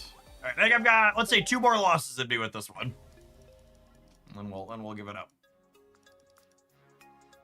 I didn't typically wear it in pigtails when it was long. I just have that picture from it because I believe we were going to see Rocky Horror Picture Show live that evening. So we put it up for that.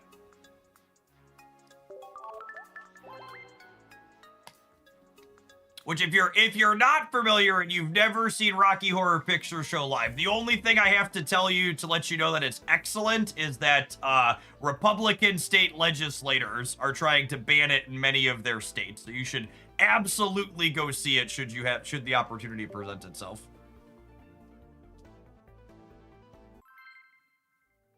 Couldn't fit in Jasmine, or is she just in a band? There's 2 copies of Jasmine.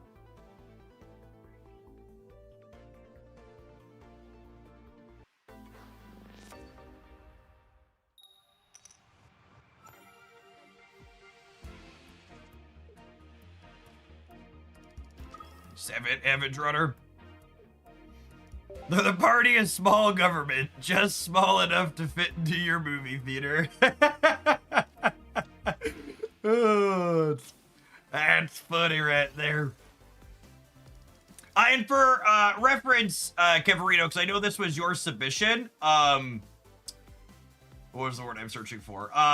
We played 18 Trainer Skarmory the other day, and it was fine. So I think that build might be more competitive than this. I just wanted to try something different if I was playing it again.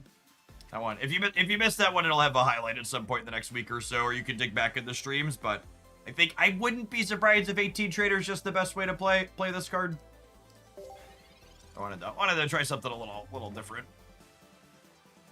What emulator to use? I'm currently using Moo Player, which I've had mixed results with. It's been pretty stable today, thankfully, but I had a lot of crashes earlier on.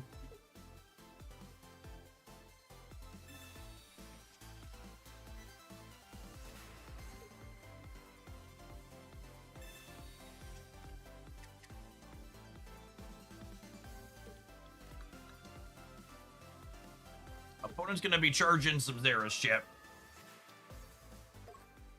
Arceus is scary. And a chicken. Rude. Too many chickens, chat. Too many chickens.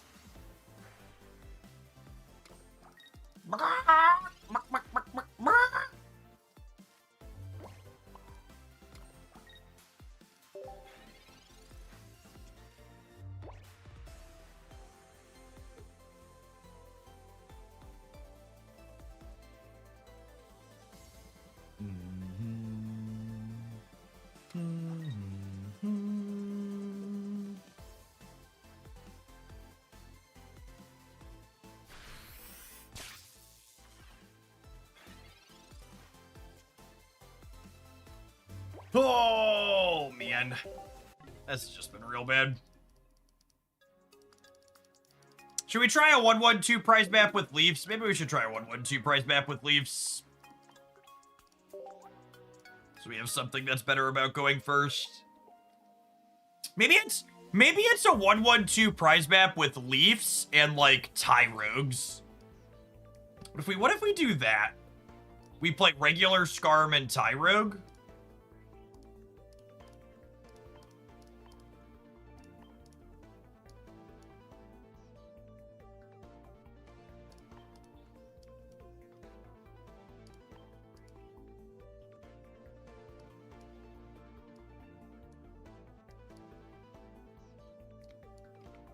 I'm currently using LD Player, and I keep getting a system UI and stopped responding pop-up. To be fair, I was getting that periodically on this one, too. It must just be something with...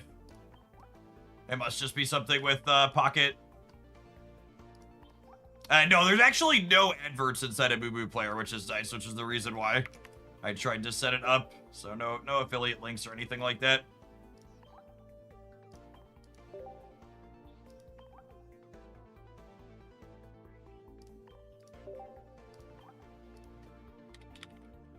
I found your content through Jake when you guys hosted the tournament together. Sweet.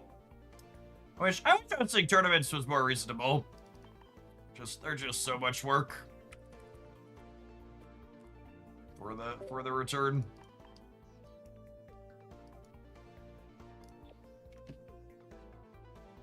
And then my last 3 slots all need to be equipment, yeah?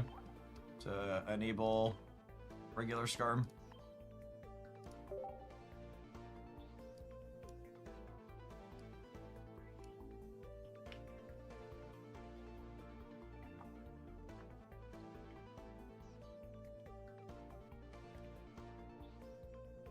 To be fair, Subbart, Ursi's production backend is a bit lighter than like what Jake and I were doing.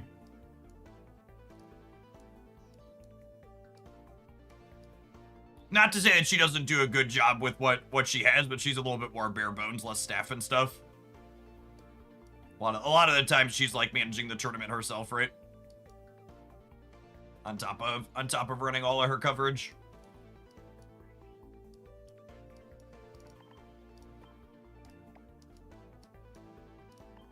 Which I don't know that there's enough money in the world that you could pay me to get me to manage a bunch of card game players.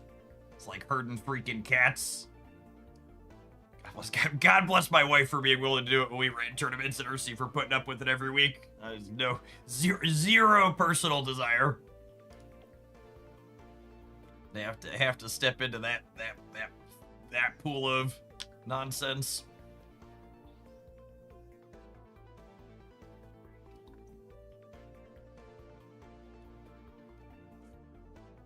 I think I want to favor 2 capes so I can cape Tyrogues. And I think I want at least 1 Rocky helmet. So I think it's 2 capes plus one apron. $1 million. I mean, there's always a number. Just my number's higher than most.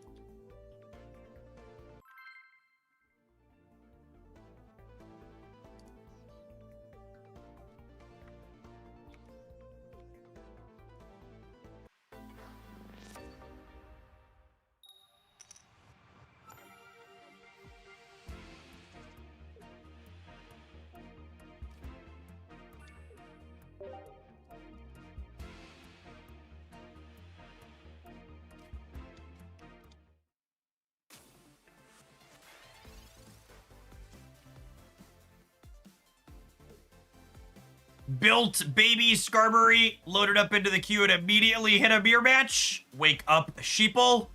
When will you realize how rigged this matchmaking is?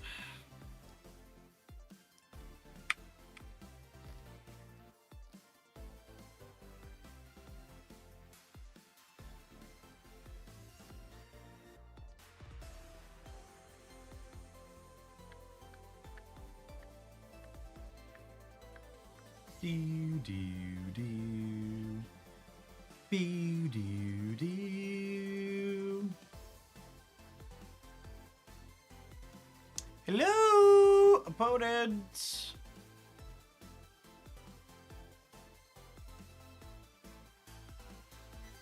First energy advantage in the mirror seems good. Oh, you know, with baby Skarmory, I wonder if we're supposed to try and fit some Giovanni's in here. Dealing 60 with this right away is pretty good.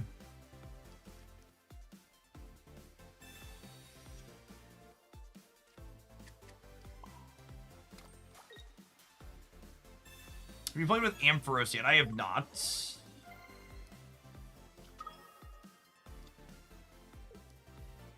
We're just now finally starting to really work through the things like Gyarados and others that are probably not good. Just about through all the things I think are likely good. Getting down to the kind of the pits, for lack of a better term.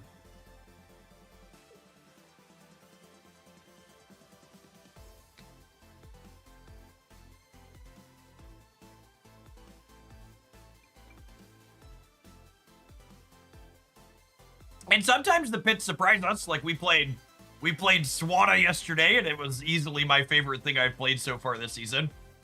It was a sweet highlight for the channel this morning.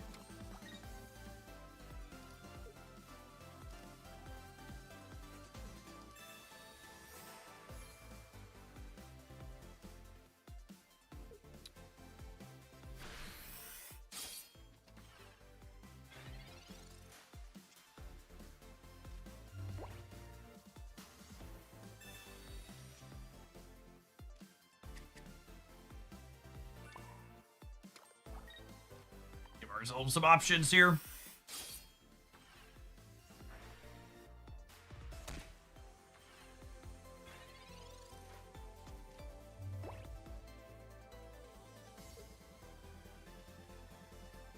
Emperors just kind of strikes me as one of those cards that's like probably fine when you rare candy into it early, but also just isn't powerful enough to carry games consistently. So you could probably play it, like, not be completely embarrassed, but I'd be surprised if my takeaway after playing it is, like, this is competitive. All right, let's take a look here and see if I fit a Giovanni in. Giovanni is really good in decks that have deal 50s.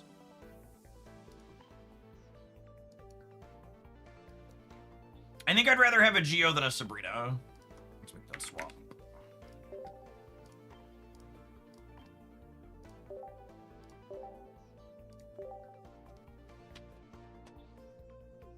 How far down that barrel is Magic Hat Lady? Pretty far, unfortunately. Pretty far. I think it's really hard to make a compelling case for why you would ever play Ms. Magius when you could play Espeon Sylveon.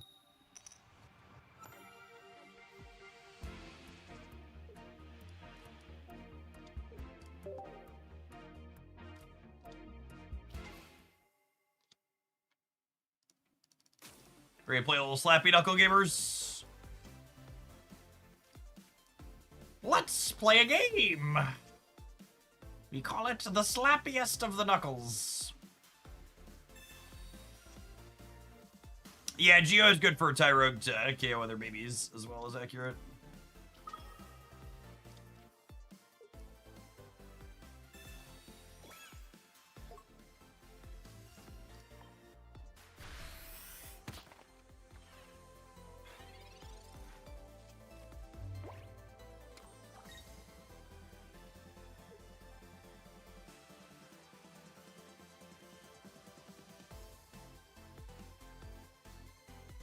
I really want to draw a Baby Scarm so we can prize map Tyrogue into Baby Scarm into Big Scarm.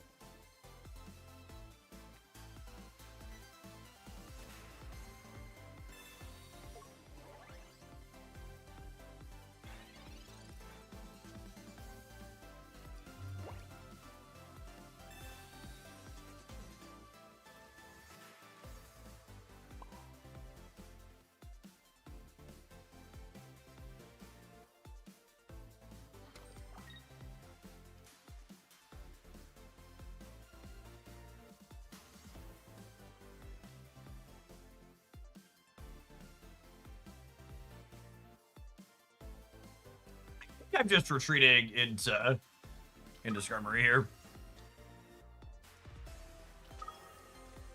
The way this is lined up without a Baby Scarm, this isn't dealing any damage this turn because of Adaman. So I think I just want to go 2 into 2 instead of 1-1-2 here. Y'all ready for the wet noodliest contest you've ever seen in your lives?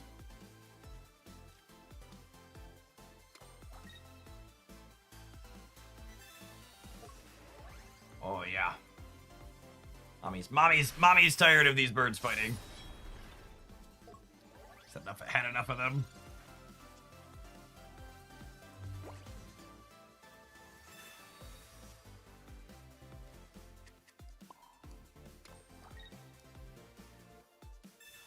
Do you own every single card in the game? I have every mechanically unique card, missing a number of the cosmetics because they're very expensive. This game has the most expensive cosmetics I've ever touched in any card game ever. Any digital game ever. They are not cheap.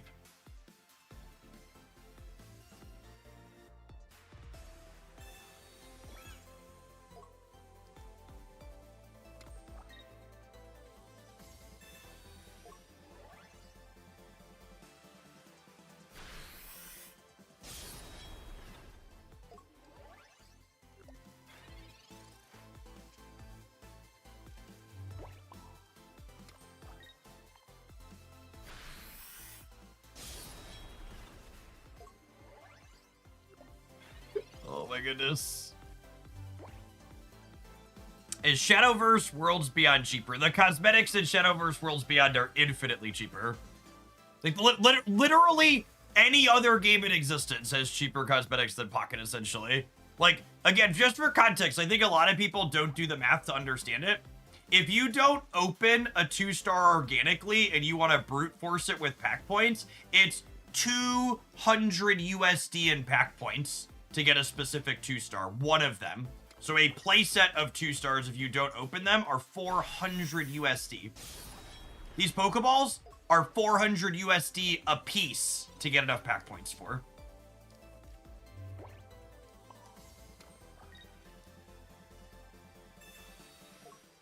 It is a ton of money. Yeah, and then they frequently get power crept not long after. It's an unfortunate reality.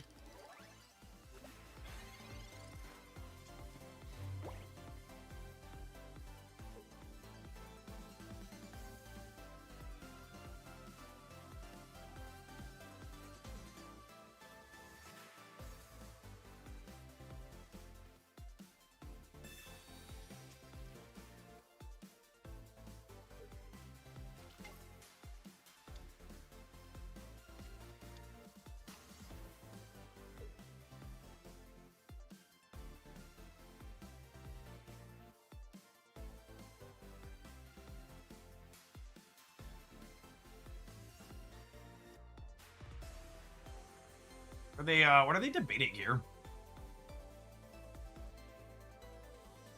They like Cyrus? Oh, they drew cards this turn, right? So they can't Cyrus me. What are we waiting on, gamer? Hit me!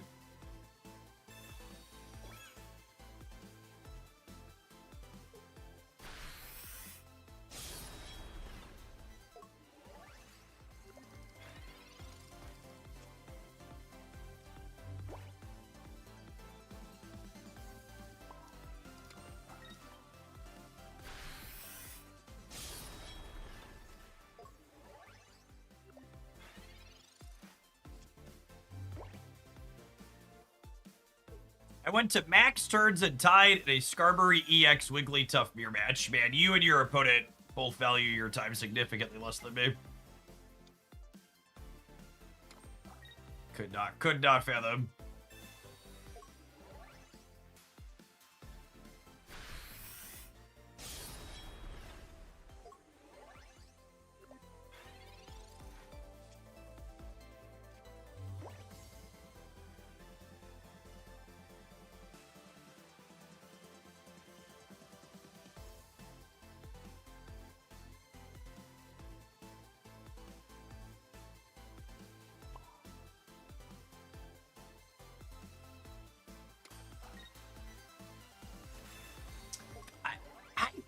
Think we're cooked? Question mark. The back and forth here does not look great for us. Yeah, they have one more Jasmine still here too. That's my last one. So like they hit me for nothing this turn.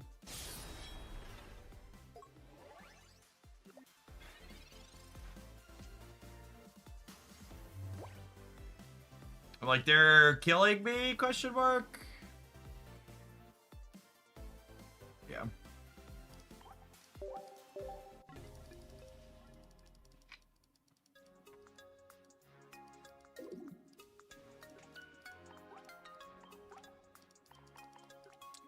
First energy advantage, big deal there, unsurprisingly. They got the first hit in, and we were kind of on the back foot the whole time.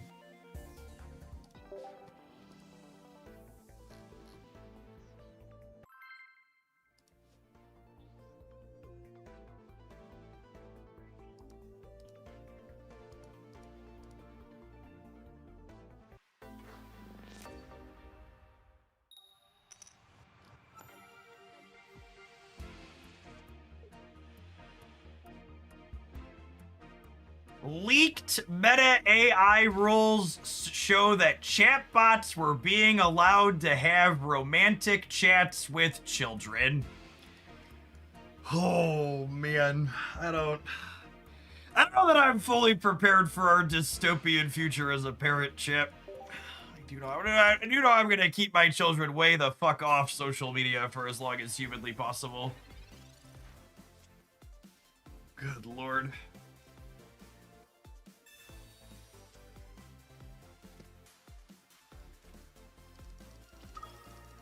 And another post come across my timeline that was talking about how AI glazing had been leading to what psychologists are referring to as AI psychosis among their patients.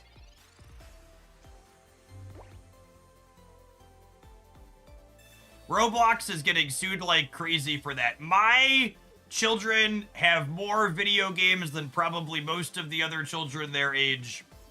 And Roblox is the one video game they are not allowed to touch.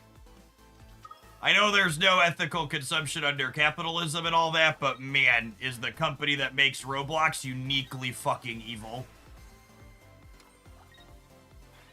And if that's the first time you've ever heard someone say that, you should go look it up if your kids are playing Roblox.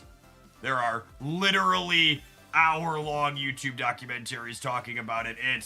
It's real bad. It's too long for me to get in here in bite size. You should go watch. There's been news articles and YouTube docs, deep dives. Like there's a lot. There's a lot to unpack.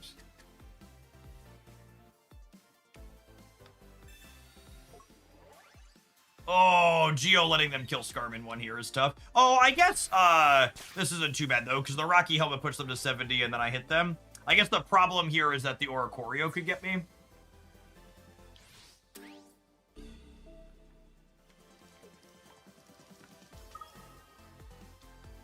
Do we Jasmine? We probably Jasmine this turn, yeah.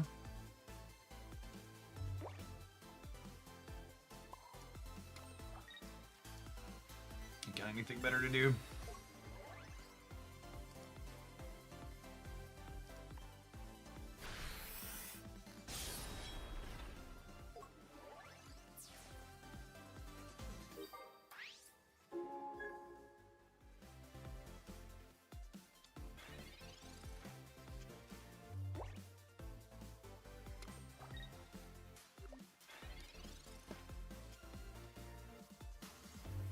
Man, there are 3 other Pokemon and 2 Pokeballs in my deck that all let us ignore this little dickhead. Here we are.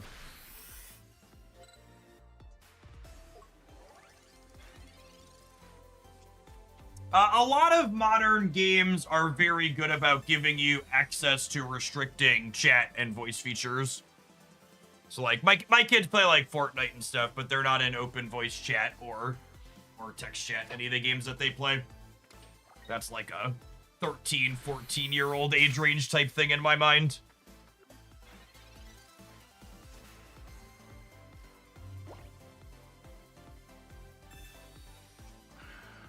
Come on, game.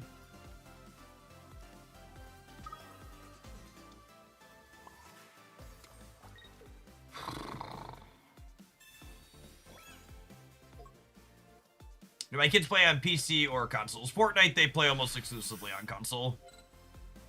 They do Minecraft on PC, but they only play that with their friends. I pay for Minecraft Realms, which gives them 1 or 2 Microsoft servers that they can add up to 6 or 10 friends to or something like that. That gives them a persistent world to play in.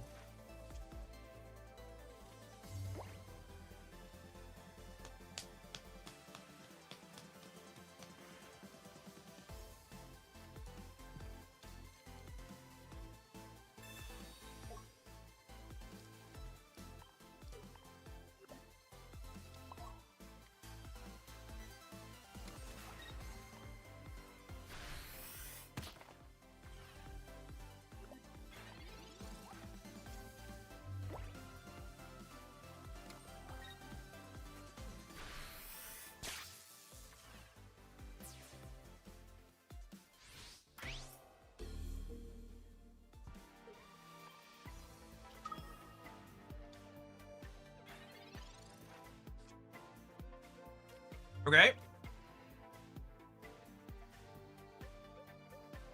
Can we win this? Nah, we're just in, right? All right. One more L with this after the break. We'll see. If it goes on a streak, we'll give it some games, but I think I'm about ready to write EX Skarmory off here today. Even the 18 trader build that was better than this didn't feel that great.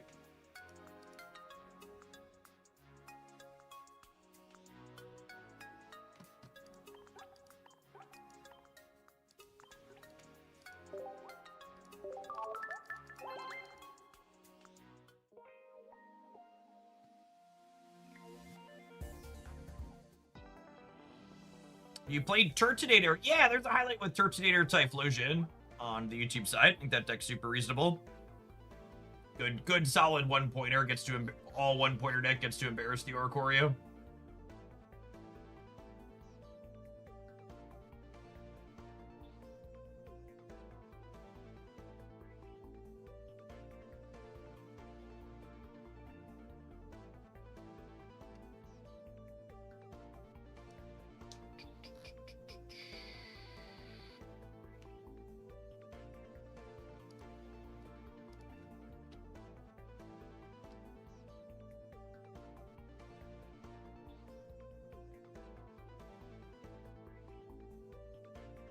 And you try out Typhlosion Turtonator. Yeah, you should make sure you ring the bell on the YouTube channel you're watching so you don't miss highlights like that one. I went up, gosh, probably a week ago at this point. What was that one? Yeah, August 8th, 6 days ago. 6 days ago.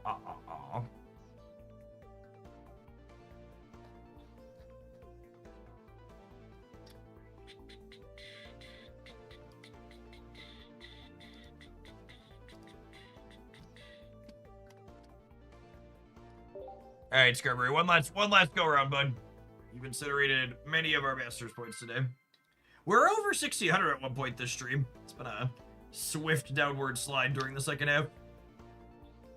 Meowscarada climbed us up this morning, and everything else has just been a spew since.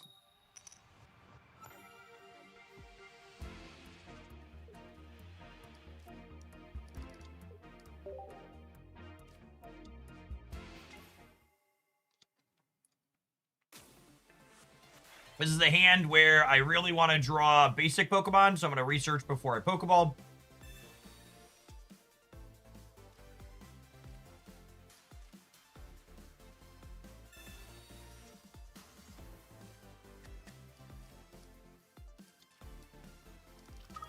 Oh, not finding Baby Skarmory here is so sad. Baby Skarmory clears this Charmander out next turn. Hopefully they red card us.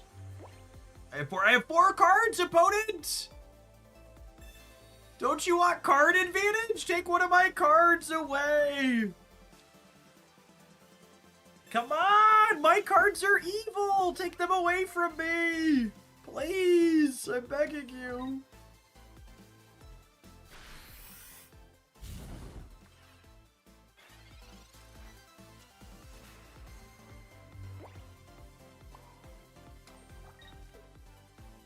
I'm vibing on this still, because if I draw Baby Skarmory, need an equipment for it. Oh, we played Cleffa with Meowscarada, so you're guaranteed to open on a basic that drew you more Pokemon cards.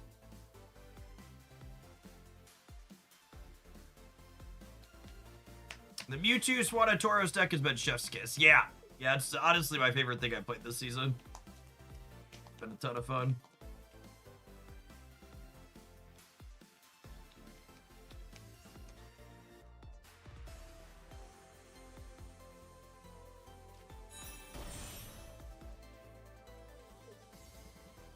There's a baby Flareon. We're still 2 turns off attacking with that. Jordy Shorty, thank you for the 16 months. Welcome back.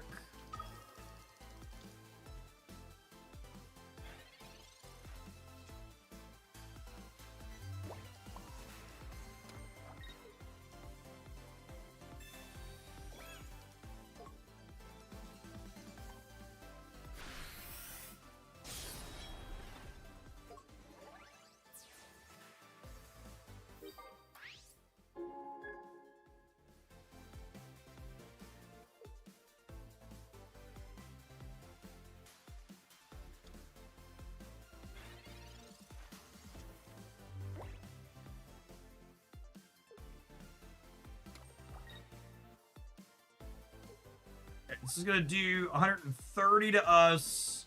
Minus 10, minus 20 is 100, minus 50 is 50.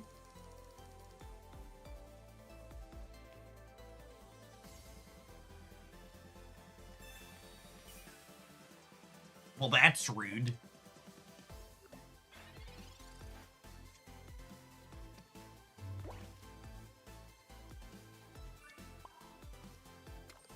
Yeah, I have a generic,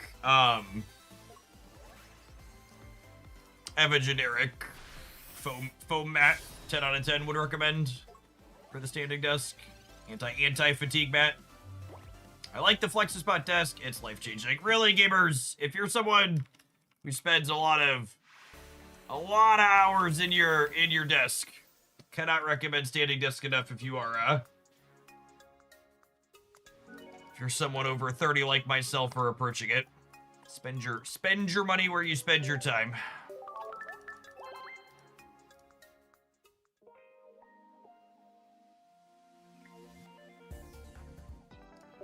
All right, we won a game. I said we'd give it one more loss and see if it can climb up.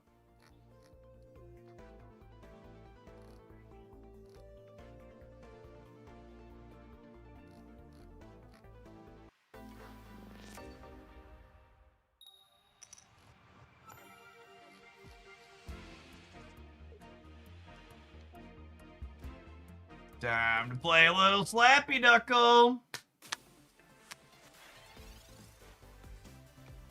And there's a baby Skarmory. Slappy Knuckle into baby. Clears 70.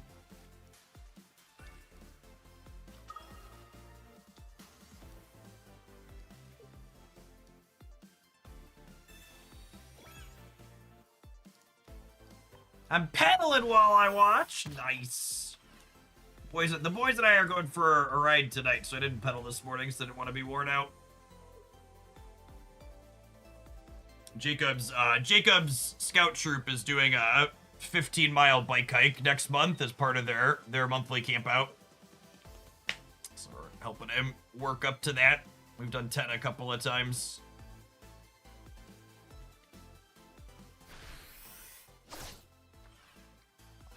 Ah, so you're dead?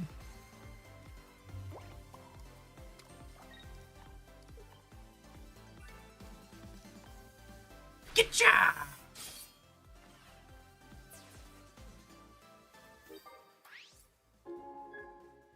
The real question is, this deck list is the same bones as the Scissor Skarmory Tyrogue deck we played. Is this Skarmory EX better than Scissor? I'm actually not sure. Scissor was very serviceable.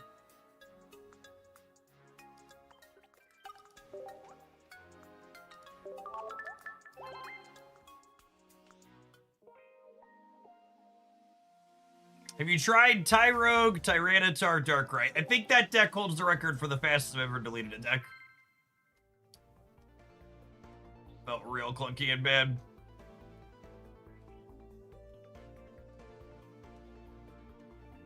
I can actually fit into my Venture Scout uniform again, Gap, from when I was an adolescent.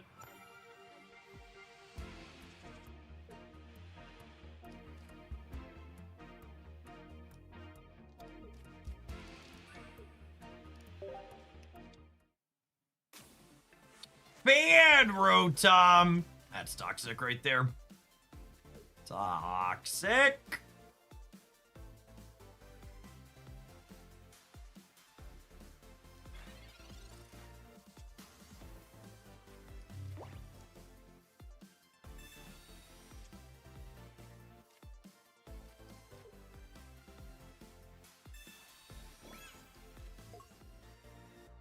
The basics are more consistent than stage 1s, but having a mix of EX and one-pointers can be awkward depending on who goes down first. Yeah, you really want to make sure you communicate well with your partner so you coordinate people going down at appropriate times.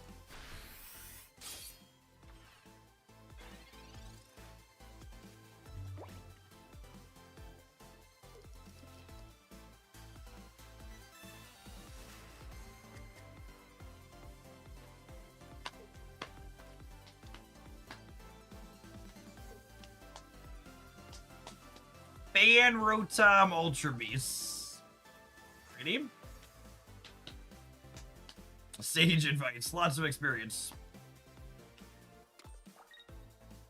Steel Massimo, thank you very much for the brand new tier 1 sub. I really appreciate that direct support. Direct subs like that are a big part of why I'm able to do what I do as a job, so thanks for helping keep me around.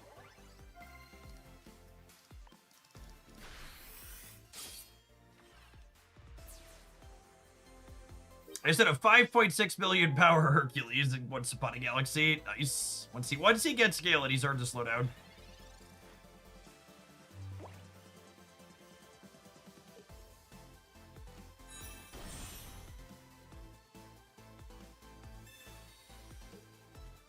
You know, it's funny, I was actually debating if I should have taken that last knockout with Tyrone plus Geo, so them taking a point here with the negative Dell seems fine for me, yeah?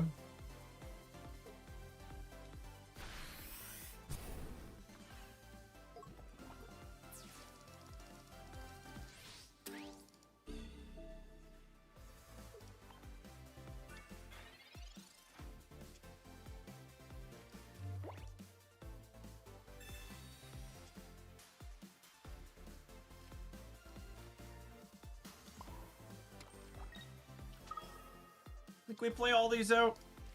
Crack them.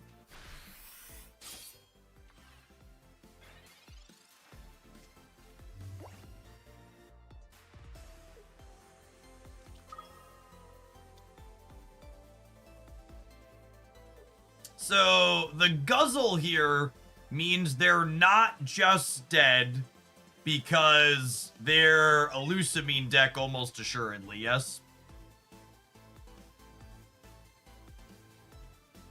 They could be ramping up to a tyrannical hole.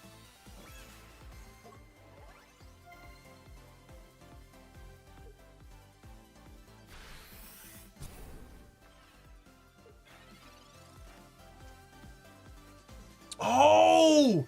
I can't get poisoned. That's so good for us.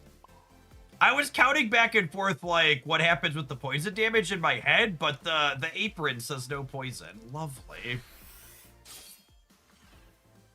The cape threw off our breakpoints being ideal, but our equipment saying no poison is great. Greetings from a Brazilian living in Portugal. Awesome. Steel types immune to poison, what a concept. It's very novel.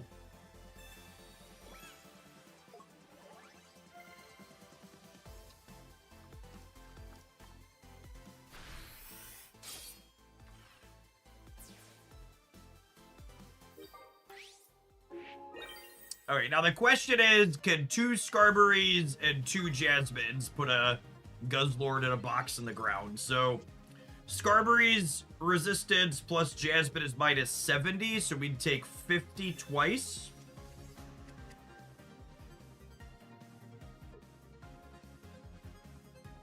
We'll get to get our hit in first here too, so we'll do 70 to them, they'll do 50 to us, we'll do 70 to them, they'll do 50 to us, and then we'll take them out. So we are ahead on board. Well, we're ahead given the cards in our hand. Technically the Jasmines aren't on board.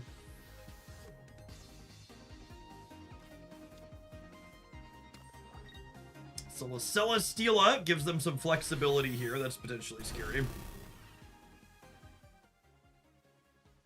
Opponent flipping some needless coins here.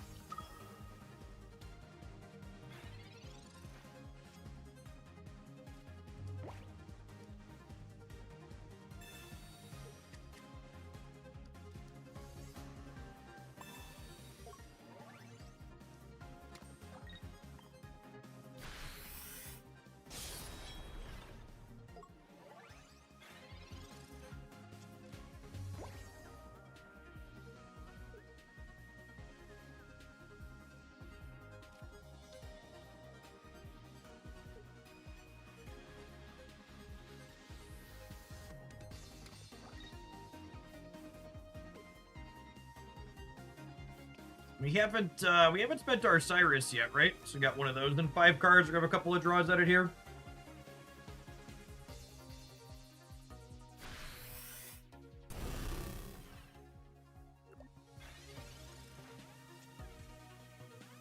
There he is.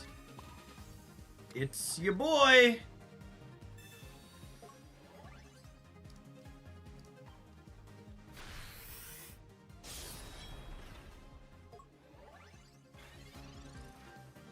Scarberry heard he was on his last life and he decided to put up here.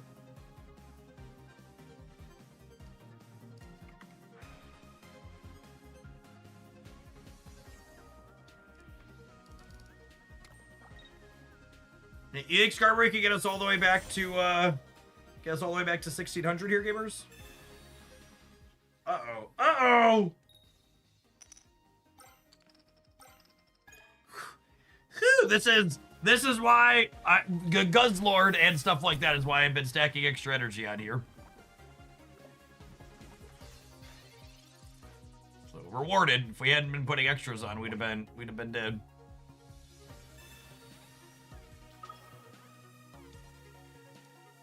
Get back here, you turd. Alright, I think that's is that a 3-win streak we put together now? How high can we run it up?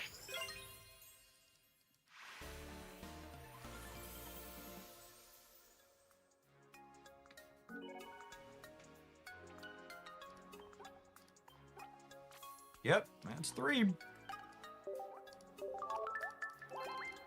All right, Scarberry, we go again.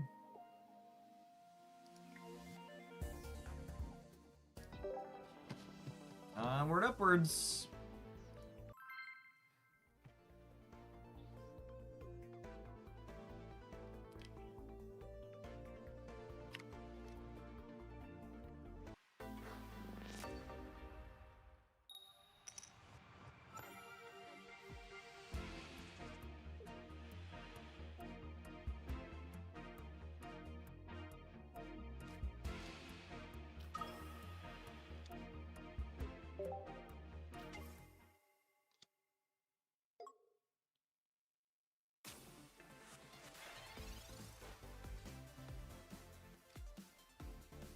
Right on time, Tyro. Welcome to the party, bud.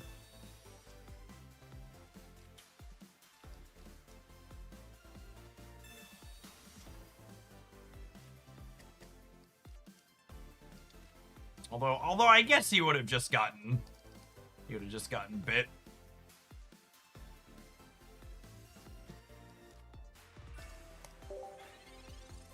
Need a piece of gear next turn. 4 out of 11.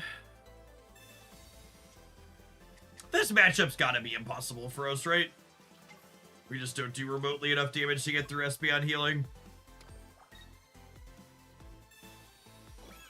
Poison Barb, Vomit.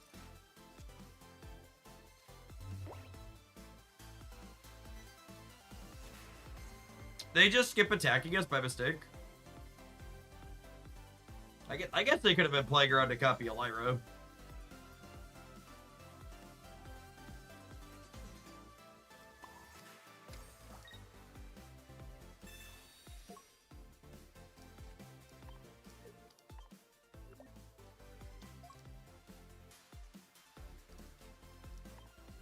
Let's play a little Slappy Knuckle.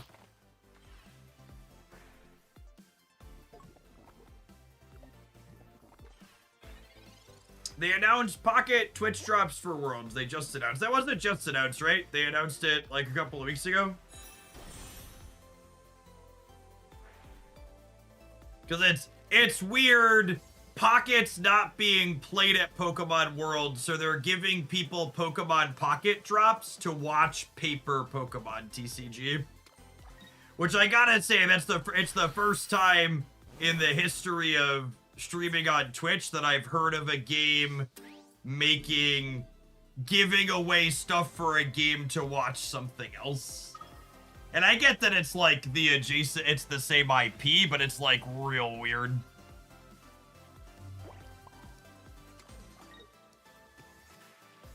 Pokemon. Pokemon's the first company I've ever seen manage drops in a way that's, like, not actually beneficial to their creators.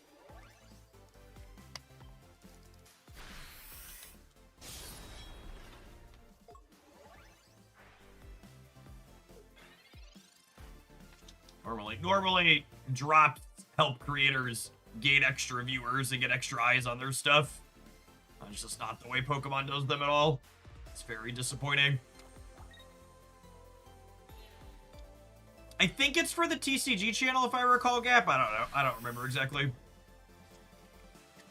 Wow, them giving us this one-pointer and then just being dead to Cyrus in the future seems like a huge mistake out of them.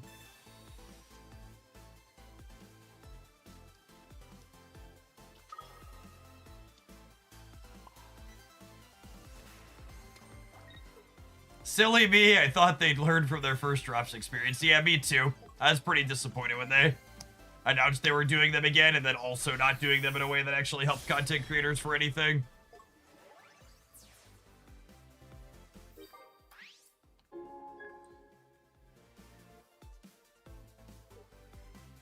Do you think cape is better than armor in this deck? I've got 2 capes and 1 armor because you want to be able to keep the Tyrugs.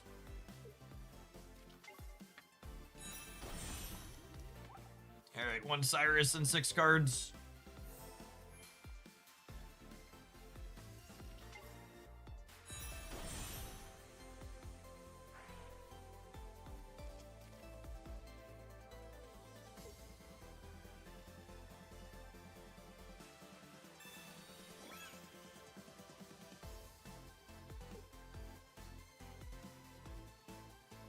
Opponent electing to play a bunch of poison barbs against Star. What's it called? Seems good for us. Oh, Giratina in the EV deck. That's not something I've seen a ton of. Oh, because they have Dawn. That's cute.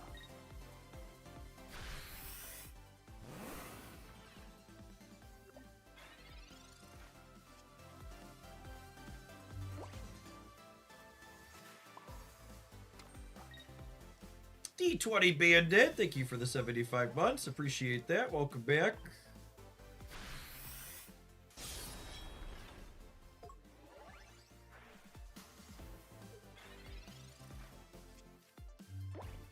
We're 1-6 to win with Cyrus last turn. It'll be 1-5 now.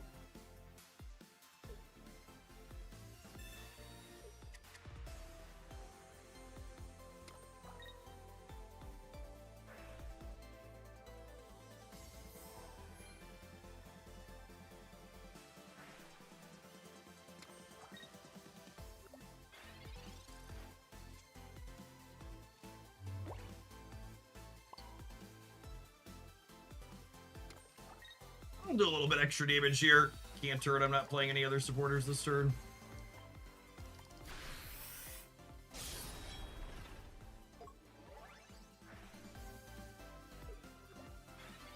Oh, you know what? Maybe I should switch Skarmories here, because if they have a second Dawn, I die to the Giratina.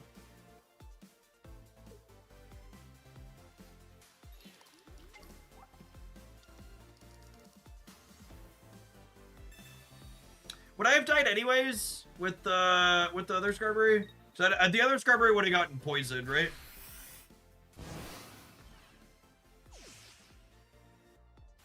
Would the other Skarmory died from poison? It would have taken 20 less from attack. No, we would have lived, yep, because we would have taken 20 from poison, and then we would have taken 110 from the attack, so it would have only been 130.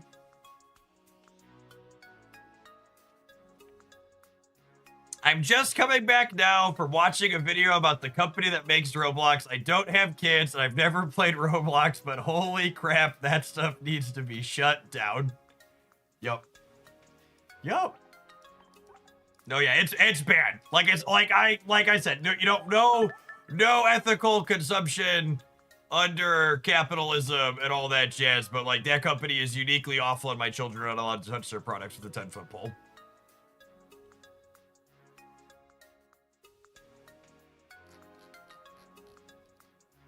It's real bad.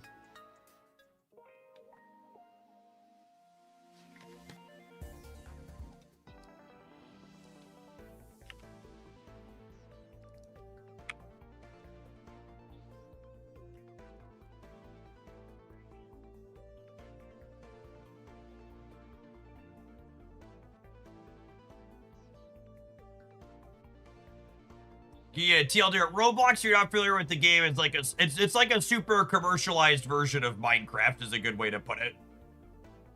It's a sandbox platform.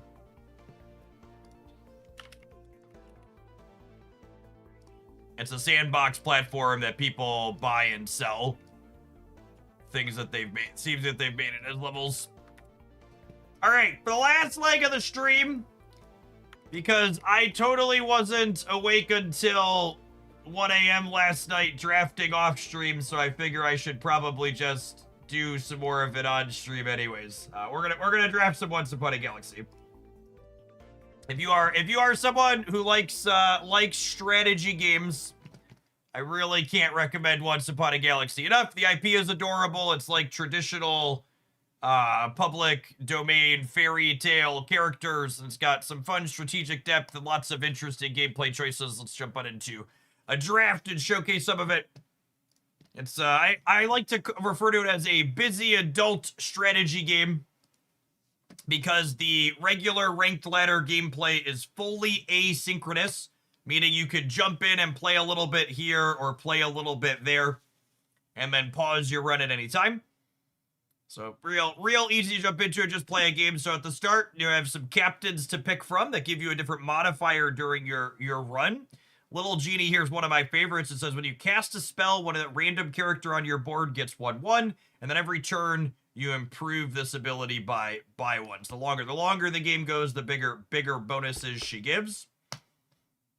There are 3 cards in the center of the screen every single turn, and you draft one of them, and then you position them into one of the 5 spots on your board. I really like Plunder Penny in my spell-based decks, or ones that are going to be casting spells, because her hunt ability, which means whenever she knocks something out, it triggers, makes my spells give bonus attacks. So I'm going to draft her to start. And then she's a pirate. You can see her typing down here. She's a mage pirate. And Despicable Shmee says, whenever one of your pirates attacks, give them to attack. So that's what we like to call a combo in the biz. Once you draft twice, and you positioned your things, you get to click the battle button, and then you're paired into someone else who, okay, so normally your opponent has cards that fight too, but my opponent's captain this round says they skip their first turn to get a bonus, so normally there's things to bump into. That's a funny first one to have. All right, so drafting some more. Forgotten Present is an early draft card that I really like because generally speaking, things like Despicable Shmee and Plunder Penny and these other cards, they're not going to be in my draft long term. I'm going to give them up for more powerful things. And Forgotten Present has a farewell ability that says when this dies, I get an effect. And it's when this dies effect here says give my slot 1/1. So each of these 5 slots can hold bonuses on it. So the Forgotten Present will make this slot permanently more powerful. Yes, we'll be live. We're going to be live on the YouTube channel still. I'm going to draft Puss in Boots because it similarly has a bonus that he leaves behind. Puss says when he hunts, meaning he knocks something out like Penny, he gives +1 attack to the slot that he's in.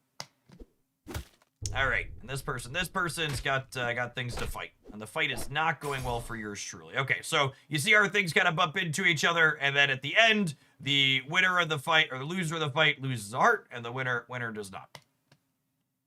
And then we draft some more. That's the whole gameplay loop. As you draft, your shop increases in rarity and higher rated things come up. So you can see we have uncommon things now. So this is a Fave Familiar. Says whenever you cast a spell, give me 1/1. So I'm going to draft that.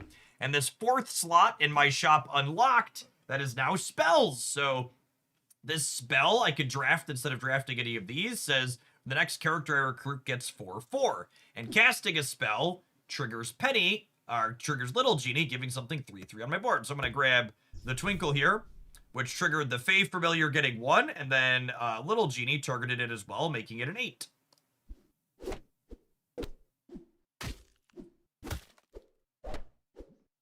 And we won that combat, so they lose a heart. You can see where my present has been dying, the slot has +2/+2. The next character I recruit has +4/+4 from the spell I cast on the previous turn. I don't know that I want to keep any of these characters with a bonus, so I think I'm going to draft a spell here to save that character bonus for the next thing. Spoonful of sugar gives the character +1/+4. I'm gonna make Penny a little bit bigger, so that way she's better at hunting. I think we'll draft Baby Bear here. Baby Bear is another decent one early. Every fight, it gives the slots that my animals are in +1, a +1 bonus. And it's an animal as well, and I have 2 other animals here.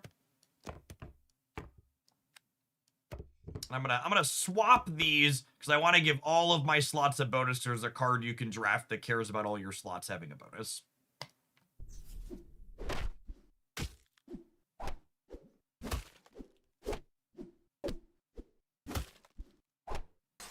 Want another one? Sweet. We're set up well here to start.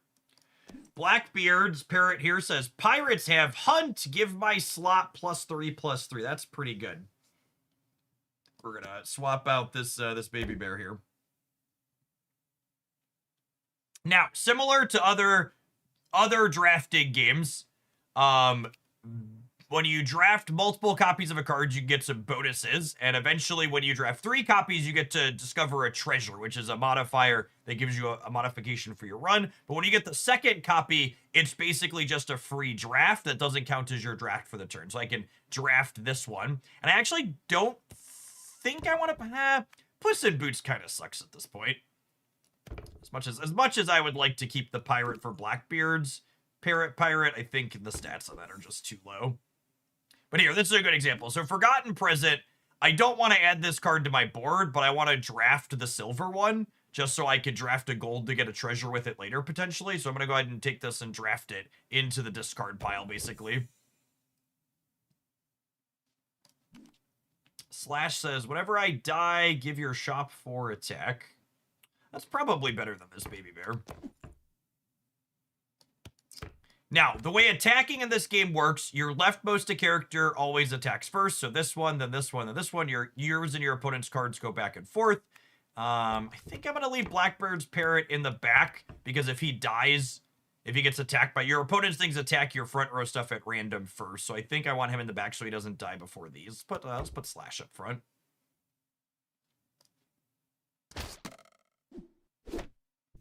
And there's Penny. She hunted, which meant that she gave her slot a bonus from the Blackbird's parrot. You can see here all these slots have bonuses on them. So this, all for one, normally gives +1/+1, but our Penny's been hunting. And every time she hunts, she adds +1 attack to my spell modifier. So I think we're going to go ahead and take this, pump our numbers up by 4, and then if we win this fight, they get bigger again next turn. Hunt, get 4/4 when you golden me, transform. I think I'm going to give up this Fey Familiar at this point. Another pirate to hunt with the parrot here. Their Robin here has a mechanic called ranged, which means she does not take damage when she attacks into something. We lost this fight by a little bit. True Love's Kiss. Transform a character into a random 1/1 rarity higher. Ooh, Navi Repair's a cracked heart. I don't love her on my board. I think she's weaker than my other options here. I think I'm going to draft her too. Repair my half-broken heart. Spoonful of sugar. I think we're just pumping Penny here still.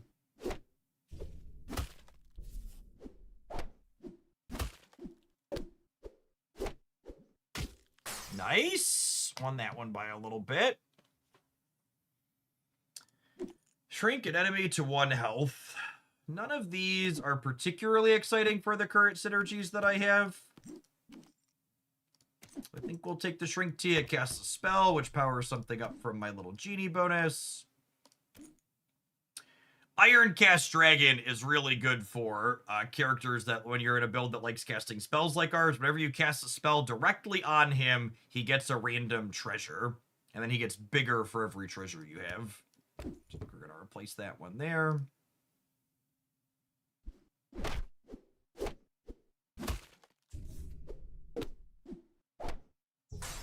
Nameless one is Lice and Large. The Dreamer says, when I attack, I deal 1,000,000 bonus damage. So basically, he guaranteed kills something when he attacks. I think at this point I'm going to give up Despicable Shmee for a more powerful card. Cast 4 spells in a single turn. I don't really have anything that lets me cast multiple spells in a turn, but the Elmister is also very good, is also very big, and it makes my buffs for my spells bigger.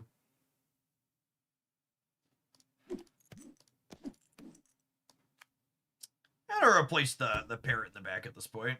Yeah, we're against just one other person now, so there's gonna be 2 to 3 more rounds depending on how these go. Relatively evenly matched. Nope, they're crushing us. All right.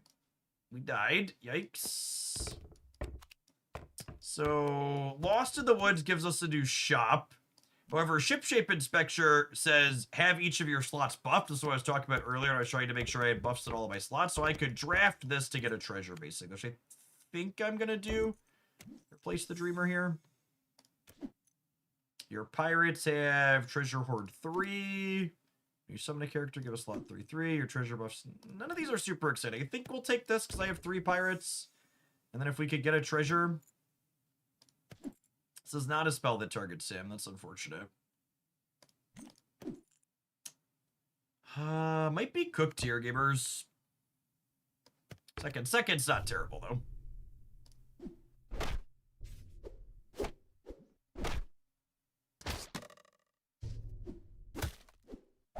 Yep, needed slightly more. So that's the whole draft. When you get down all the way to the end of it,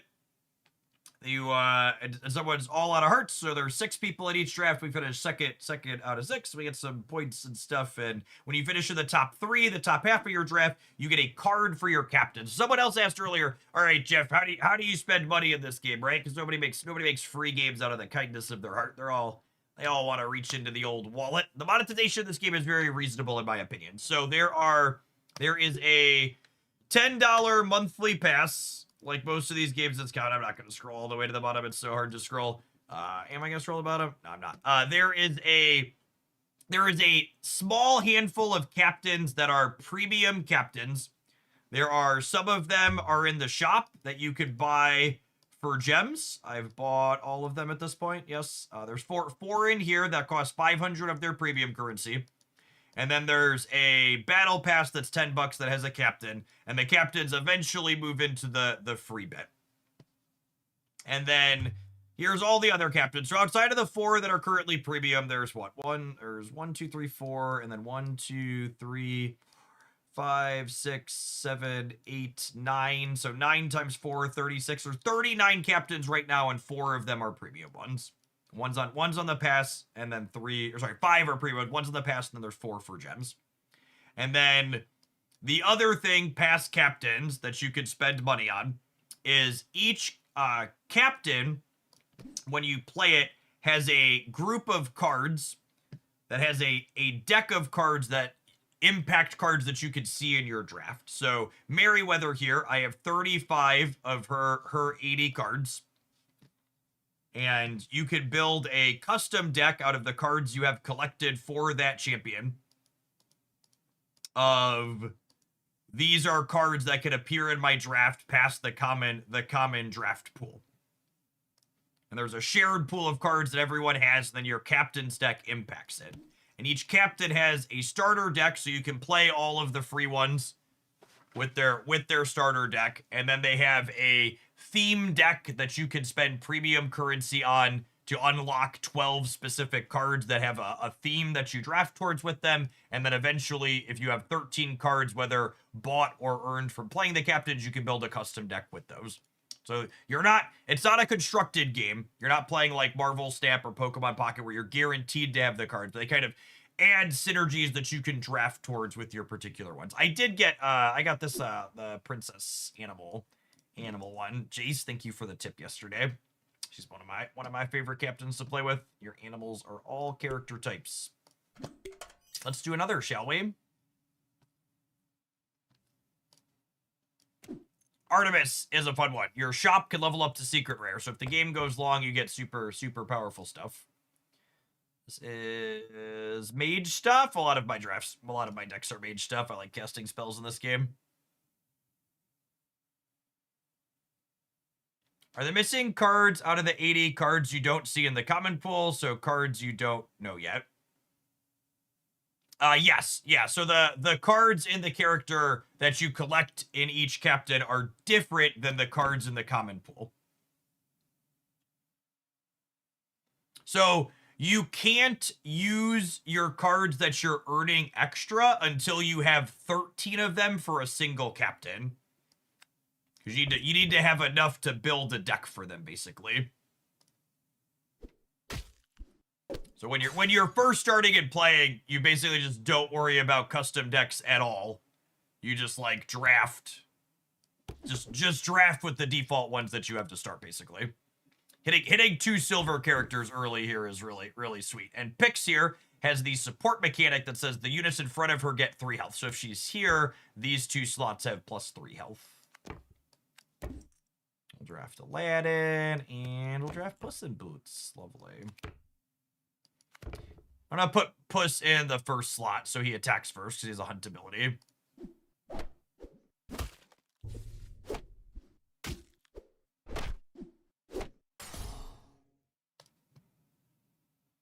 I have some animals. I don't mind grabbing Hungry Hyena to start, honestly. So it's giving bonuses to our slots so we can prioritize drafting some animals.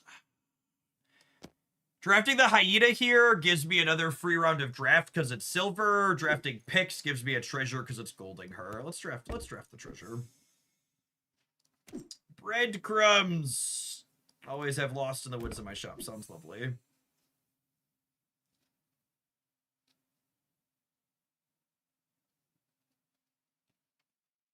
The 80 cards to unlock are the same 80 for each captain. I believe that's the case, yeah.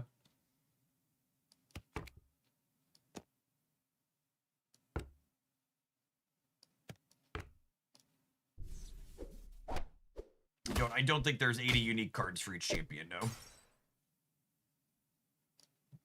I have yet to mess with the custom decks at all. I'm probably about 80 hours in. Yeah, that was my experience too. I just didn't touch them for a while.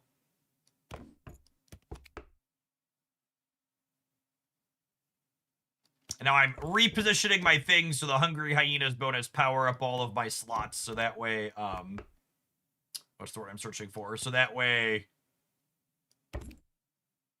well, if we eventually find the card that cares about having all your slots boosted, we have that used or covered. Whew, that's a tough early one from them.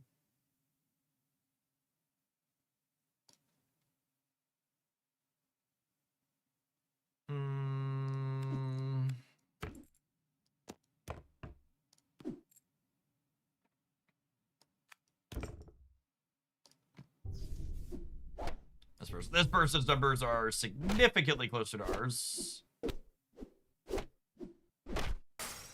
Now, difference between losing a full heart and a half heart is when your opponent has 2 things left or fewer, so 2 or 1, you lose half a heart. And if they have 3 or more, you lose a full heart. I think I'm drafting Aladdin because it gives me a treasure.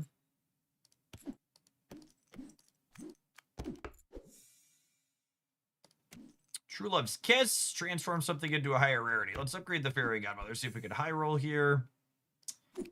Daisy Jones is okay. She gets bigger. And then she triggers Farewells, but I don't have any good Farewells at the moment.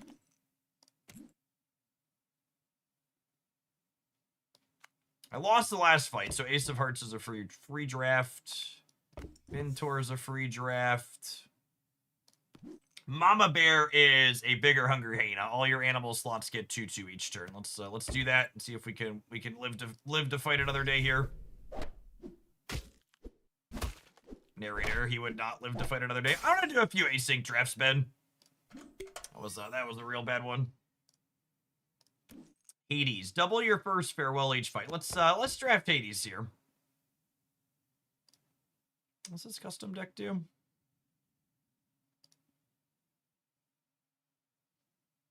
Let's stick with the starter deck for Hades. So Hades doubles my first farewell ability. So we're looking for something that can have a farewell ability early. Lovely. Oh, and this makes a 2/2. That's fun.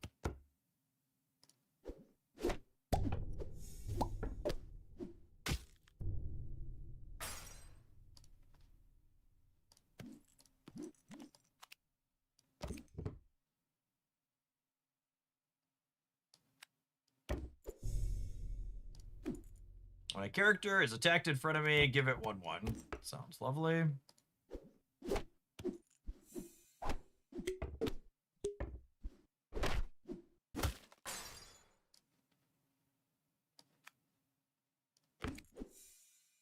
Continue drafting silvers to double up. This one means we're looking to recruit more heroes, but not finding any of those at the moment.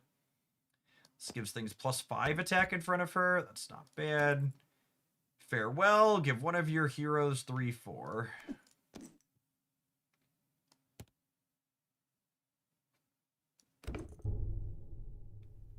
That seems fine.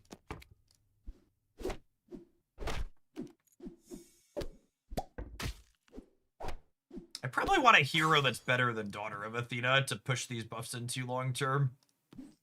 I like Presence of Gaia as an early low rarity spell because she gives you stats on the board in the form of a slot buff, but that slot buff carries over to other units later. Things that buff specific things early tend to be nice. And if I draft this, it triggers the quest on the Daughter of Athena, so I get to go ahead and grab a treasure here. This one gives a slot 2/2 every turn. Nice.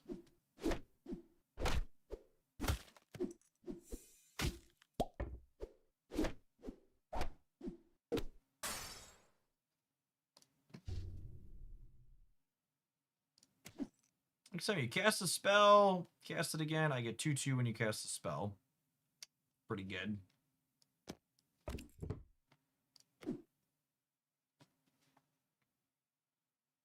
Ooh, this could be a fun one to build around with Hades. Farewell, deal 2 damage to an enemy, equal to my treasure hoard bonus. So let's do that. And then we'll put him in the first slot, so hopefully he gets good and dead.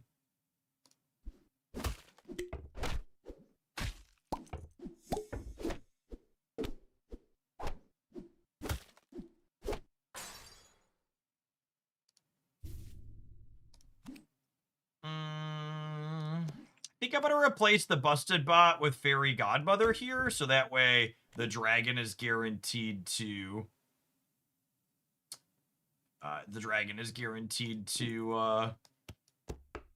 be the farewell trigger from Hades. How many slot bonuses do I have? Not many.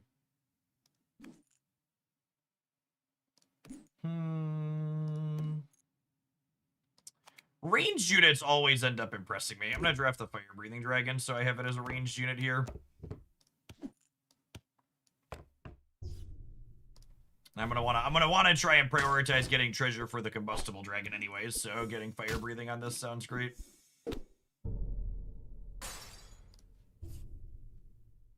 We'll draft the combustible here. We'll draft Jill Sunshine. We'll draft the combustible and get a treasure. This is one of my favorite treasures to draft in the game. There's so many strong support characters. This basically lets you have as many as you want. Yes, ranged means your thing does not take damage back when it attacks. Transform a character into a bronze character of your shop level. I think it's time to cash in the Daughter for something better, hopefully.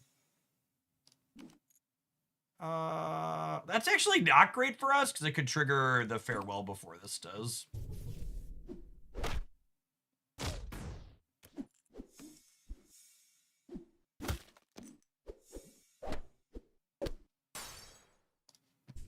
This one's humming along nicely. This is a free draft. It's a silver. I don't want it on my board. Fairy Godmother. And this gives me a treasure, yeah? Which will make our treasure hoard friends better. Buffs from spells. Give an extra 2/2. Yeah, I'll probably cast some spells at some point. Speaking of, Fire of Ares. Give a slot 8/2.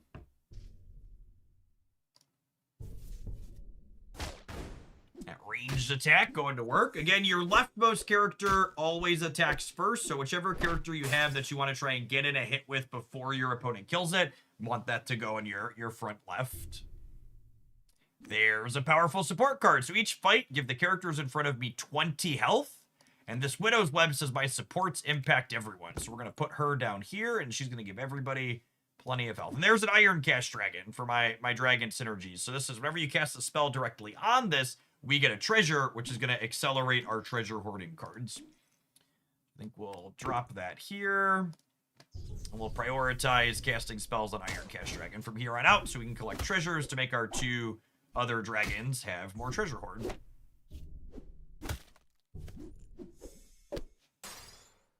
Very clean. And you can see, this is little things like this are so good. You can see this is glowing blue with this, letting me know that, hey, there's a card in my draft that gives me a synergy here. So I'll target this with Silvery Moon, and then I get a common treasure here. Happily Ever After. Target it with that, and then I get a common treasure. Oh, man, and that's the next treasure. Those were really good back-to-back commons. So the next treasure we discover is a higher rarity, and then this one says the next treasure we discover we get 2 of.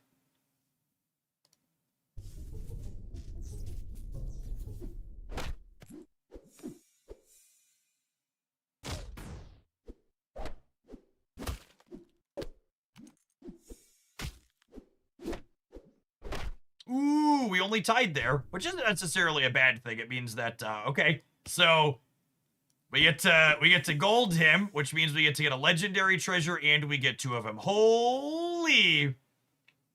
Whenever you cast a combat spell, give your characters 5/5, and each fight cast a lightning bolt. We're gonna get 2 of those. Oh yeah, come to Daddy Zeus.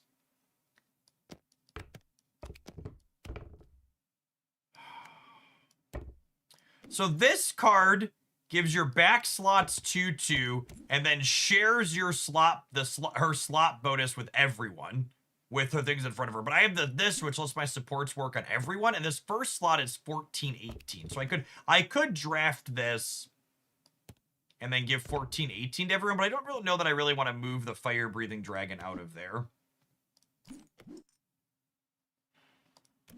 Give your characters 3/3, give your silver characters an additional 6/6.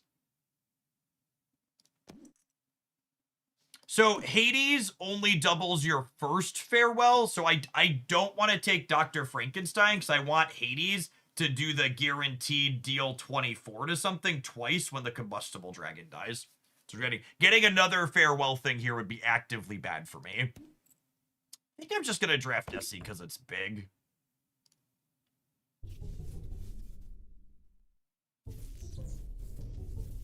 That's fine. I think they're probably cooked because of our Statue of Olympus here. We tied last time, but the double Statue of Olympus unlock. Yeah, they're so dead.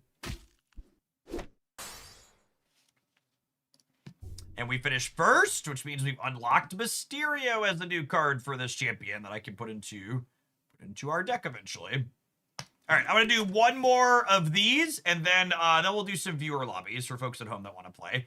Before we do the next one, though, I need to run an ad break on Twitch. I'm really bad about catching the ads on this. I just get so into it. It's so easy to keep clicking again and again and again and again and again. So 2 minutes, Twitchers, and we're going to do an async draft, and then we're going to do a few with the viewers in the lobbies like we have been.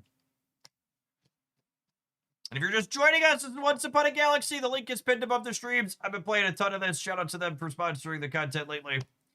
It's on Android, iOS, and PC. It's a ton of fun. Your bronze characters go straight to gold, but you start with a broken heart. That one's pretty good. Every 5 cards you pick, you bust from spells, give an additional 1/1. I might play Hades again. Hades was kind of fun there. I might do Hades again. Oh, hey, that card actually unlocked a custom deck for us.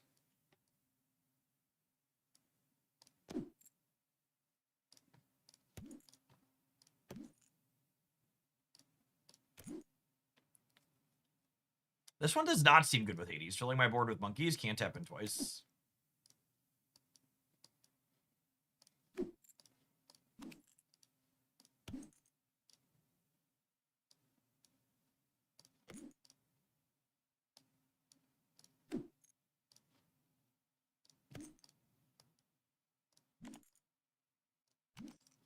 You know what I could do though too? Also, this gives me some other goodies in here.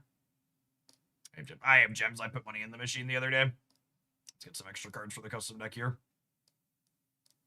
I want Maverick and Icewing.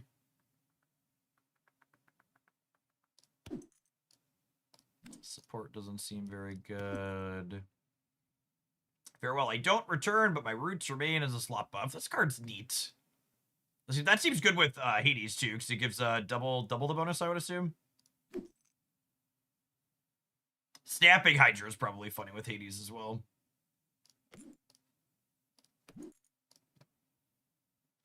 Don't know that I think Mysterio is very good. Oh, Wicked Witch is solid. After I attack, reduce the health of my enemies to 1.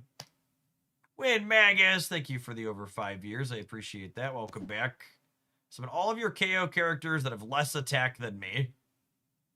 That's an interesting one, especially if you trigger it twice.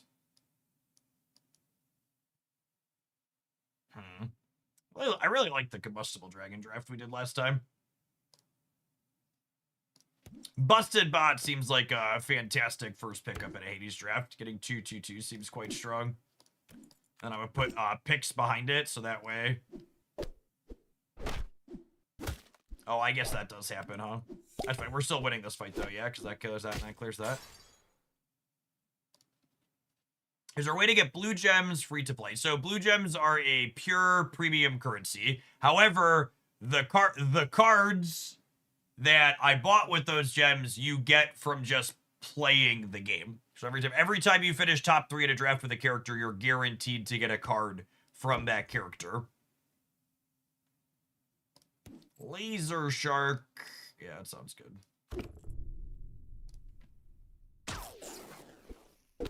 If you sign up for their newsletter, they give you some gems every month. Well, that's fun to know.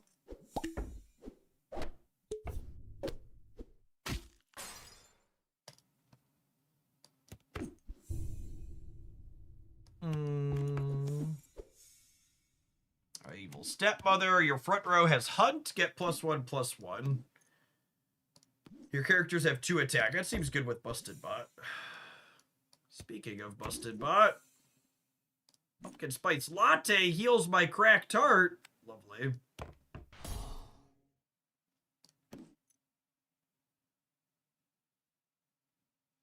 Is this better than the Busted Bot? It might be long term.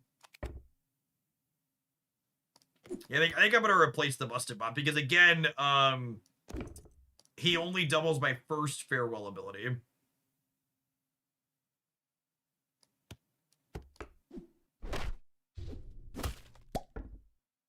So I want to make sure that we're getting a specific one. Oh, Captain Ahab triggered right away. That's good. One of your animals is KO'd, give it slot 2/2. Your first character has Farewell +5/+5.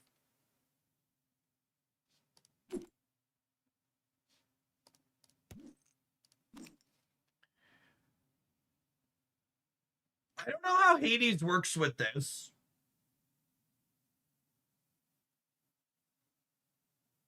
Do you think?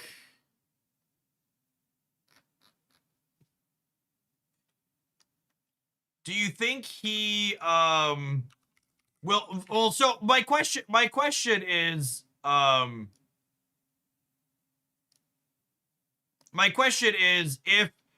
if I will it double the 5/5 and the rest of the Farewell?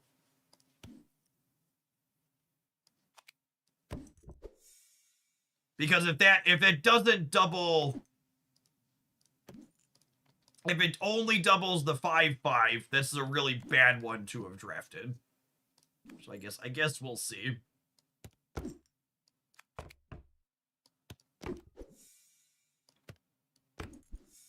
Hades says your first Farewell ability each fight is doubled. So if he's in slot 1, it'll double both parts of the Farewell. But that's what I want. I want it to double both parts of the Farewell.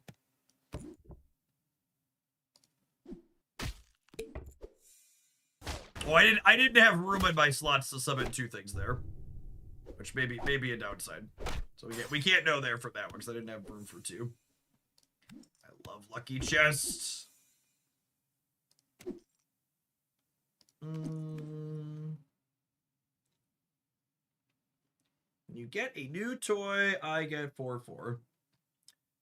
We might draft some toys here. I don't know. See how that goes. Give us a blue one at the very least. I think I'm into Fairy Godmother powering up the board.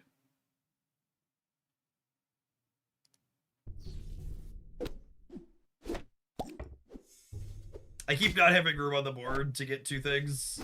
It's very sad. Oh, does Spoiled Prince trigger when the toys summon from things like Mech-Man? That seems really good.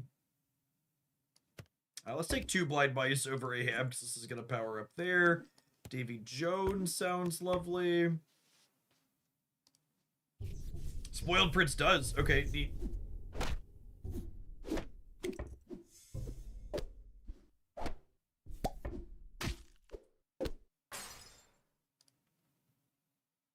Yep.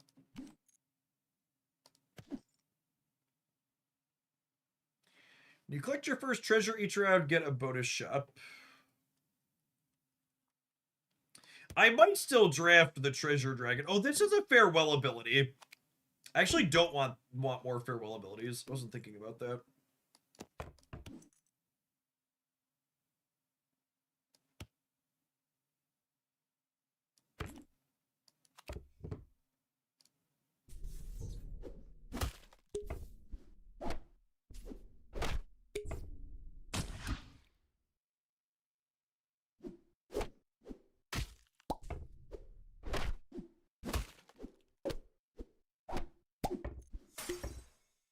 He does summon 2 still. That's great. Honestly, might be in on this one long term. Although that's a Snapping Hydra. Do I replace the Mech Man with the Snapping Hydra and just go nuts? I think so, chat. I think it's just we just do that and we get out of the what's it called business.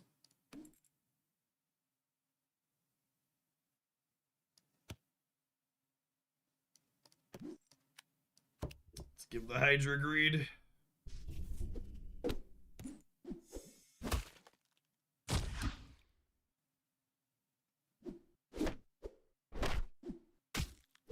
The Hydra's about to scale.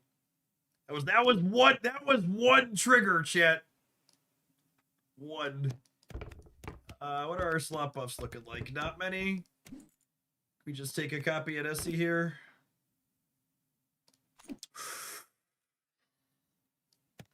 All right, we've got some animals.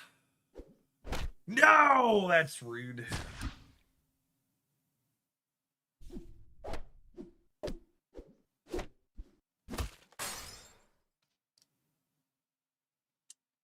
Is going to get very big very fast. Very big, very fast.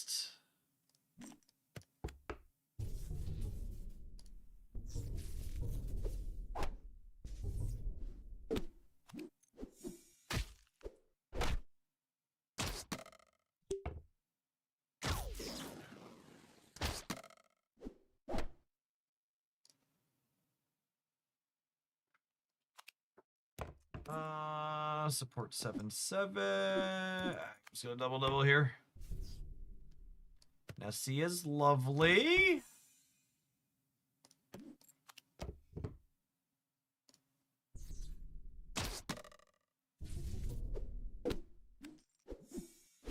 Ooh, this person's got a lot of ranged. Could be very bad for us. All right, we tied.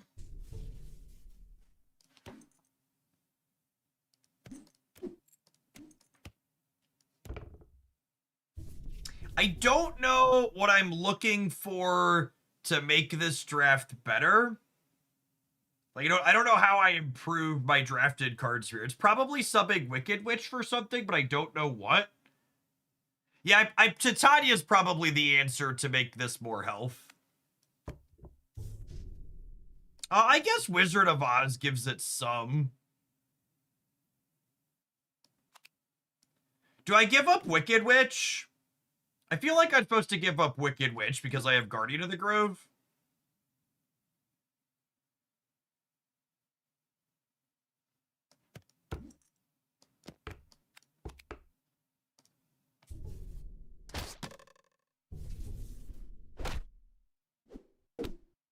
Oh, Zeus lived. Ooh, we might be cooked here. Oh! Another tie. All right. All right. I don't think I've ever had this many ties in a row. Give a character 4/4.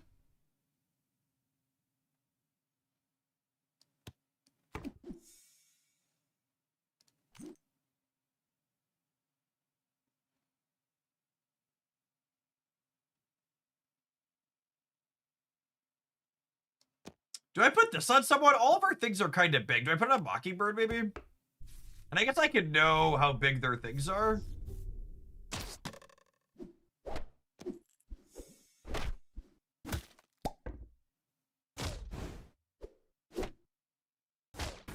Their Zeus constantly having one less attack than our animal is working out really well.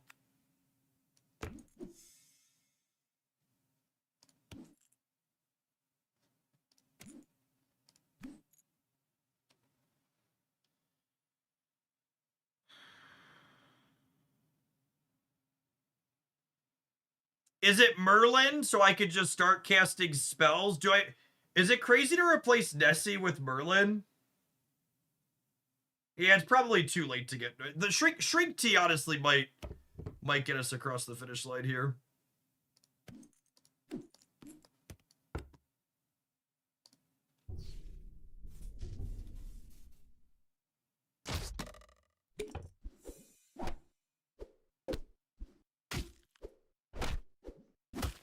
Yes. All right. All right. We just gotta win. We gotta win one more. Do we try and high roll Nessie? Do we try and high roll Nessie into something?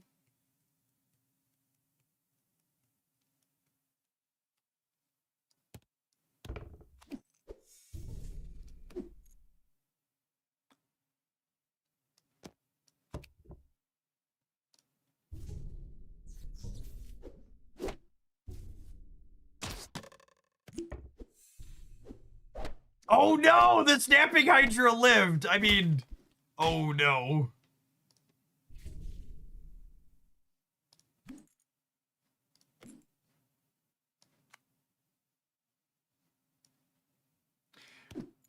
Do I give up Mockingbird? Because she keeps triggering and taking the Snapping Hydra away, yeah? Although the extra bodies have been useful. Are the bodies from this good? I can't decide if the bodies from this are good or not. I'm definitely drafting this. It's just, am I replacing the wizard or am I replacing the bird?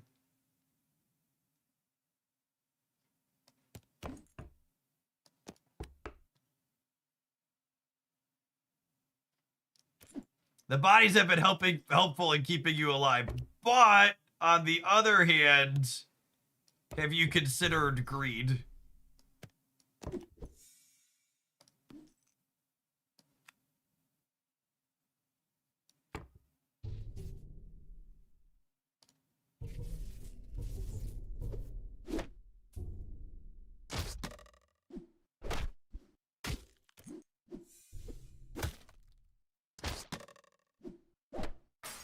All right, I know we lost that fight, but on principle, I feel like we're ahead.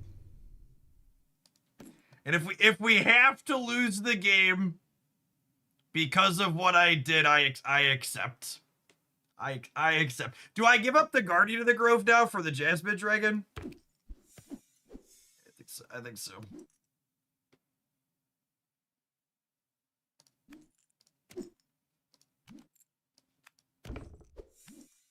Some big brass cannonballs.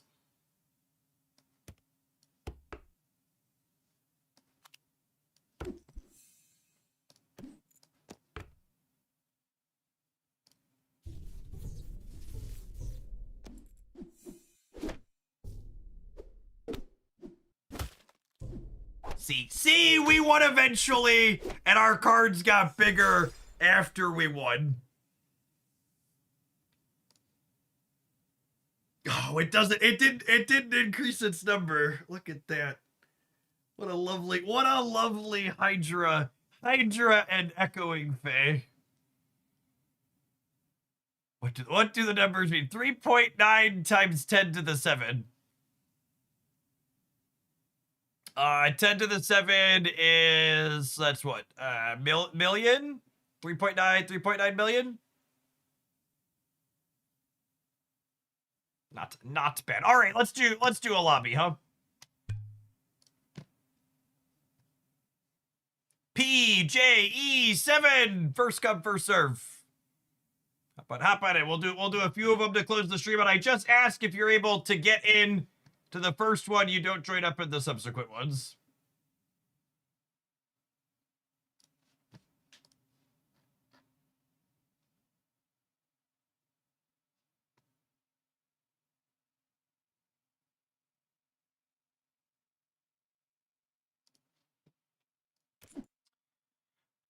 I love the champions that let me cast spells. Chat, every third turn, get a bonus shop of all spells.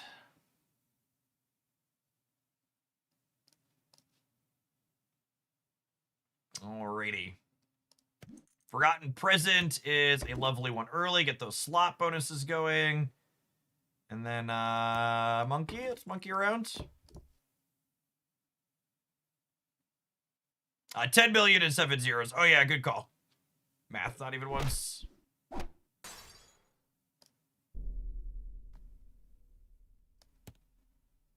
Do we green draft the Mysterious Egg? I'm gonna green draft the Mysterious Egg.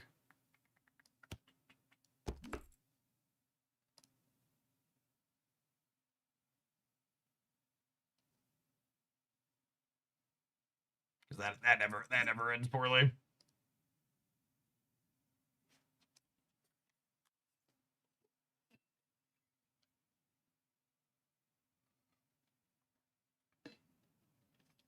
Westmaster, thank you for the quarter of a year. I appreciate that. Welcome back. Oh my! We want to fight after drafting the Mysterious Egg? That feels like cheating. I'm gonna present some guy in the egg slot so it can attack. That sounds great. Oh, and then we hit the villain too here. That's so good. And then Pan Shadow.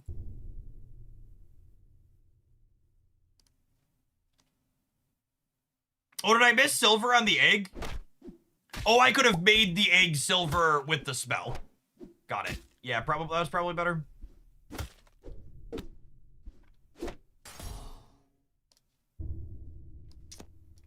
We'll make up for it now.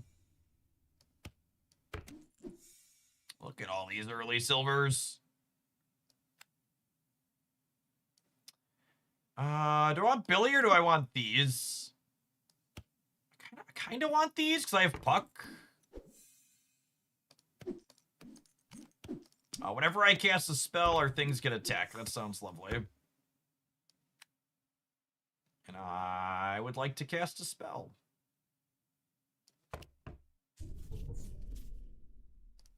Really good aggressive start here. And the Stepsisters are guaranteed to trigger this turn. Unless they got killed by like a ranged unit or something crazy. Losing close fights like that is reasonable, especially. Ho ho ho ho ho ho ho ho. When you cast a spell on me, cast it again on another random character. Oh baby. Oh baby. What a Mysterious Egg high roll. Yeah, we're gonna live to turn 12.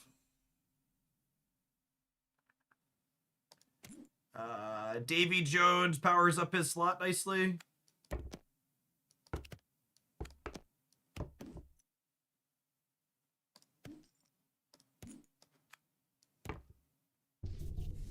Get some Grodo on the Mirror Mage.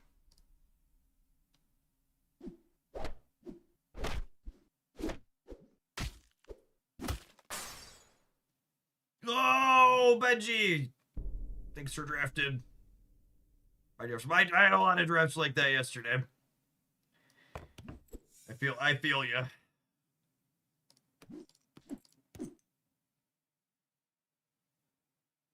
I kind of like drafting Navi to the bin here. If I'm being honest, getting a gold on her and getting an extra heart later, yeah, super rewarded. Can have a ton of value.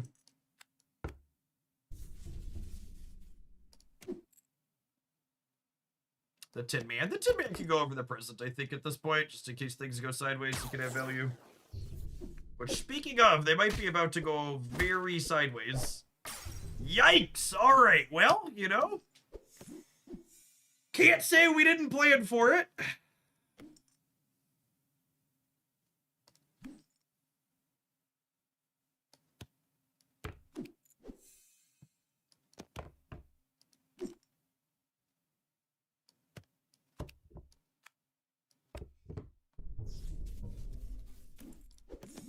Whenever you cast your spec-in spell in a turn, get a bonus shot. Your farewell abilities are also hunt abilities. Give a character of each rarity 5. I'm going to do this one, I think, so I've got a good spread of rarities at the moment. Transform a character to a bronze character of your shop rarity. Yep, that sounds great. I'm going to get rid of the Tin Man because we already triggered him. This is our second spell, so we get a bonus shot. Then we can go ahead and Grodo her. Grodo someone else as well. Ooh.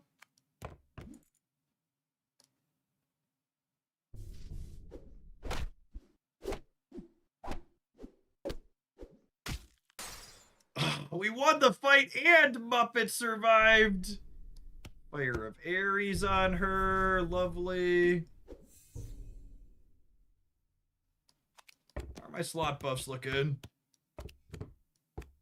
I'm missing a slot buff here. Sad. I guess I'll draft the Boon Willow, and the next time that comes around will be good.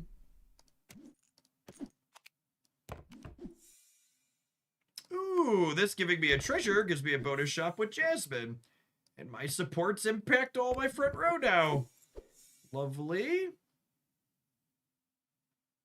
I think we'll giant grow the Beer Mage. We have a pretty aggro draft. I feel like our numbers got pretty big pretty fast. Buffs from spells give an extra 4/2 for the rest of the game.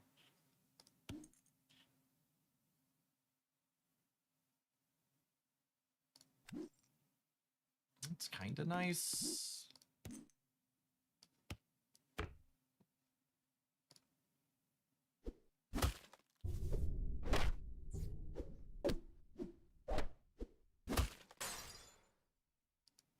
How many bonus shops can one man have? Yes, is the answer to that question. Slot 4/8 or 10/2. I think I'll take the 4/8. Says more attack than health.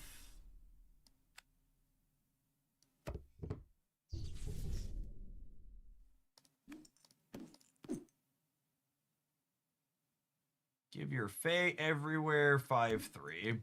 It's not very useful. I was taking another lightning bolt. I'm just trying to run. We're just gonna try and run these gamers down.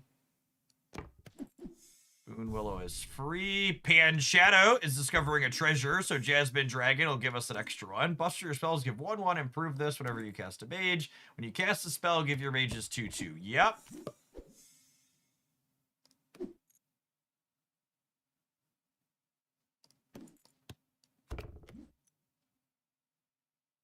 Oh man, that's another rare treasure for the Boon Willow. On the other hand, that's a loss to the woods to give me a reroll and make my mages bigger. Eureka! Apologies to the people at home who are waiting for me to move through here. Yeah, finally time to replace Davy Jones. I think so. Although I'm casting on Iron Dragon. Nah, I'm not going to replace Davy.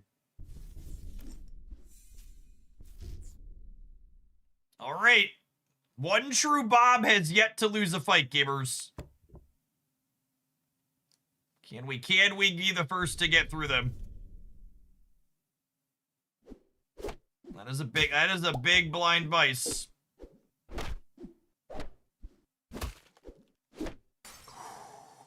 We took half a heart on them. We should be casting on Mirror Mage. If I cast on Mirror Mage, I'm not guaranteed to get a treasure.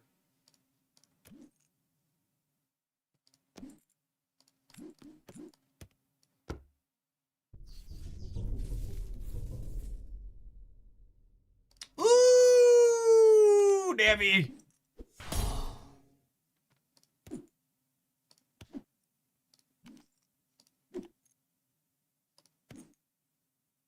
Your treasure buffs give an additional 2/2. So I'll give my mages. Oh, wait. Will that make this give 3/2? Holy. So my mages get 4/4 when I cast a spell. And that one gives 3/2 to everything when I cast a spell.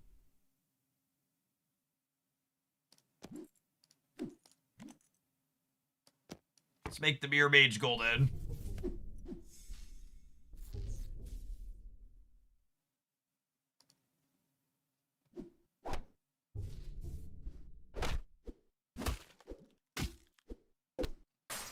All right, we won that one commandingly.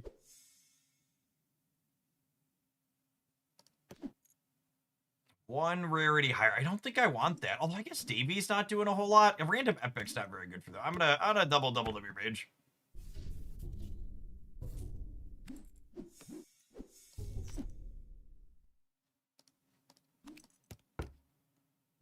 We are poppin' gamers.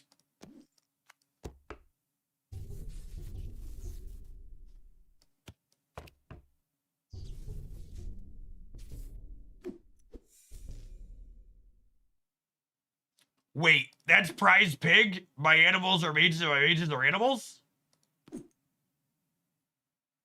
Do I draft the Kraken? It's a mage. Do I replace Davy Jones? I think I replaced Davy Jones. He's a little bit smaller, but like...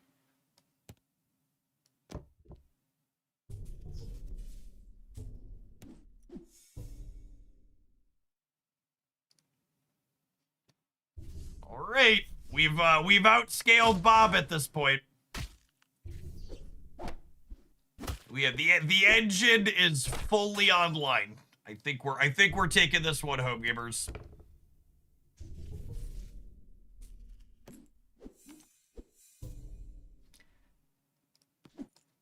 Yo.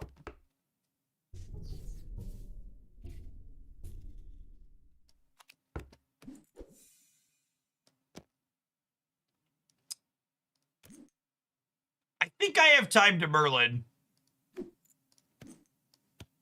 Agree or disagree? Do I trade out Moppet for Merlin? That's close. Is it worth the scaling? It's probably not, actually. I think I just want the numbers. No, Moppet's already given us spells. Our numbers are big. I'm just gonna keep casting spells. I'm just gonna keep casting spells. Wait, I get all three?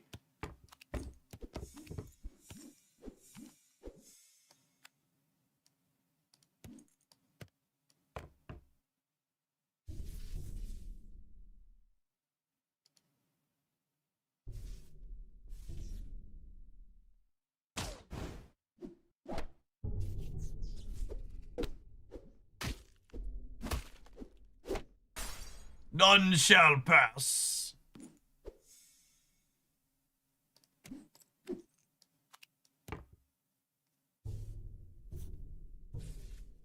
Thank you, Bob. What big teeth they have. I honestly don't even know why we get so many spells. I think there's you know, I'm just gonna keep dragging them down and casting them.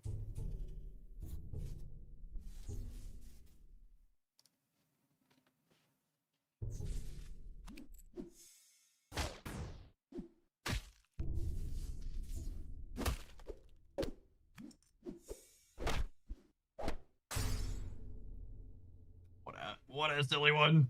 Hey, second's not bad. I am, you know, this is something that I've learned as I've drafted more of this game, is that I think drafting well is going to get you a lot of seconds and thirds, And you really gotta have variant strike and things come together for you to get first. Like we had a lot of good things break our way. The hitting the mirror mage off the mysterious egg on turn 7 was actually just the nuts. Very, very, very silly bit of variance in our favor there, the way things were going. Especially with our bonus spells constantly. So I always gotta take the egg. All right, I think I'm an egg believer if I'm being honest now. Oh wait, hold on. You know what? I'm gonna run an ad. And I need to run to the bathroom while that goes, and then we're gonna hop in. We're gonna hop in and do a viewer lobby or two to wrap things up. I got probably another half hour or so I can be live today. Thanks everybody for hanging out. Don't go anywhere. Galaxy's a ton of fun. If you haven't tried it yet, you should join us. Gamers, links are pinned above the chat. Shout out to them for sponsoring.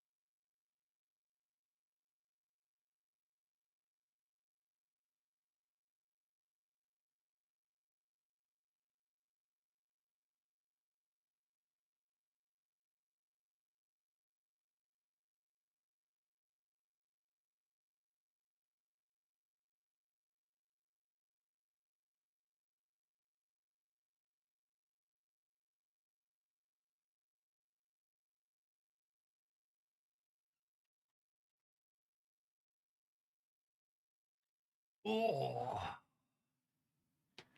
You want to take the egg on even turns. Yes. Yeah. Drafting the egg on turn 2 means it turns into an epic on turn 7. Turn 2 egg seems to be the best. Seems to be the best time to grab it.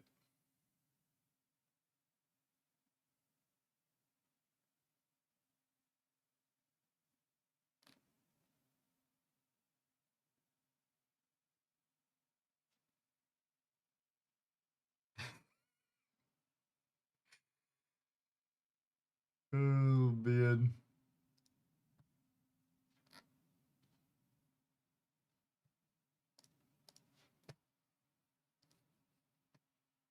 All right, gamers, let's lobby up.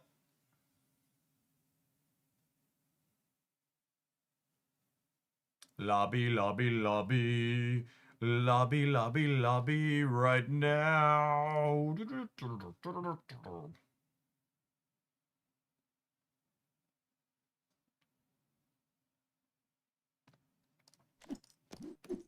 On turn 2, get a mysterious egg when you transform the character. Yep. It's a sign. It's a sign, gamers. Here's your sign. We were just talking about how excellent the egg is.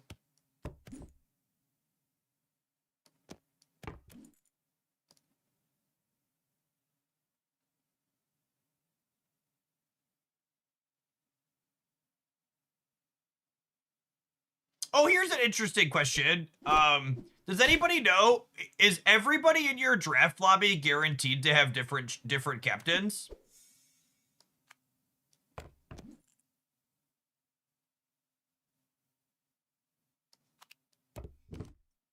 They are. Okay, that's sweet. I like that.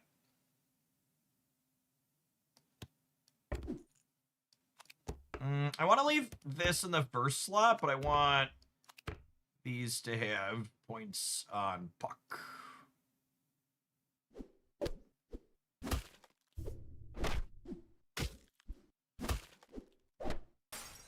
All right, only lost half a heart there. They have a gold already. Is super good. Super good for them. Captain Ahab. I think we'll take him over Rose.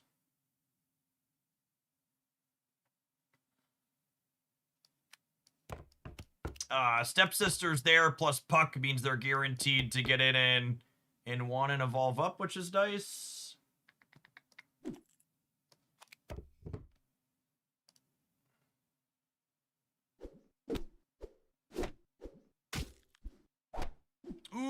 you're about to lose this one hard, huh? Ooh, nice. Okay, getting down to only losing 2 there is great.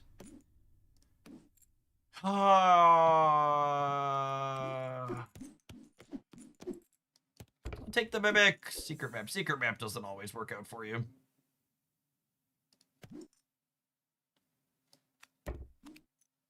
Range units are quite good.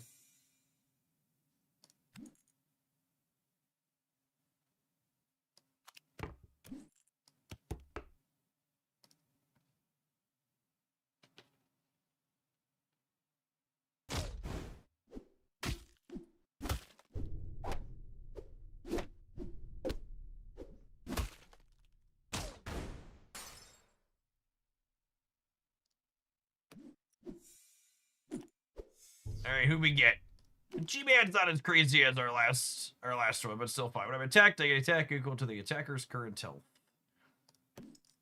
I don't love any of these, if I'm being honest.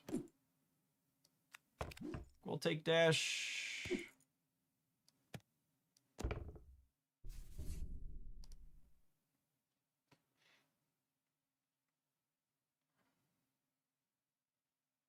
Oh yeah, I should swap these. So I want him to attack last. I want him to have the highest chance of being attacked first. That way he gains more attack before he smashes.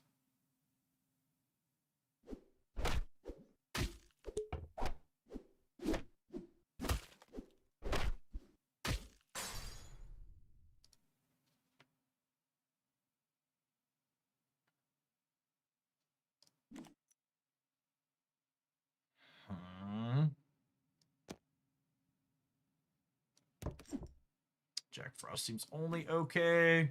Give me any other characters 4-2. Give the enemy 2-1. That seems not great. Give a character 4 health. Morgan, I guess. This draft is not nearly as popping as the last one.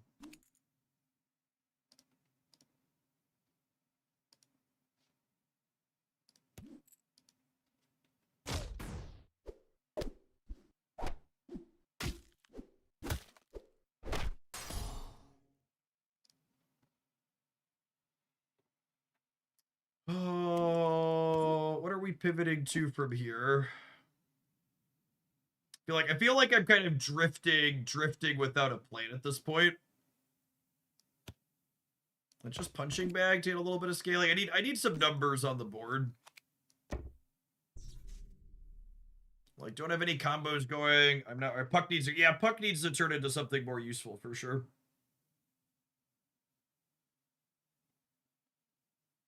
I'm down to 1 heart. There's 2 people with undefeated lineups still. It's not like I'm like waiting. The problem with my current draft is like I'm not like waiting for like one thing to fix it. I'm not like close. I'm just like I'm all over the place.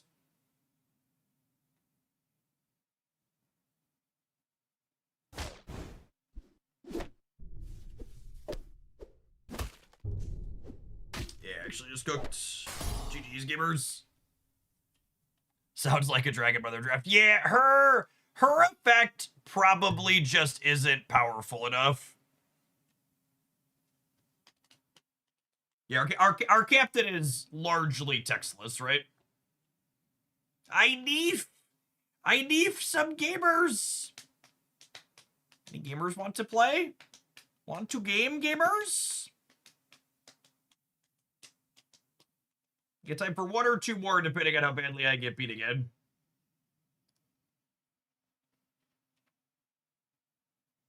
Don't neef gamers on stream. It's a TOS violation. Fair. All right, we're gonna avoid her. The leftmost character shop is 1/1. When you cast a spell, improve this buff by 1. Sounds fun. Got a bunch of things that love spells. Yep. Let's give him a decent tutorial at the beginning. It actually doesn't really. I don't remember. I'm gonna be honest. I don't remember exactly how it onboards you, but I've had like 2 or 3 of my like real life friends that play card games. Like I've recommended this to them because I've been playing it a lot, and they were like, Jeff, I like pushed some buttons and I wasn't sure what I was doing, and then I stopped playing. I think it's pretty easy to pick up. This is Once Upon a Galaxy if you're poking it and just joining us. It's a asynchronous drafting game. Available on Android, iOS, and Steam. When you silver or gold me cast a spell. Lovely. Ooh. Oh, wow. What a nuts opener. I'm so sorry, gamers. You all are cooked.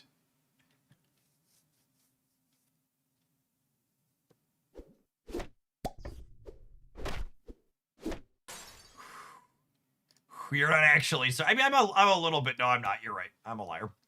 Yeah, we're gonna take the egg. Take the egg or take the Puss in Boots. We're so far ahead. The egg is incredible.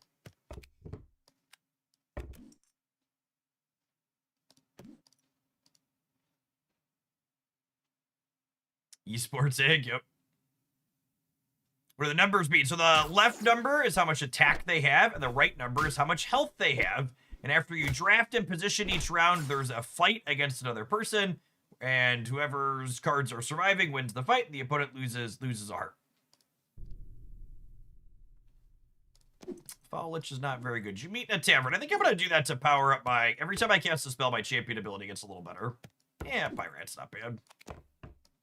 Love a Forgotten Present. Whoo, the Fates.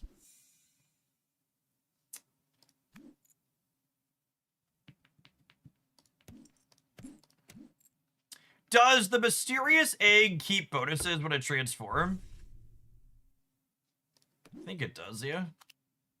Oh, Breadcrumbs is good with my champion ability.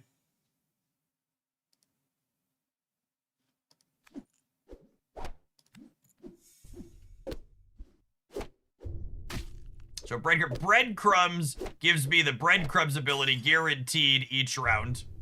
Or sorry, it gives me Lost in the Woods guaranteed. So I can cast this to cast a spell. Of course, Chaos gives me a spell as well, which is probably good.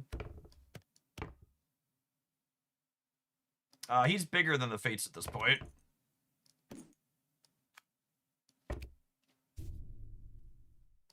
Morgan is lovely.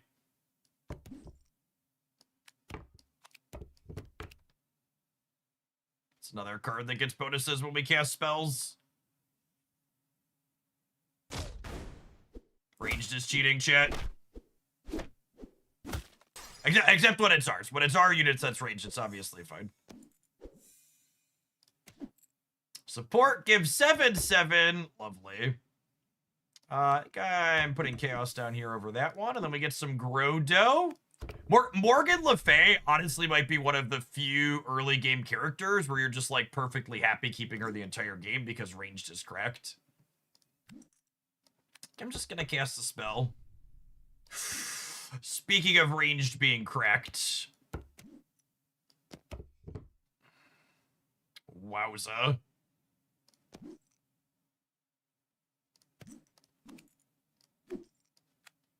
I don't love any. I was gonna draft Rose to... Or do I just cast the spell to make my champion ability bigger? Probably.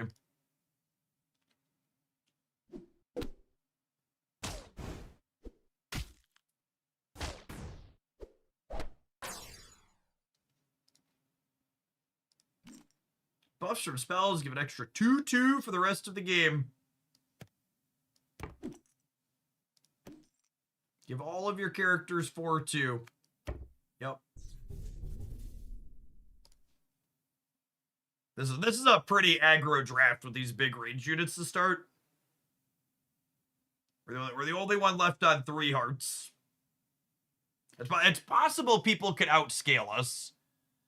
So we're hoping to get some decisive wins here and take full hearts out of people to end the game sooner rather than later, I think.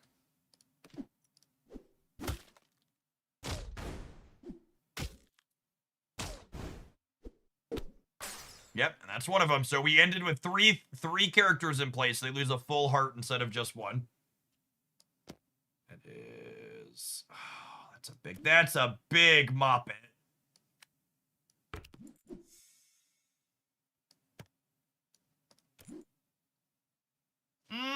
That's so close. Do I want Chaos or do I want...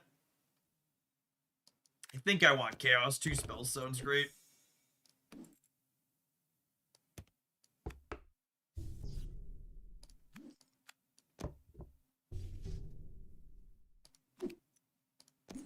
double the next 3 spells you cast.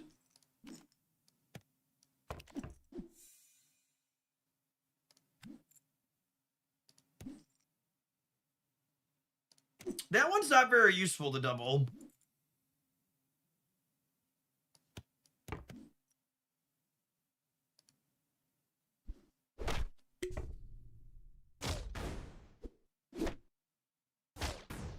Ooh, the toys can be scary. Not as scary as our ranged units, though.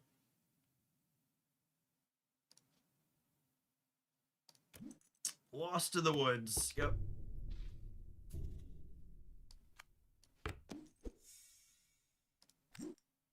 My, what big teeth do you have?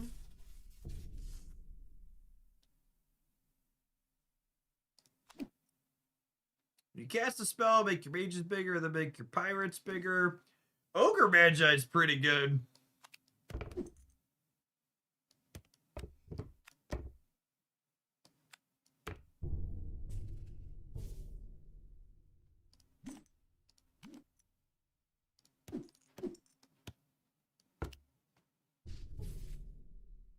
Nightshade, yep. Character 10-10. If you win the fight, give it another 10-10. Yep.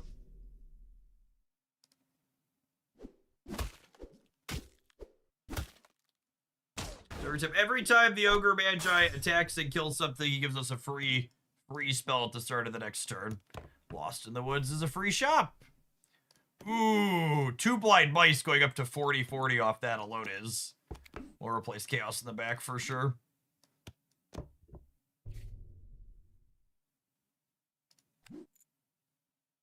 Huh?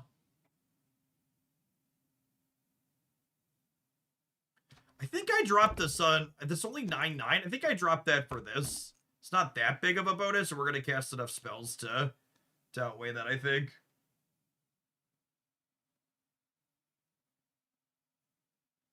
Especially with the Ogre Magi. Okay. Maher also hasn't lost a round yet.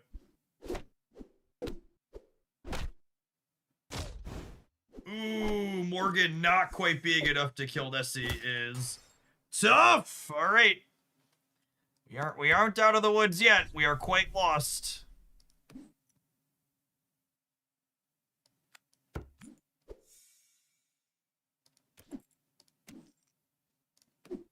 Double your captain's ability.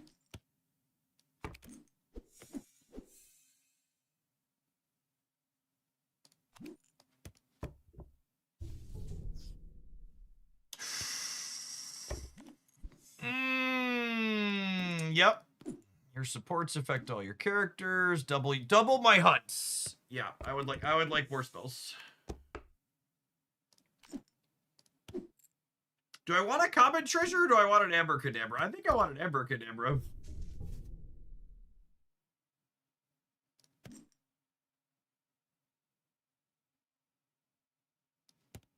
Like, I'm turning the mice into something bigger.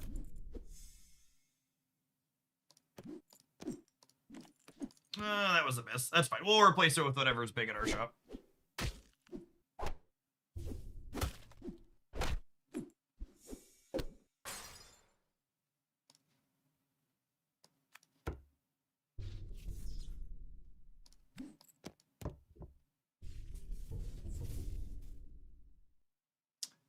It's a decent-sized Frankenstein. We take those.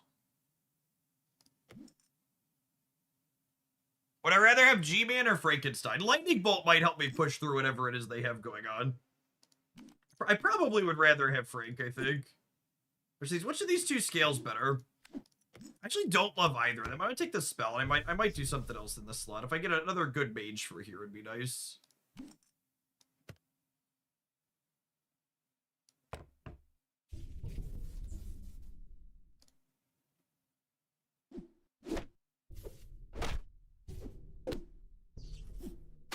You know, I wonder if I'm supposed to reposition my ranged character to the first slot. It's probably greedy having the Ogre Magi in the first slot.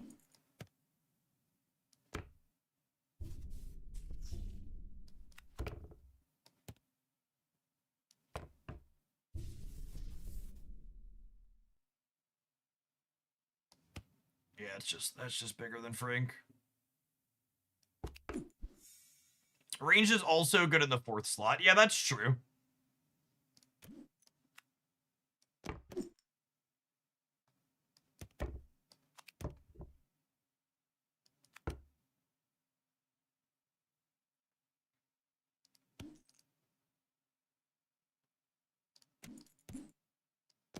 I draft this for a treasure, I think. Although the Shrink Team might have been good. You cast a spell on a mage, cast it again on another random mage. Yep. All right, let's see if repositioning this is enough.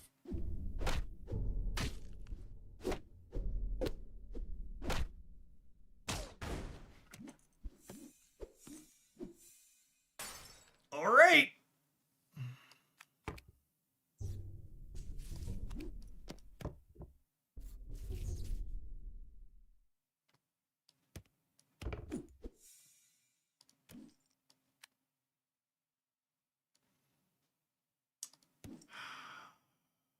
Would I rather have Kraken or Hook? I think Hook's better, yeah?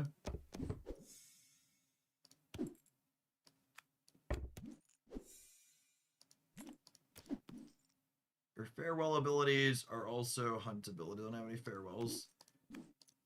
Yep, take a random legendary next turn.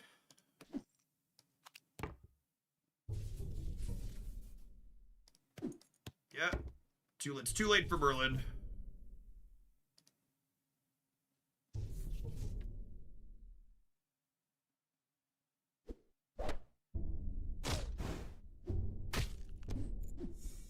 I think we got him again. By George, I think we got him. They're unlocking a ton of really scary, what's it called, though? Oh, that's a Statue of Olympus for us now, too, though. Okay. This is definitely the most competitive down-to-the-wire draft I've done. Yeah, this next one's the last fight regardless.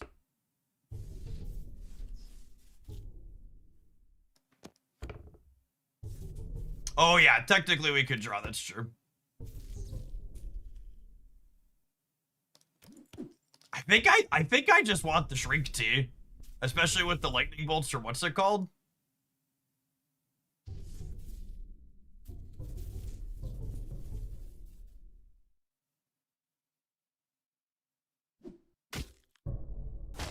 No! We killed Puxatawny! Phil! God damn it, Phil. Oh wait, Captain Hook recruited something. We're good? We're good. Woo! That game, that draft, was a great example of position really mattering. I think we lose this draft if I would have left the Ogre Magi in the first slot. I think the reason why we lost to their lineup, and obviously they change a little bit round to round, but I think getting the ranged unit here so it attacked first to clear something was a big deal. How do the positions work? So your characters always attack 1, 2, 3, 4, 5, and you always attack their front row before you go into their back row. However, where you attack into the front or the back is random. So, and who attacks first is random. So, if I get random to attack first, this gets to hit first before anything else. And then if this kills this one will go first. But if this one's alive, then this will go attack randomly into here. And then if this is alive, it'll attack next. Then their next one attacks, and then it just goes back and forth like that. So, but prioritizing putting the one that you want to attack the most in the front left is important. All right. I got time for one more, gamers. One more draft with everyone here.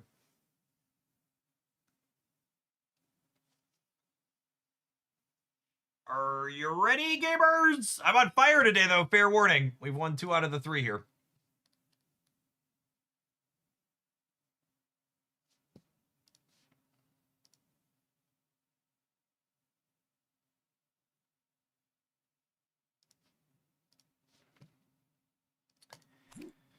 Every third silver character you recruit discovers a treasure of its rarity.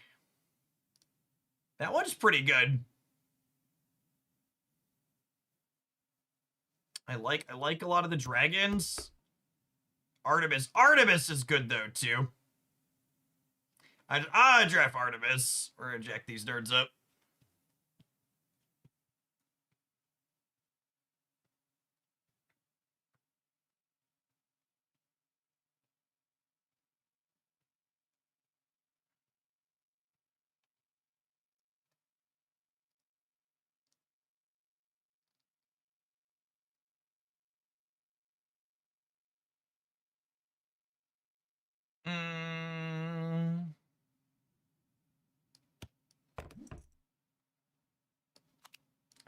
I think I'm drafting Puss in Boots to start.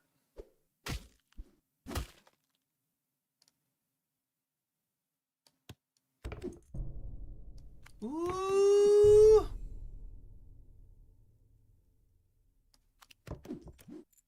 Turn to treasure, anyone?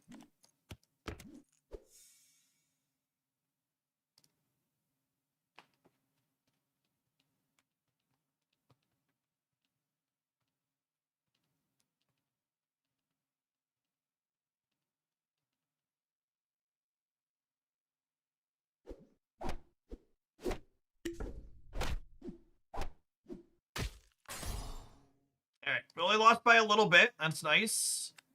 Gold box sounds lovely.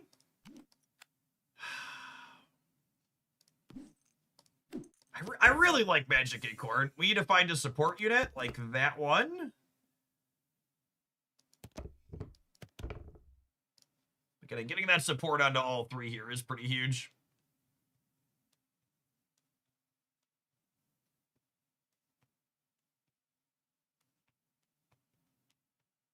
You're just joining us. Welcome. I should really talk about the game more, but I'm just so locked in and having a good time. This is Once Upon a Galaxy. We've been playing some of this on stream. Shout out to them for sponsoring. It's a drafting game available on Android, iOS, and Steam. We're currently playing real time with members of the community, but the regular ranked ladder mode is fully asynchronous, so you kind of pick up and drop it and come back whenever you want. But we've been doing some drafts with the community a few times a week.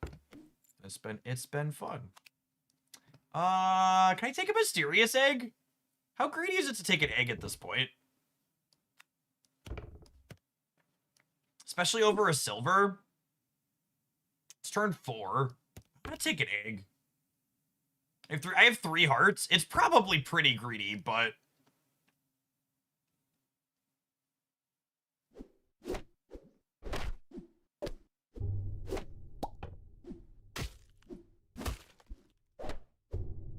immediately lose an entire heart after drafting the egg. Appropriate. Never before has someone been so appropriately punished.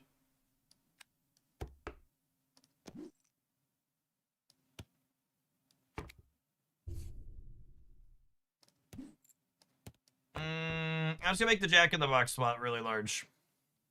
Well, there's a bunch of people that hadn't lost hearts yet. I was bound to come to it.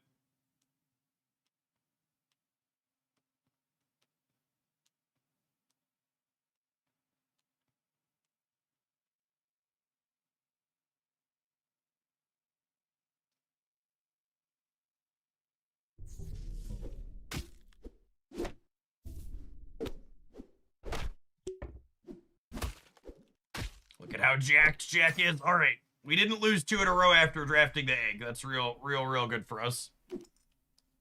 I'm gonna upgrade Captain Ahab to the nameless one. I don't think Ahab's gonna be triggering it. I'm gonna upgrade Puss in Boots to Davy Jones here.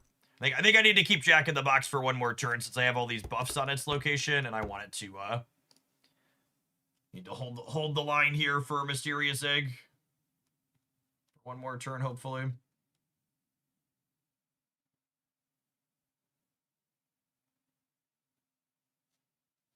Swap nameless in the box. No, I have +4/4 on the center location, so I want the box. I want the box and the thing that it's spawning to both get that positional bonus.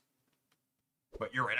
Ideally, I want my hunters further to left. Oh, we're cooked. That's a whole heart down. Yes, this is the busy adult or dad-friendly game I built. Oh my goodness. Are we gonna finish this draft, gamers? Or can we just like... Are we done? Are we done here?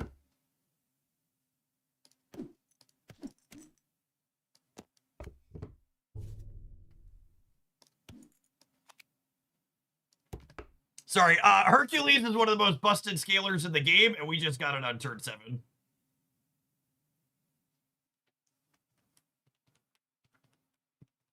It's not scaled yet.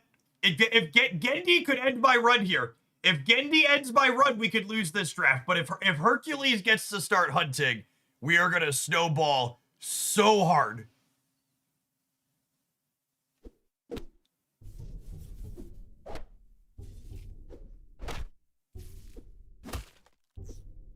All right, and we died, but we didn't die by a ton. So we only lose half a heart here. Yes. The back of my board is not great. We could still lose this.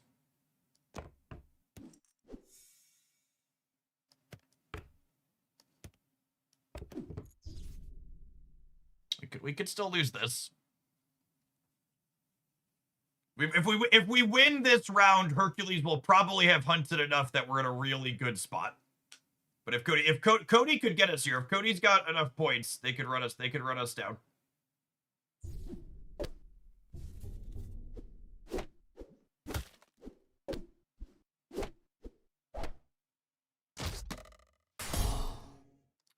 All right, Herc's up to 5-5.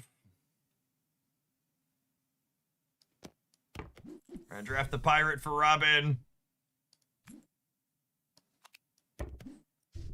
Yup. Take a lightning bolt is great here because I just need to bridge these turns. Rashki, this is the person we wanted to play against the least. They haven't really lost. What's Herc's bonus up to? Herc's bonus is 40-40. I need him to not die before he hunts. I need him to hunt.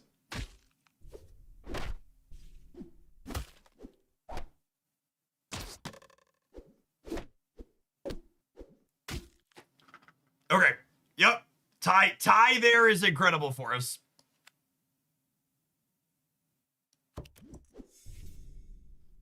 A tie there is really, really good. I'm honestly just drafting all of these lightning bolts because I just need to win these interim turns so that way Hercules can go absolutely nuts. Every time he hunts, his buff doubles.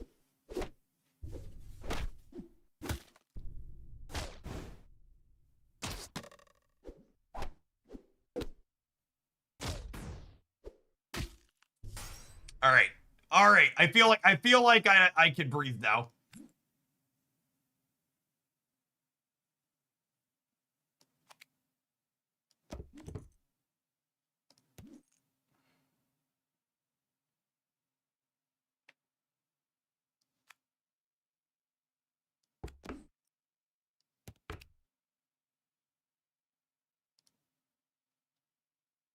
This one might have been greedy. We'll see. I'm a little overconfident in this Hercules. We'll see. If I lose this turn, I deserve to lose it. But if we don't lose this turn, I think Hercules has really broad shoulders.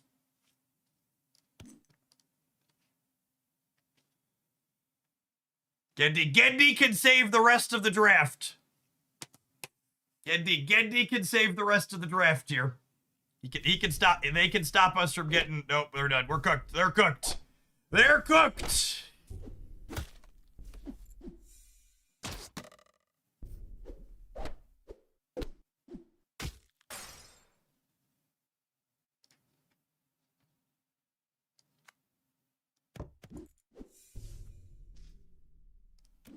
When you hunt, give your characters 3/3.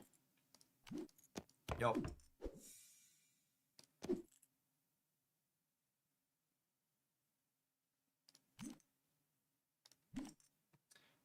Do I skip drafting this so I give her 50-50?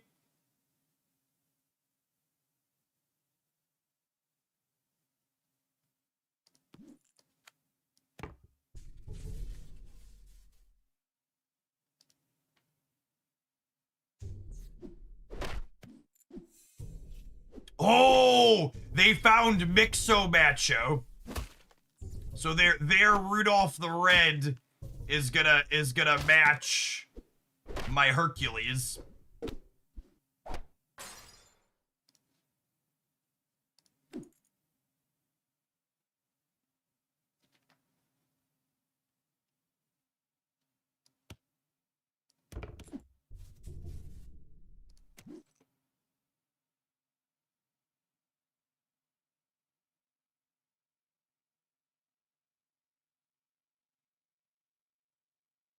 I think I want Nanny McFay, yeah?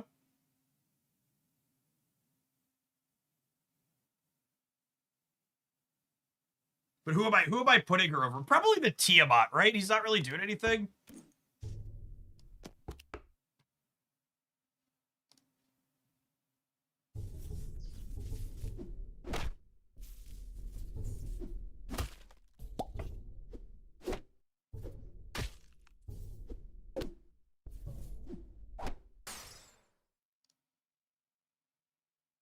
Zeus!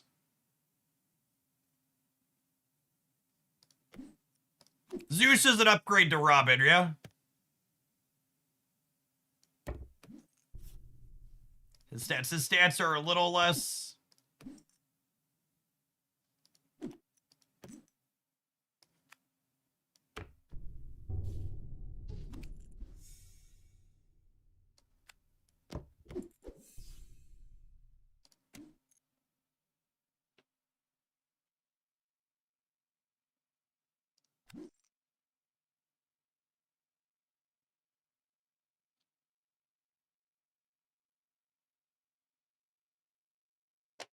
I don't know what I'm supposed to pick. It's probably Paul, right? Is it? Do I give up her? I think I'm giving up her, right?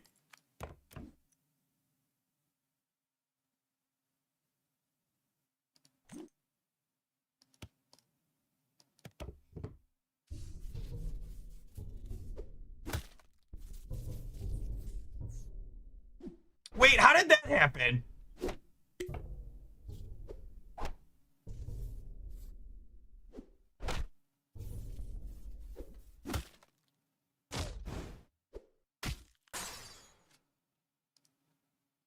Or did it not actually move him? I tried to move him, but it was too late.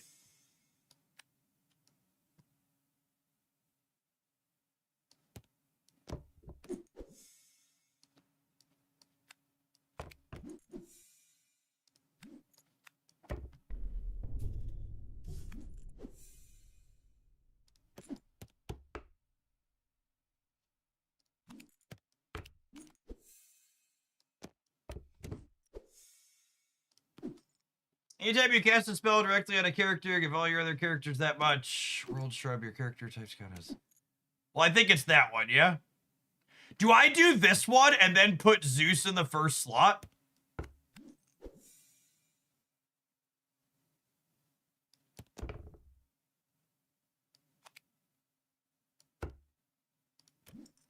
Or Doppel? I like moving Zeus, I think.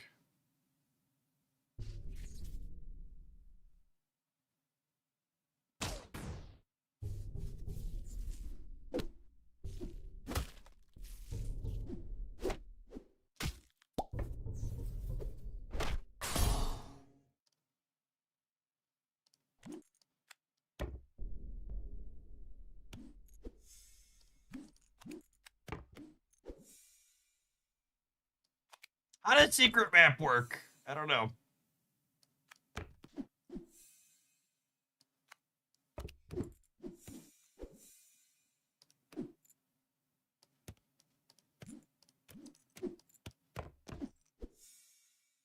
Assuredly treasure hoard.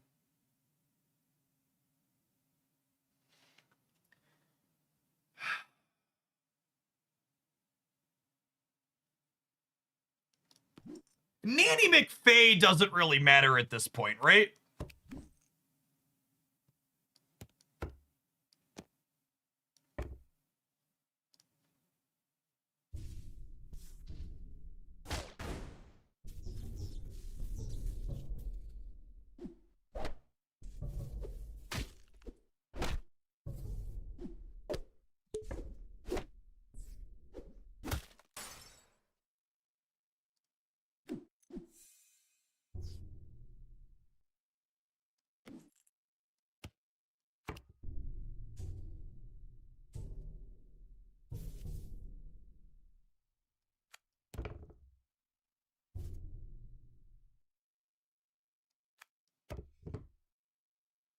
Oh, I should have taken the Echoing Fate. It doesn't matter.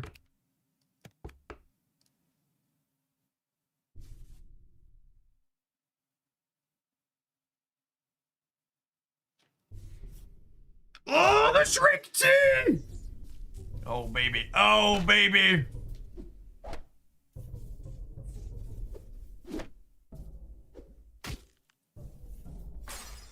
Oh, the vengeful spirit didn't get to live. Your character have Treasure Hoard 3. Your golden characters have double attack and health. When you cast a spell on a character, cast it on all your other characters.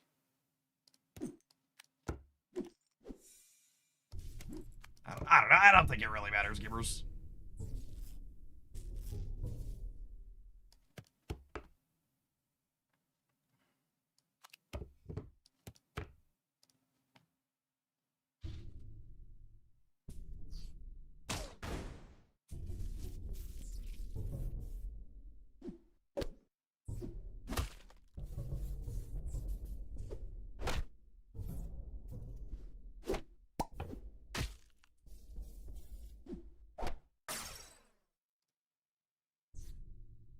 Well, this was certainly a set of drafts.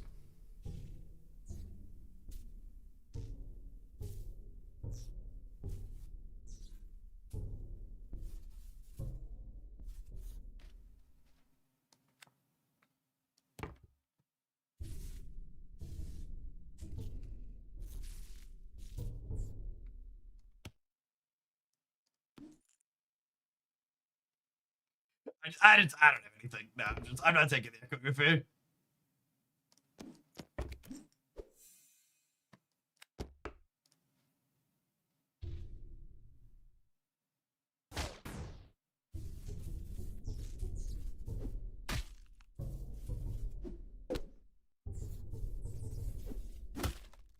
If you can stop dodging the Mixo matches, that'd be great. Yep. Yep. Alrighty. Well, what a wonderful afternoon of Once Upon a Galaxy. You know, it's like we say, Chad. Some days you're the pigeon, other days you're the statue. Yesterday was a statue day for us. Today was a pigeon day. Thank you, everybody, for hanging out. We won 3 of the 4 viewer lobbies because we are obviously busted and not at all lucky. If you're looking to check out Once Upon a Galaxy and you want to sync a game that's going to take a lot of your time away, it's real good. Takes it in bite-sized pieces. That was fun. The egg. I feel like I am wholly and fully a mysterious egg believer at this point.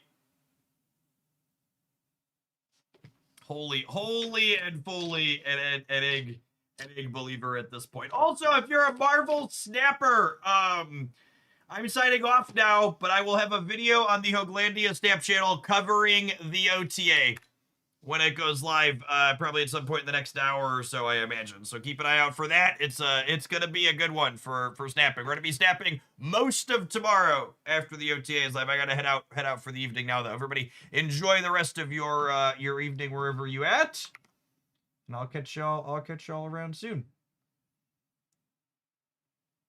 I'm gonna raid a random small creator on the Twitch side playing Once Upon a Galaxy. So if you're looking to hang out and watch some more of this game, I don't know who this is, but they're playing the game, so I'm gonna raid you into them.